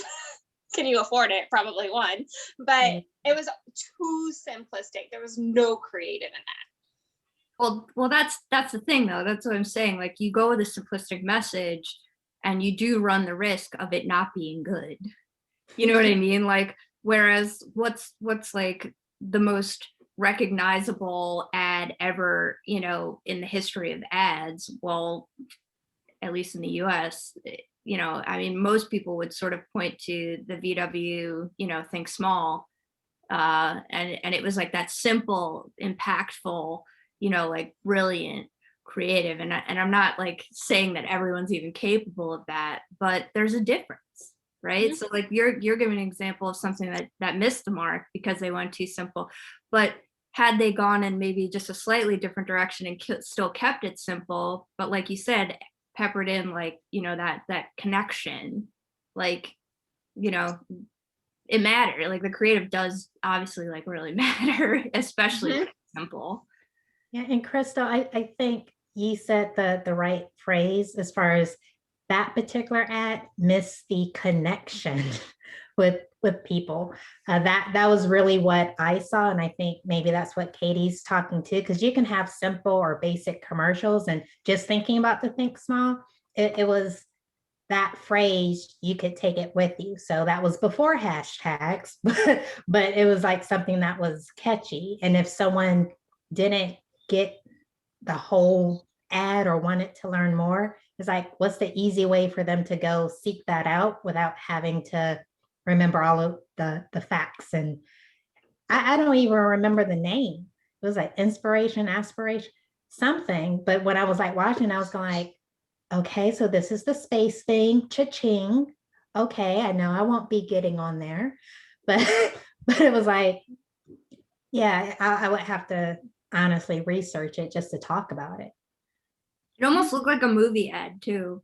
Like, Yes. it There's didn't. been so many space movies that I was like, okay, Yeah. is there going to be like Another one. a surprise celebrity in this for the fact that these people have gone like to outer space, like kind of joined them. The whole Paramount Plus thing too kind of drove me nuts with, I know I just completely changed directions, but yeah, the space one definitely missed the mark on a couple different angles.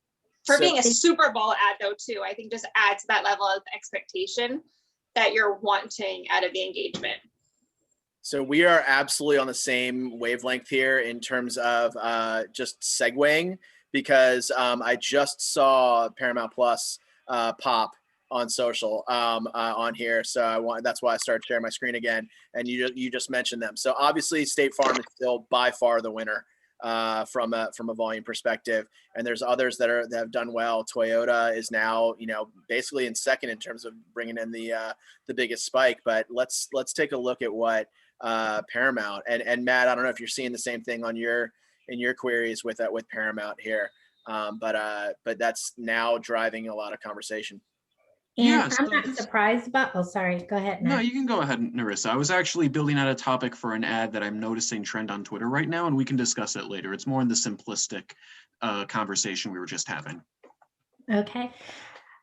I'm very happy to see the spike with Paramount, and that's only because it's campaign series throughout the Super Bowl.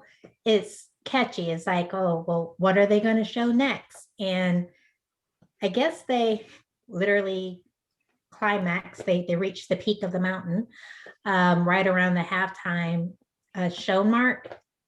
And yeah, so I'm just happy to see that it peaked, because initially I was like, oh, okay, they made me like giggle with Snooki, or I think that's her name, from the Jersey Shore.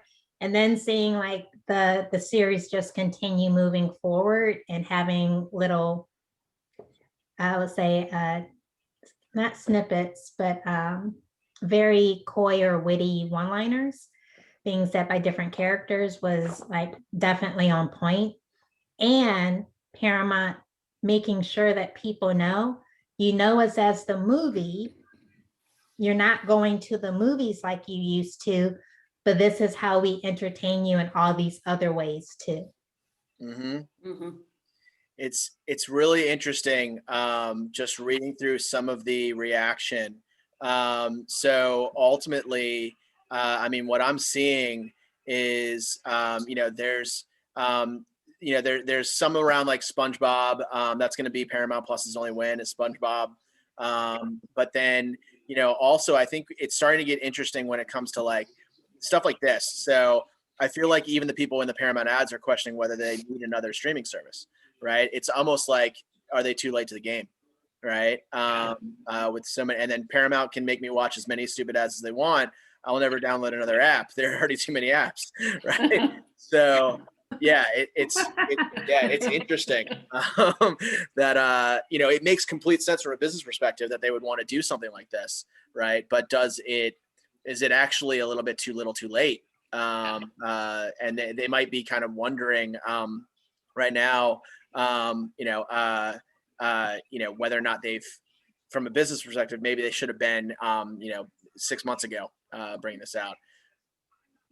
What I am seeing though with Twitter though, and this is something that's generating a lot of positivity for them, was the Sweet Victory reference from SpongeBob. If you remember a couple of years ago, when the creator of SpongeBob passed away, they wanted to actually perform that song during the halftime show. And when it didn't occur, people obviously were upset about it. So I think this is a little bit of a good redemption for them. And it's generating, just now I'm looking at the Twitter trends, and I saw Sweet Victory trending right now. Yep.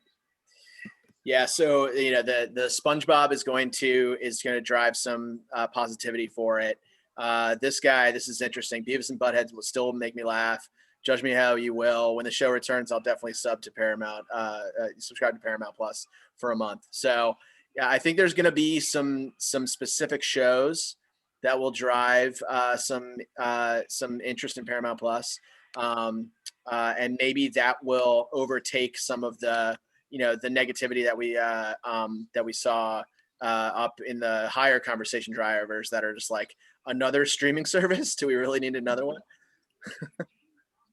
Yeah, I found the comment regarding the apps. I think it was Amy Brown, just humorous only because on Twitter, a place that I'm at frequently, I've been communicating with people about like app fatigue and how even when a more popular, or I won't say a more popular, but a rising in popularity app that is only available on iOS currently is like, even when it does become available for Android, am I really going to like run to it and download another app just to get on it?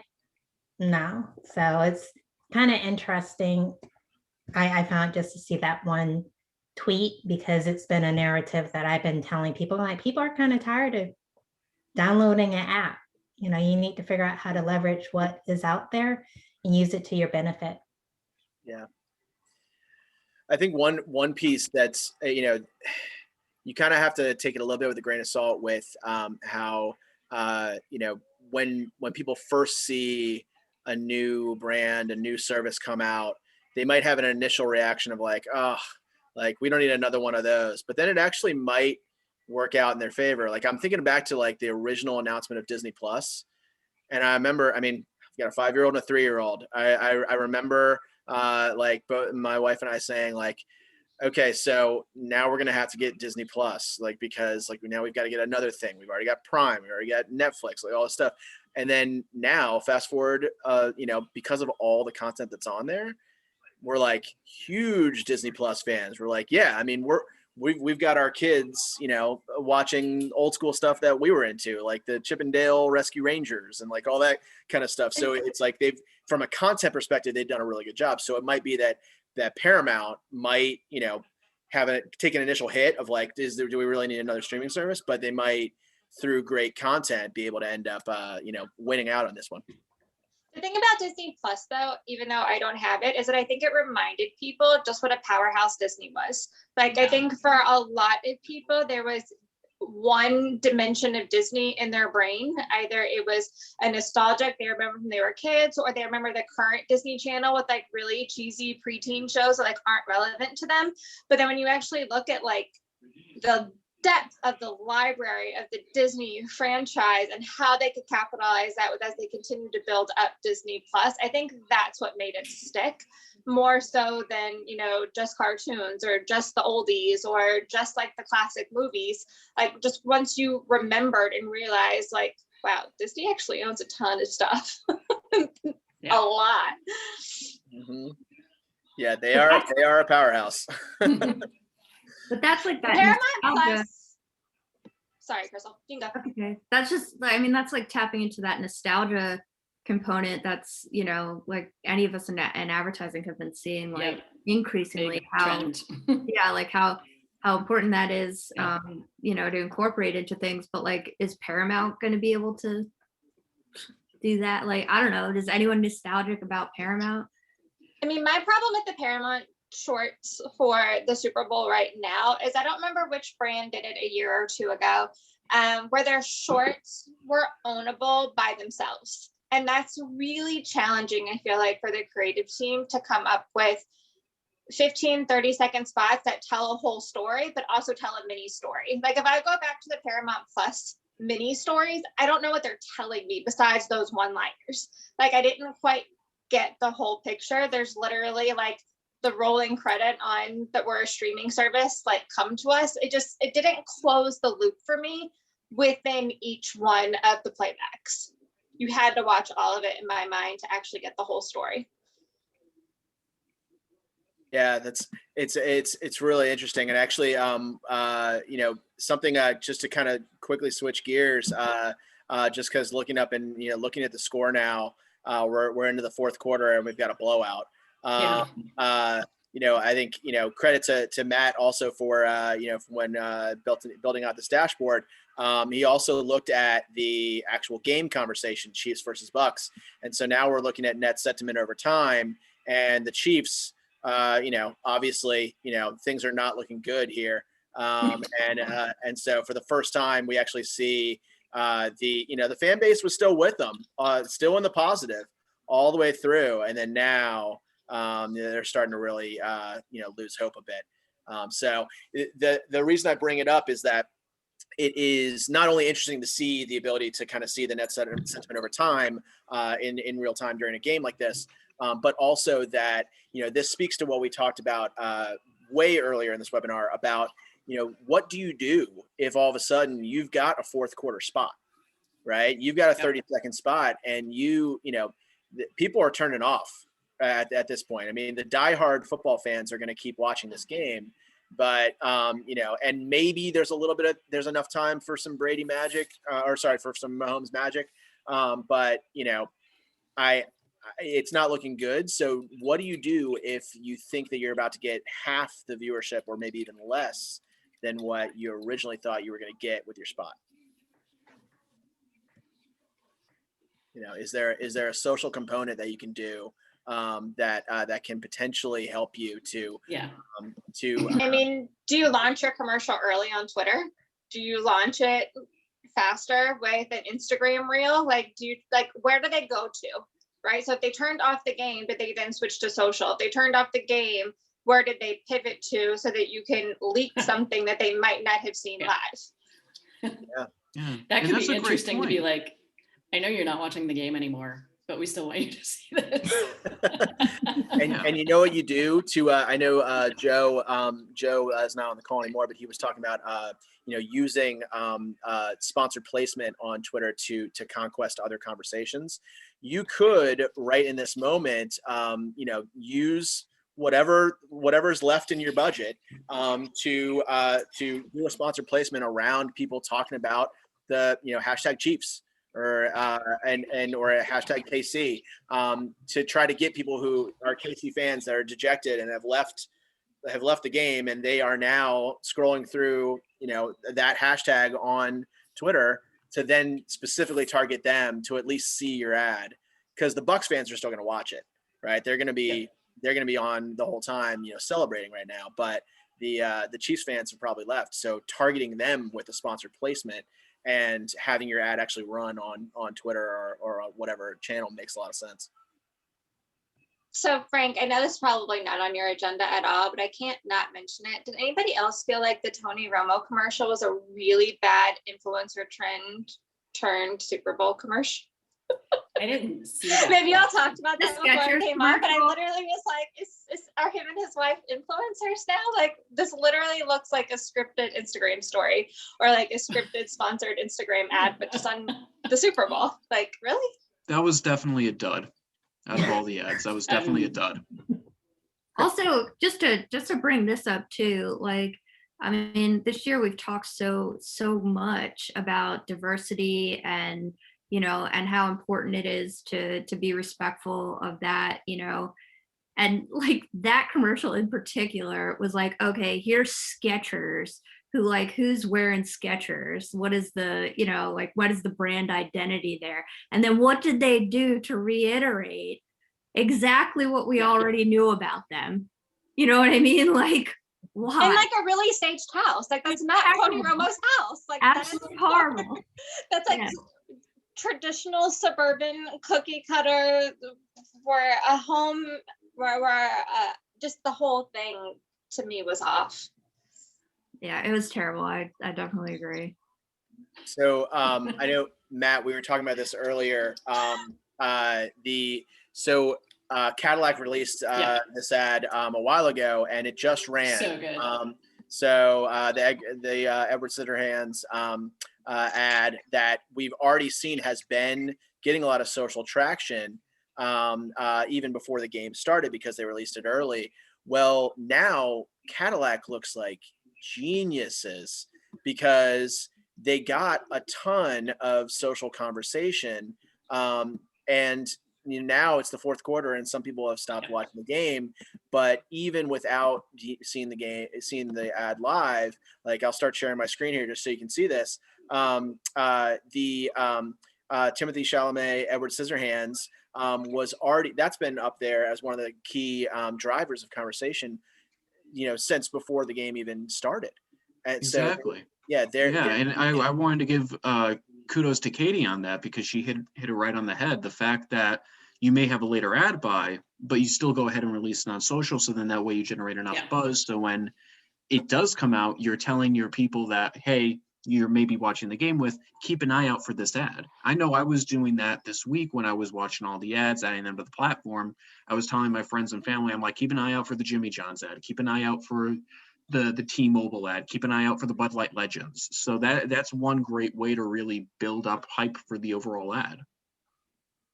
Yeah, it really, this is a great, I feel like, if I was still at VCU Brand Center, that, some people on the call went to, I feel like this would be my case study for a class coming up is, when it comes to media buy and Super Bowl placement and when to release, this is a great case study for if you are in the first or second quarter, go ahead and wait because everyone's watching, right? So you're going to get that big moment. But if you've got a fourth quarter ad, because that's all you can afford from a budget perspective, and there's a chance it's going to be a blowout, release early. And it's a great way to make sure that you still got a good amount of the social conversation. Or have a really smart plan for what to do in Q3 and 4 if there's a blowout. Yeah, exactly.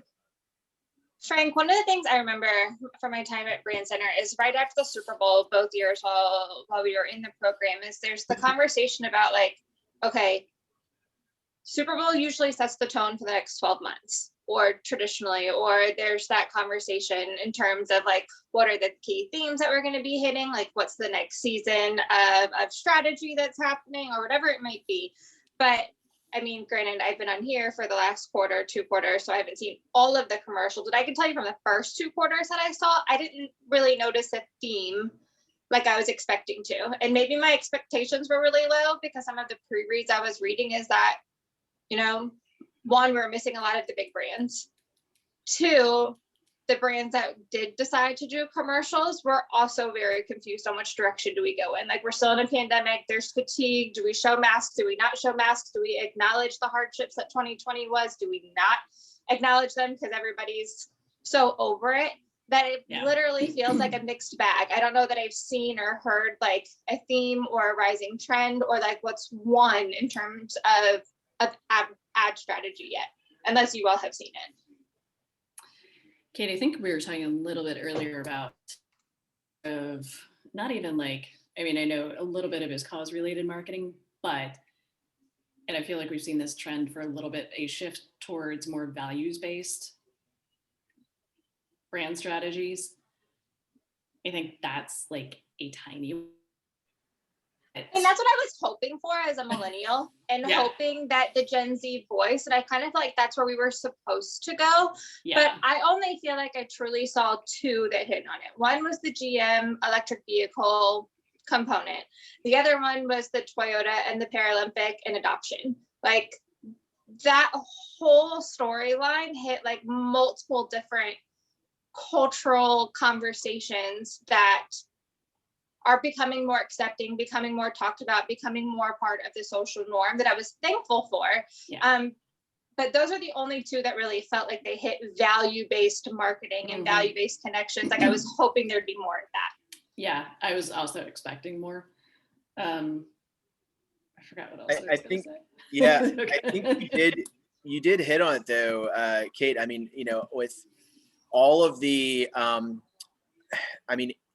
it was so hard to kind of read this year, right? In terms of, do we go funny? Do we go really, really somber? Do we go sentimental? Do we go, empathetic?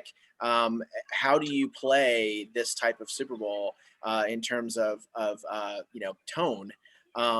that I think you're right. I think it's just kind of a mixed bag, and it speaks to, what ultimately is authentic for your brand, right? And so I go back to State Farm with, yeah, they could have gone super, serious if they had wanted to, but they authentically have a really great just kind of slapstick lightweight humor to their brand, and so they just went with Drake from State Farm, and all of a sudden it explodes. So yeah, I'm not. But I mean, it's also Drake.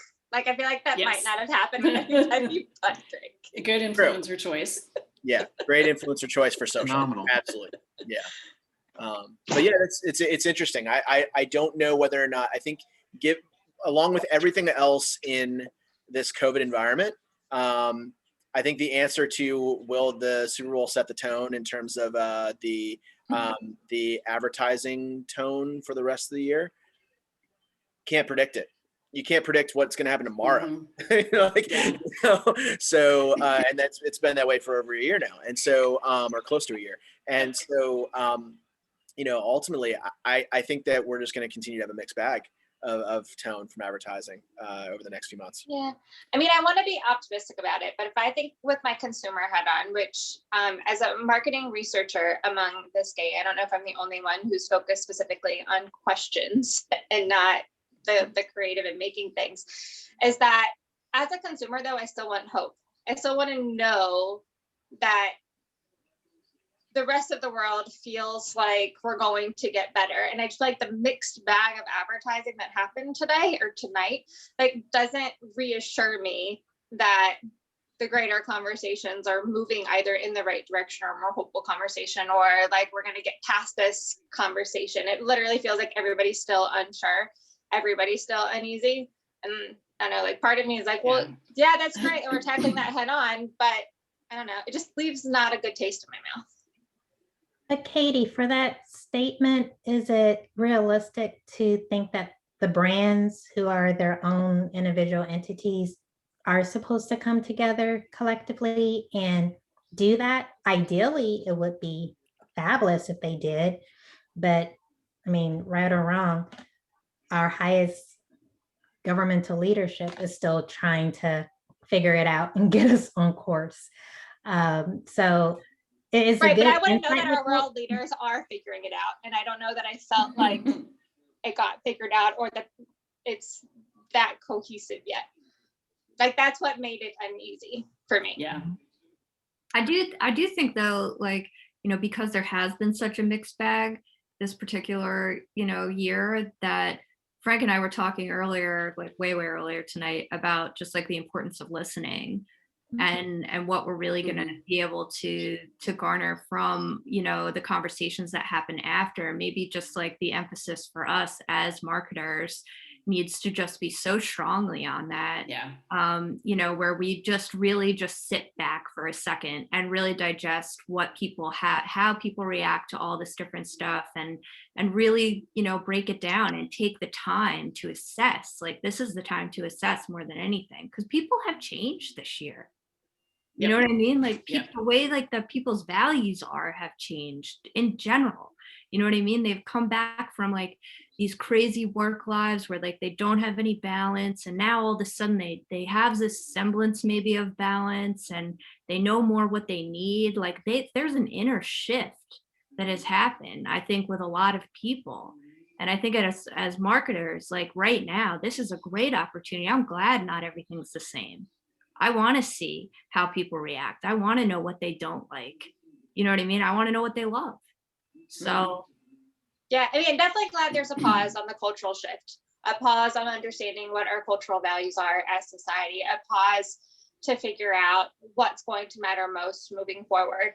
I just kind of wish they had tried to figure that out the last 2 months before airing these kind of things. Like, call your researchers. We can help you strategize on that. We can help with social listening tools like Frank right here and get ahead of that conversation. It doesn't feel like the mixed bag of brands, especially the ones that missed the mark, just don't feel like they had done a great job of listening so far yet. Yeah, just to make sure, I think that Kate, when you joined, I didn't give the full background on your background, so my apologies. No worries. Kate works for Insights now, leading research innovation, and you can speak to a little bit more of that. But ultimately, she's in a great perspective here because she is focused on the research side, whereas I'm kind of like in the hybrid, right? Where I'm kind of in the analytics and strategy side, but Kate, tell us a little bit more about what you're doing with research innovation. Yeah, so Insights Now is a behavior consumer insights firm, which I laughed about because I've been in research for 10 years. If you're a research firm and you're not about uncovering behaviors, like what does that mean? Literally, I laughed at my interview with them a year and a half ago when they told me that. But how we define it is we have specific behavior frameworks that get to the root of truly consumer decision making. And so I am now heading up a new division for the company, which is our Innovation Center, which is an on-demand insights platform. It's been mostly focused on the food and beverage space, but we're quickly growing into other categories as well. My background comes a lot in tech and in healthcare. And so, it's Crystal, to your point about listening to consumers, it's not just listening from the research perspective with how we execute, and so what? How do we implement this? How do we move it forward? What are the fundamental behavior changes that you as a brand have to make in order for that product to be considered? It's not just an evaluation of, what do they like and dislike? Like and dislikes are the worst metric for anything. I'm fundamentally against those types of questions. It's more like what's driving you? What are those underlying behaviors? How can we tap into it? And what do we need to do to make them change if we decide that they need to be changed, kind of thing.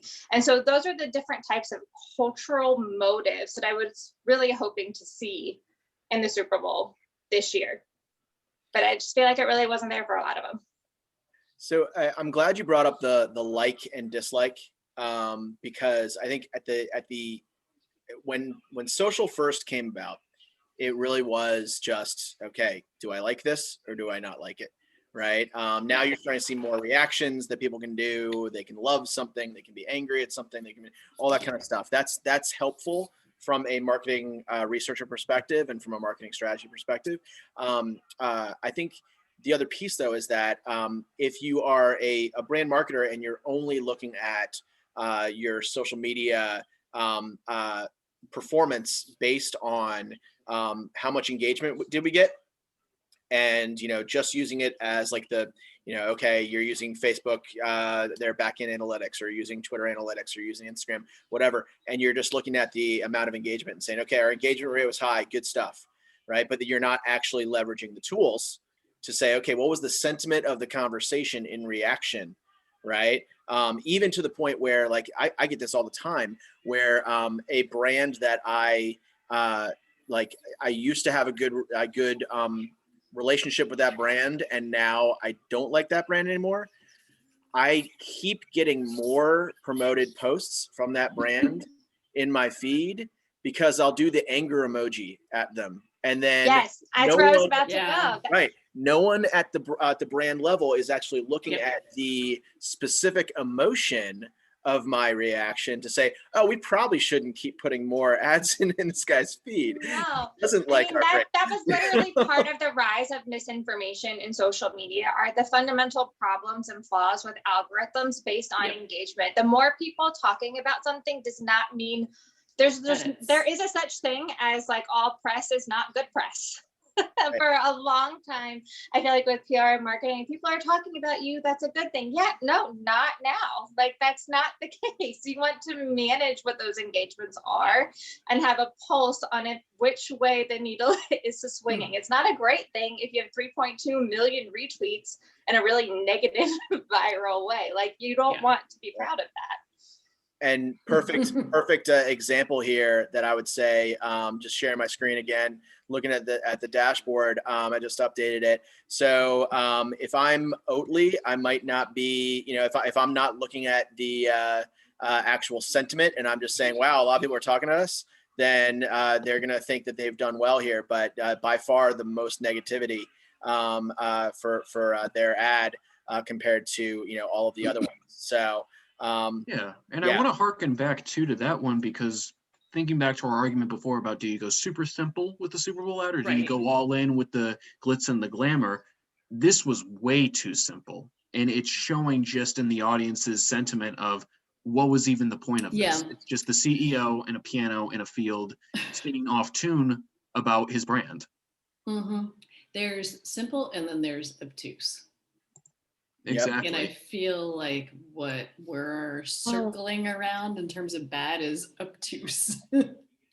But does it bring the argument up of it's so bad that we want people to talk about it, or is it so bad that it's good for us? Like, are people going to remember Obi now because of this horrific Super Bowl ad? It's a good point. I feel like that's kind of what that was the strategy in the early .com age, right? When you had just like a new website that would just it had nothing to do with the brand. It was just like monkeys dancing on a screen, and then everyone, what was that? But it did get people to be like, that was so bad it was actually kind of funny. Puppy baby monkey, that one. Yeah, so yeah, bad. exactly. Yes. So yeah, to the end of what we were talking about with the simple ads, like I fully understand that articulating a powerful simple ad is much more difficult than peppering it with celebrity and like a lot of like additional factors to sort of, like I said, just detract from like the actual messaging necessarily. So I'm not saying like it's an easy thing to execute, a well-crafted simple ad. There's a reason why people don't do it, like because it's hard. Yeah, it's really hard. I wonder, I'd love to talk to people who I didn't have any not working with any advertisers that are in the Super Bowl this year. In terms of time frame for advertising, I think in my mind, I'm thinking it probably was because COVID destroyed so many budgets. Yep. And I feel like it was probably a scramble to get something together that's fatigued because there have been so many layoffs in the advertising industry. I wonder if that isn't a factor. So maybe. Sorry. No, go ahead, Marissa. It just made me think how, like in years past, Super Bowl ad space would be sold out by November, and this year it's sold out in January. And so I was thinking there was some advertisers who are going like, "Ooh, this is my chance. Maybe I can sneak in," and so they threw something together, and some like hit the bullseye, and others not so much. Others were like, only. With that one, you got to think about that one. And I like them too. I know. And didn't Heidi Hackemer just go over there too? She's incredibly sharp strategist. You also have to think about like the reason why the ads didn't. There's multiple reasons why the ads didn't sell until late. One obviously is that it's hard to know what to say in this moment because of COVID. But also, until only a few weeks ago, a lot of brands were like, is there going to be a Super Bowl? Is COVID going to shut down the NFL season in week 4? Like, is it going to make it to week 12 and then it's going to be December and it's going to be like, no, we have to pause this for another 6 months. Is the NFL season even going to make it to a Super Bowl? Right. So I think that probably also played into, not necessarily, making that investment right up front. I would also love to be the fly on the wall in a lot of these creative conversations there was such a high amount of pressure potentially to the point that there's a lot of new people here because there was space for them this year when there hasn't been in the past, that it's like, okay, how nervous were those decision makers? Like to make it perfect, to not rock the waves, to not do anything wrong, to like check all of the boxes, that it actually stifled the creativity, right? Like I've always heard that sometimes when you put a lot of boxes around an idea, that's where creativity can flourish, but it's also where you play in that safe zone. And I think we've talked quite a bit already that a lot of these ads ended up in the safe zone and not taking a lot of creative risks. And how much is that because it was new teams, it's new people that are now on the big screen. Yep. Well, and Crystal, I mean, from the creative perspective, I'd love to hear your thought on that. Cause yeah, I mean, I do, you know, there's the, okay, if you constrain the idea or constrain the parameters, sometimes it leads to amazing creativity, but other times it's like really demoralizing to a creative. Yes. And I you know, that being said, I think it depends on the creative team you have in place. Some creatives work brilliantly within boxes, you know, and I think that, you know, when you have a strong leader that's helping you with creative direction, and you know you're making decisions collectively, you know, in an intelligent way, yes, they can be great. But to the other end, like, you know, you pointing out that these are probably new, nervous, creative teams. Yeah. Nervous is never good. Like if you have a creative director that makes you nervous, your work is 100% not what it could be. Yep. Absolutely. If you don't feel supported in that role so that you can think in such a way that, you know, it can be expansive and inclusive and, you know, and accomplish whatever it is that, like, and keep the brand in mind, but also keep culture in mind, and all these, like, there's so many things that you have to keep together in order to articulate a smart creative idea. And yeah, I think right now, I think you have a good point where, you know, in saying that, I think that the teams are not probably up to where they need to be. Mm-hmm. Well, it's really interesting. So, I mean, going back to, you know, our experience at VCU Brand Center, you know, being one of the creative brand managers who, you know, we would work with the creative teams, but we were more on the strategy side. And so, you know, there were the moments where a creative team would, you know, usually the project would start with, okay, just, you know, do something groundbreaking and creative and new for X brand, right? And here's the brief on what the strategy is, et cetera. And you'd have these amazing creative ideas from the copywriters and art directors, et cetera. And then sometimes the professors would then say, okay, now you have to do that, but your budget is, you know, like extremely small, right? And you would have some creative teams just totally flourish and take it to be like, okay, if I only have that much money, then I'm not gonna do this big TV ad. I'm gonna do this. I'm gonna do that. Like really interesting tactics to still get out the same message. And I think that speaks to, you know, some of the smaller business and medium-sized business that are part of the audience for this. You know, that, you know, sometimes creativity can come from like the, you know, not restraining the idea. Like you can't go here with the idea. You can't go here with the idea. That could shut down a creative team. Yep. But like be extremely innovative with a tiny amount of budget, right? And it actually can work sometimes. Some of the creative teams would shut down in those moments, and they'd be like, yeah, well, I mean, our idea was a TV ad, right? But others would do really well and thrive in those moments when they knew that they needed to kind of think outside the box and how to get that message out. And I Yeah, think and you're if I seeing that can, now too. Oh, go ahead.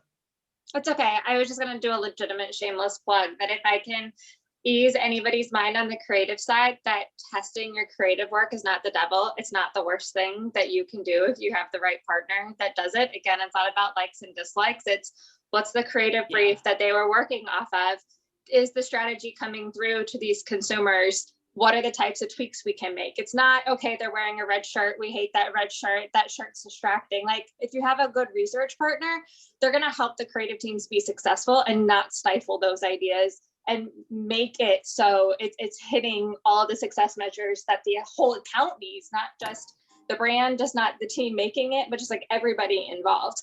And you can totally tell when some advertisements don't get tested or don't even get like pressure tested. And I hope that's because there's not a negative view on focus groups, because focus groups as a term is becoming dead. It doesn't mean much within COVID and the pandemic, there's a lot of creative research executions you can do that can still get you those measurements. And I'm wondering if people just had an old time traditional view on what they could or couldn't do within a certain amount of time and just didn't get them tested. I don't know. Yeah. And if you've been through one bad one, you also realize the importance of a really strong moderator. Yeah, it's really interesting. I mean, you know, you don't want to, you kind of have to take the test results with the grain of salt that, Yeah. you know, just because a few people said that they didn't like, it doesn't mean that this is going to be a brilliant ad.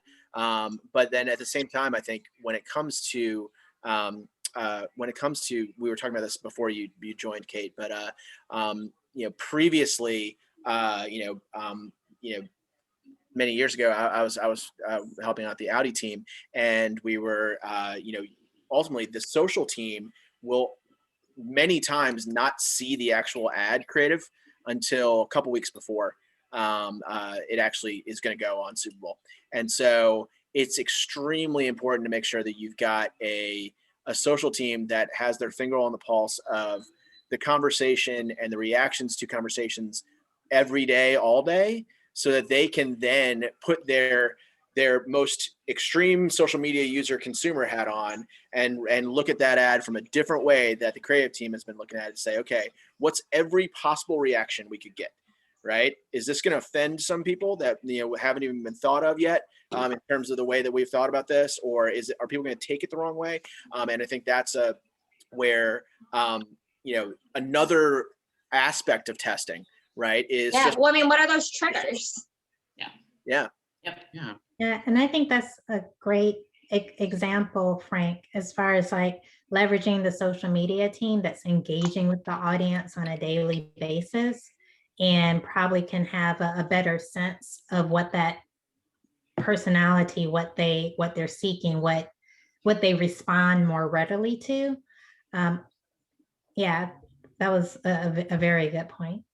And that's where the creative aspect is going to come in as well. Like you guys have alluded to most of tonight, not a lot of these brands may want to invest in an ad just due to the fact that we didn't know we were going to get to this point. And trying to look to, let's take this little budget that we have, especially if you're a Klarna, that's all their Super Bowl ads come up, a DoorDash, or these D2C consumer companies. What's better? Super Bowl ad for 30 seconds that could cost you $7 million, or a really sound social media hashtag campaign that you can expand over the course of like 6 months to a year that could cost just as much, if not less. Mm-hmm. Yeah. Yep. That actually helps you to punch above your weight. Sorry, go ahead. Yeah.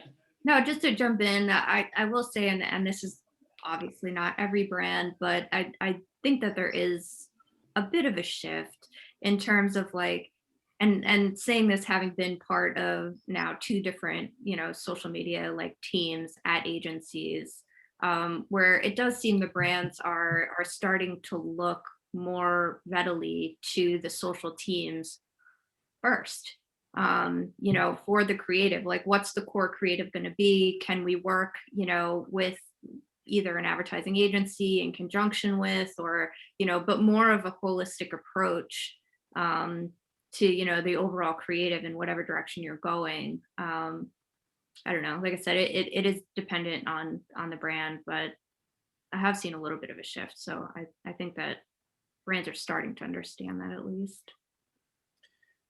I mean, what I love about social intelligence is that it takes a lot of the guesswork out, in my opinion. I think before social and before the analytics tools really honed in and you were just collecting stuff and spitting it back out, like that really didn't help all that much, because you were still guessing, well, what do we think they mean? What does that mean? Or is that just a fluke? And I don't know. I feel like the social intelligence now can and should give creative teams much more affirmation than it ever has before, if it's leveraged in the right way.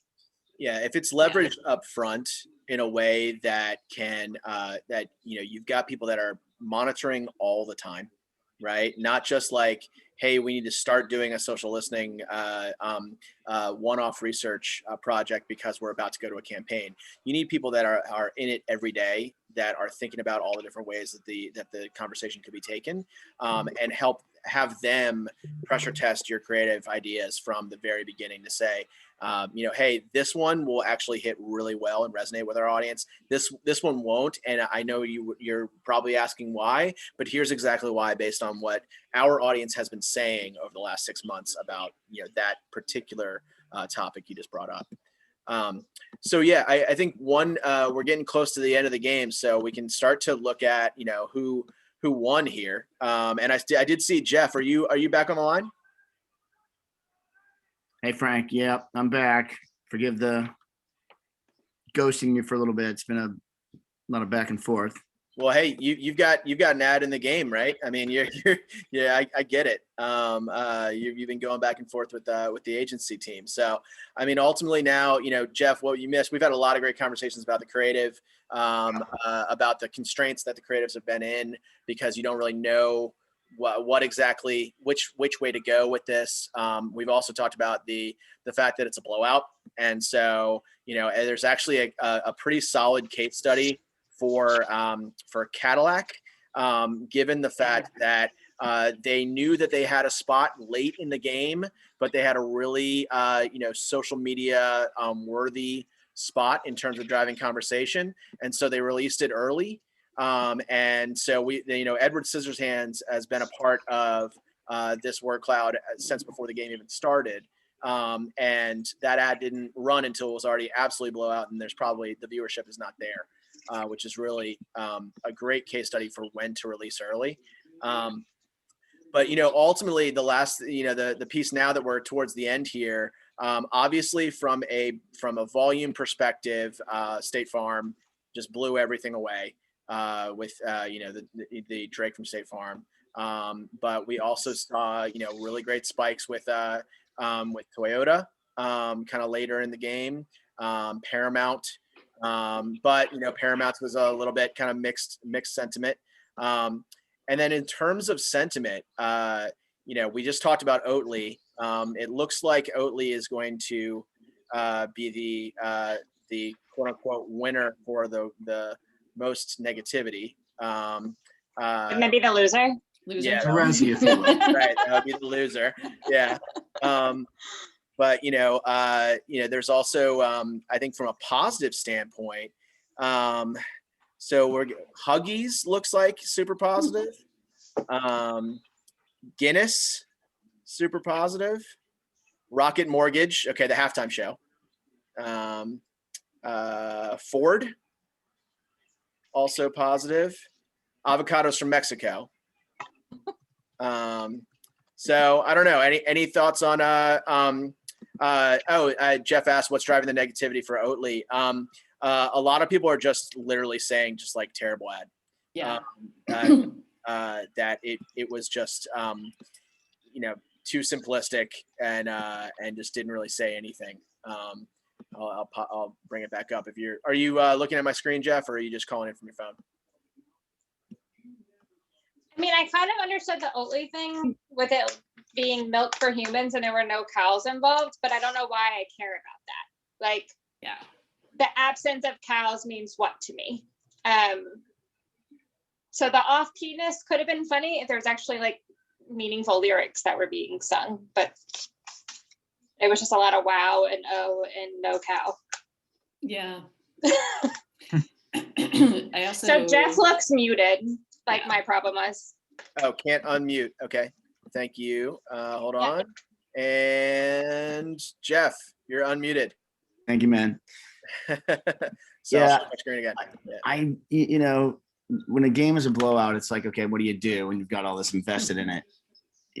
And to the points that you made before, wisdom of releasing before, I think it's almost become table stakes to release a teaser or maybe a parallel narrative or something that relates to the story you're going to tell during the Super Bowl, and then monitor pre, during, and post to figure out how to maximize the investment. I'm curious to see how State Farm can maximize that massive spike. Yeah. You know what I mean? Because think about it. Like when we were talking, on with my team, and Larissa and everyone's texting back and forth. Like, well, duh. You've got the biggest music artist in the world, arguably. You should expect that. So if the social team is expecting it, wonder what they're doing. Can they drive to Leeds? Can they drive to the .com? What can happen? And like, why did it spike? Was it literally just because it was Drake? Is Drake sustainable to your ad budget for the next 12 months? Or like, what was the other like surprise nugget that is sustainable? I think it's really clever. You've got the play on words just from a wordsmithing perspective that, Jake from State Farm has been such a thing for so many years. And, the clever Drake from State Farm, but then what? To your point, how do you leverage that? It's about seizing on that conversation right now, because you need to do it right now. Certainly within the next few hours after the conversation has started, or you might not have an opportunity to cling to it, unless he's going to stay engaged with the brand over the long term. Maybe he is. He being Drake. Frank, there was a question about the yellow spike that Narissa just asked. Will you check the chat? So okay. Are you talking about this one? Yes, I chuckled because it was like, oh, it's Oatly. Right. Yeah. So it's a negative spike. So Toyota, with the really heartfelt ad, was able to get, it looks like the second largest spike right there. But actually Oatly for, mostly negativity about that ad. Not all spikes are good spikes. Absolutely. But yeah, so Jeff, what we were talking about is, love to get your take on this in terms of the Cadillac one and releasing early. I mean, yes, everyone releases at least like a teaser early now.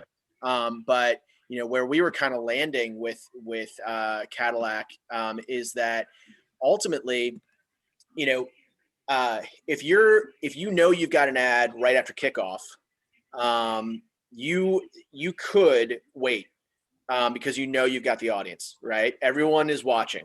You got the largest audience either right after kickoff or like right before the halftime show. That's where you're going to get a significant audience.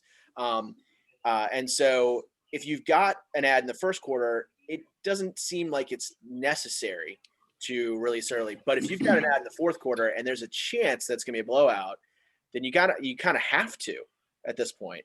Well, I mean, but ultimately, I guess everything always boils back to like, what is the goal of the program or goal of the ad or, goal of the media commitment?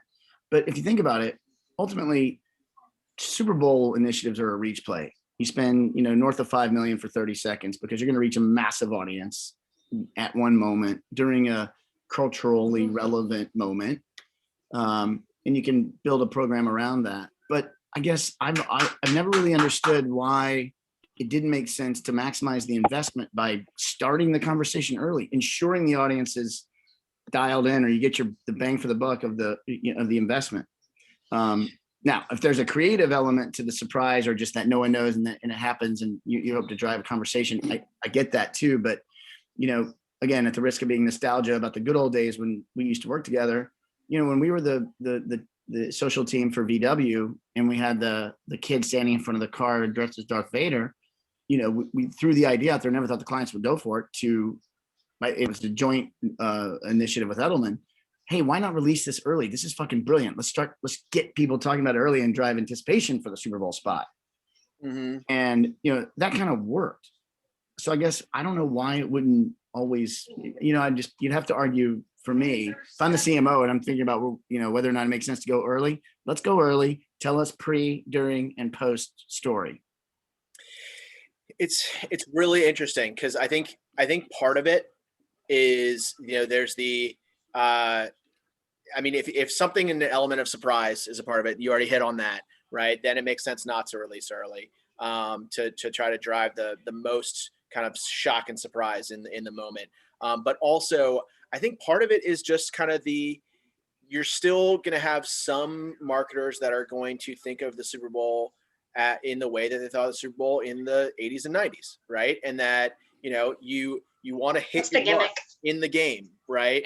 And so it kind of challenges a strategy and a creative team to come up with something that really can hit the mark in the game. And now, as media people like Jeff and others on the call, you also have to think about like, well, yes, you could hit your mark in the game if you're willing to spend for that first quarter, where it's okay to not necessarily release early because you're going to get the eyeballs, right?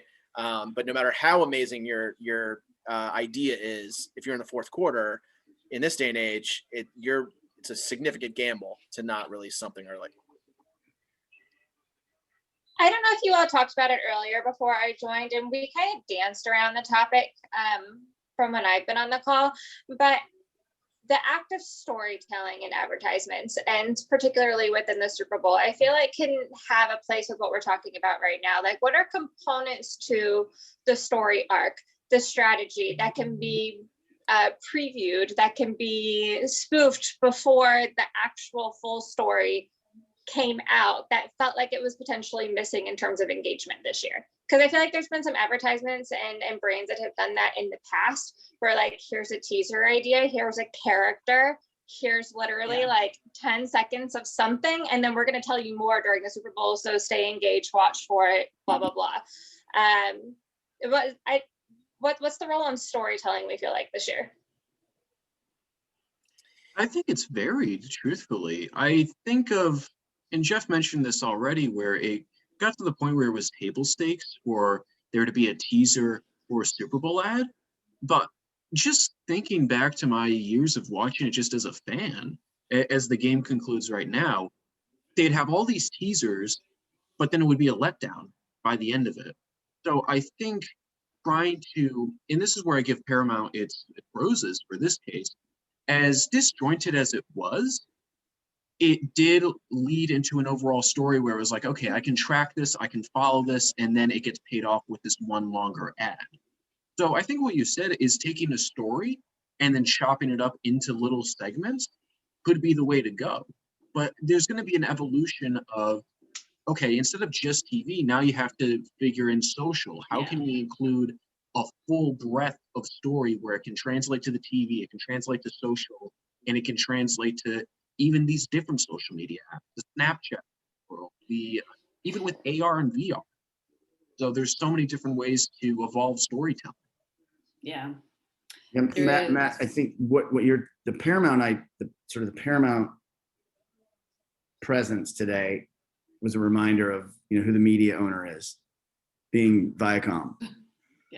Right. And so when you're part of the parent company, I don't know if they actually have to write a check or if there's if there's a discount or whatever, because you're a business unit within the thing where the broadcast is taking place. I assume there's some benefit. Anyway, you don't have the same economic pressure, so you get to have more. You have to stronger presence. Being a part of more pods. Plus, think about it, the streaming wars are full on. And if there's a place to overspend, it's, that direct-to-consumer entertainment wallet that is streaming that everyone's fighting for. I was kind of surprised because it seemed to be all over the shop, but that's kind of what, the streaming service is, all kind of different types of content. Including, but even a Paramount production that was exclusive to Amazon Prime, which was the Coming to America sequel, which I thought was kind of an interesting one too. Yeah, from a story perspective, the one that popped into mind is the Alexa Michael B. Jordan. It is not value adding, it's humor, but that's one that can give that little 10-second or 15-second piece and then play the whole thing during. And that's also an ad that took advantage of another cultural moment, not as big as the Super Bowl, but People's Sexiest Man Alive, or whatever their title is. That just happened at late November was when he was announced that and got the cover. And so they took that and said, oh, what can we do with the sexy man? Imagine the possibility. And it's like the lines of the husband, bath oil, Alexa, no, don't, it's they can chop that up and turn it into gifts, and like they can do a lot with that particular commercial. That was a very well made commercial. Speaking of that, turning into gifts and memes and things like that. I know, Matt, you had sent me this a little earlier, just in terms of like, immediately getting, consumers getting content out there, just as one example. But I'm sure we're going to see a lot of that, coming out of the Super Bowl. But ultimately, I guess as a last topic, our last quick head nod. So yes, State Farm, obviously from a volume perspective, but it does look like Ford actually, and they had from a positive sentiment perspective, they actually gained the most positivity. And this is interesting. Jackson Mahomes, and it says #ad on it. So, they actually got I guess it's his brother, to tweet about it, which drove some positivity.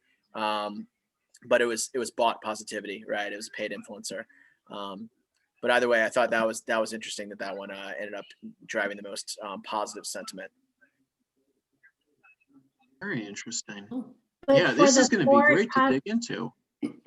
For the Ford positive, just to be sure, is this for today only, this chart, or is it for several days? Just today only. I filtered it by today only. Let me look at, that's a great call. Let me take a look if I take off this filter. And Matt, remind me, you had it on, it was originally January 25th to the 8th, yes. Yep. All right. So now let's look at it the original way that Matt built it out. I had it as just today in order to be able to see the real time every 15-minute spikes. But let's see in terms of the full breadth of the last week or so, or 2 weeks. I will say that the reason why I'm asking is because Ford got traction like Thursday, Wednesday or so of last week for how it did a Twitter battle with GM regarding its commercial. Yeah. And so I was wondering if that was some of the momentum that carried forward to today, because even though for people who might not be familiar with what was happening in the social sphere, it was humorous because GM's going like, hey, we need to do this electric car, and Ford saying, been there, done that, we're doing it. So yes, I was wondering if that was some carryover momentum. Yeah. So I'm gonna try to grab another page real quick. I think we just asked the Talkwalker app to do a lot there and crunch a whole lot of data. So might take a second, but yeah, you're right. Let's take a look at the broader perspective of the time frame of. Let's see. I think now, Matt, since I don't have anything on here, it's going to default to the 25th through the 8th. Correct. Yep. So let's let that run for a minute.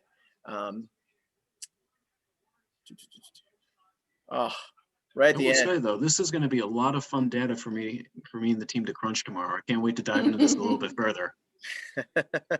That's the thing. I'm very happy that I'm not working on an ad this year, because I will never forget the amount of social media reporting that I was being asked to do years ago, before there were significant tools like this to be able to help me. Because I was part of the social team, for Audi, I had a end of first quarter report, because they were the first ad after the kickoff. I had a halftime report. I had a third quarter report, fourth quarter report, midnight report, and then 9 a.m. So I just didn't sleep on Super Bowl night. But yeah, so let's see. Looking back, Coors Light. Is that their dream? Let's say. Coors Yeah, dream. Zayn Malik. Yep. So significant spike there, way earlier. But let's look at, so from a sentiment perspective. So let's pull this out to show like all 100. All right. So negativity, T-Mobile and Oatly. T-Mobile, this was what I was talking about at the very beginning with the people that were negative about Gronk and Brady. A lot of the Pats fans were not happy about that. And then let's see from a positive perspective. Huggies still very high. Avocados from Mexico. And that's a great example of a brand that didn't even place an ad in the Super Bowl. They just went all social that year. Yeah, let's take a look here. That's a great tweet. Yeah, I love that. Family group chat is just blowing up with memes right now. I'm wearing leggings. I honestly felt really bad for the weekend at the beginning of his Super Bowl piece, because I was like, literally, he's not even on the field. The fans are empty. Like, that's why he's in the stands performing. Like, what a terrible experience to be a halftime show performer and you're not even on the field. And then the end of his show, obviously he ended up on the field, but still without the platform, still without like the actual like big show on center field, which I feel like as a performer and as an entertainer, like that's your moment. Like that's what you're looking forward to. I was like, man, I really hope when this is over that they invite him back a couple years later or something to kind of like get his like actual performer experience. Yeah, and he still crushed it. By the Grammys. He still crushed it, which was insane. Yeah. I mean, I'm not saying it wasn't bad. I'm just saying I felt bad for him that he didn't get like the whole experience. That's so just yeah. my opinion. So yeah, to wrap it up, yeah, it looks like we do have a significant amount of positivity from avocados, from Mick Ultra, from Huggies, and yeah, when we actually when we pull out this far, Ford is no longer at the top of that list, but we did see from a negativity standpoint, T-Mobile high. And Oatly high. So yeah, I guess some really interesting insights. Matt, anything else in the dashboard that you think at this point, since you're also looking at this data on your end, that would be a good thing to highlight here? No, just really reviewing everything that we have. I think just from the ad standpoint for the night, I think State Farm crushed it. Looking at the teams right now, it's all Tampa, which is no surprise. And is a little bit of a dip with Kansas City. I think we covered a lot of good stuff tonight. And as I said, this is going to be a lot of fun data to crunch and really research tomorrow, just to get a deeper dive into how the fans were reacting, how did they react to the halftime show, all the ads, fan bases, things like that. Yeah, it absolutely is. It's going to be fascinating to really dive into it, and yeah, maybe Matt, we do another follow up on Zoom to reveal your findings. We could follow up. Cool. That would be awesome. Yeah, I'd be down for that. I'd tune in. Yeah, me too. Well, any other parting thoughts from the panel? No, other I than just it wanna- was a lot. Thank you. Yeah, I really enjoyed the evening, meeting other people and hearing your insights. And I'm happy to see that the Michelob Ultra had positive remarks, because I think it's because of that happy ad. Yeah, absolutely. Well, and thank you all of you for joining. I know this was kind of put together a little bit last minute, but it was, it was real time in the idea generation and real time in the analysis. And so, we kept with the theme the whole time. So I appreciate everyone jumping in kind of last minute over the last few days when I was just like, hey, want to spend Super Bowl together? So it was really fun. So thanks everybody for Thanks for joining. having Yeah, us, thank Frank. you. Yeah, thank you. Frank. Looking forward to the next one. Good stuff, brother. Sounds good. All right, take care, everybody. Yeah. Thank you guys. Have a good one. Bye. See you You on too, it. Matt. Bye, all.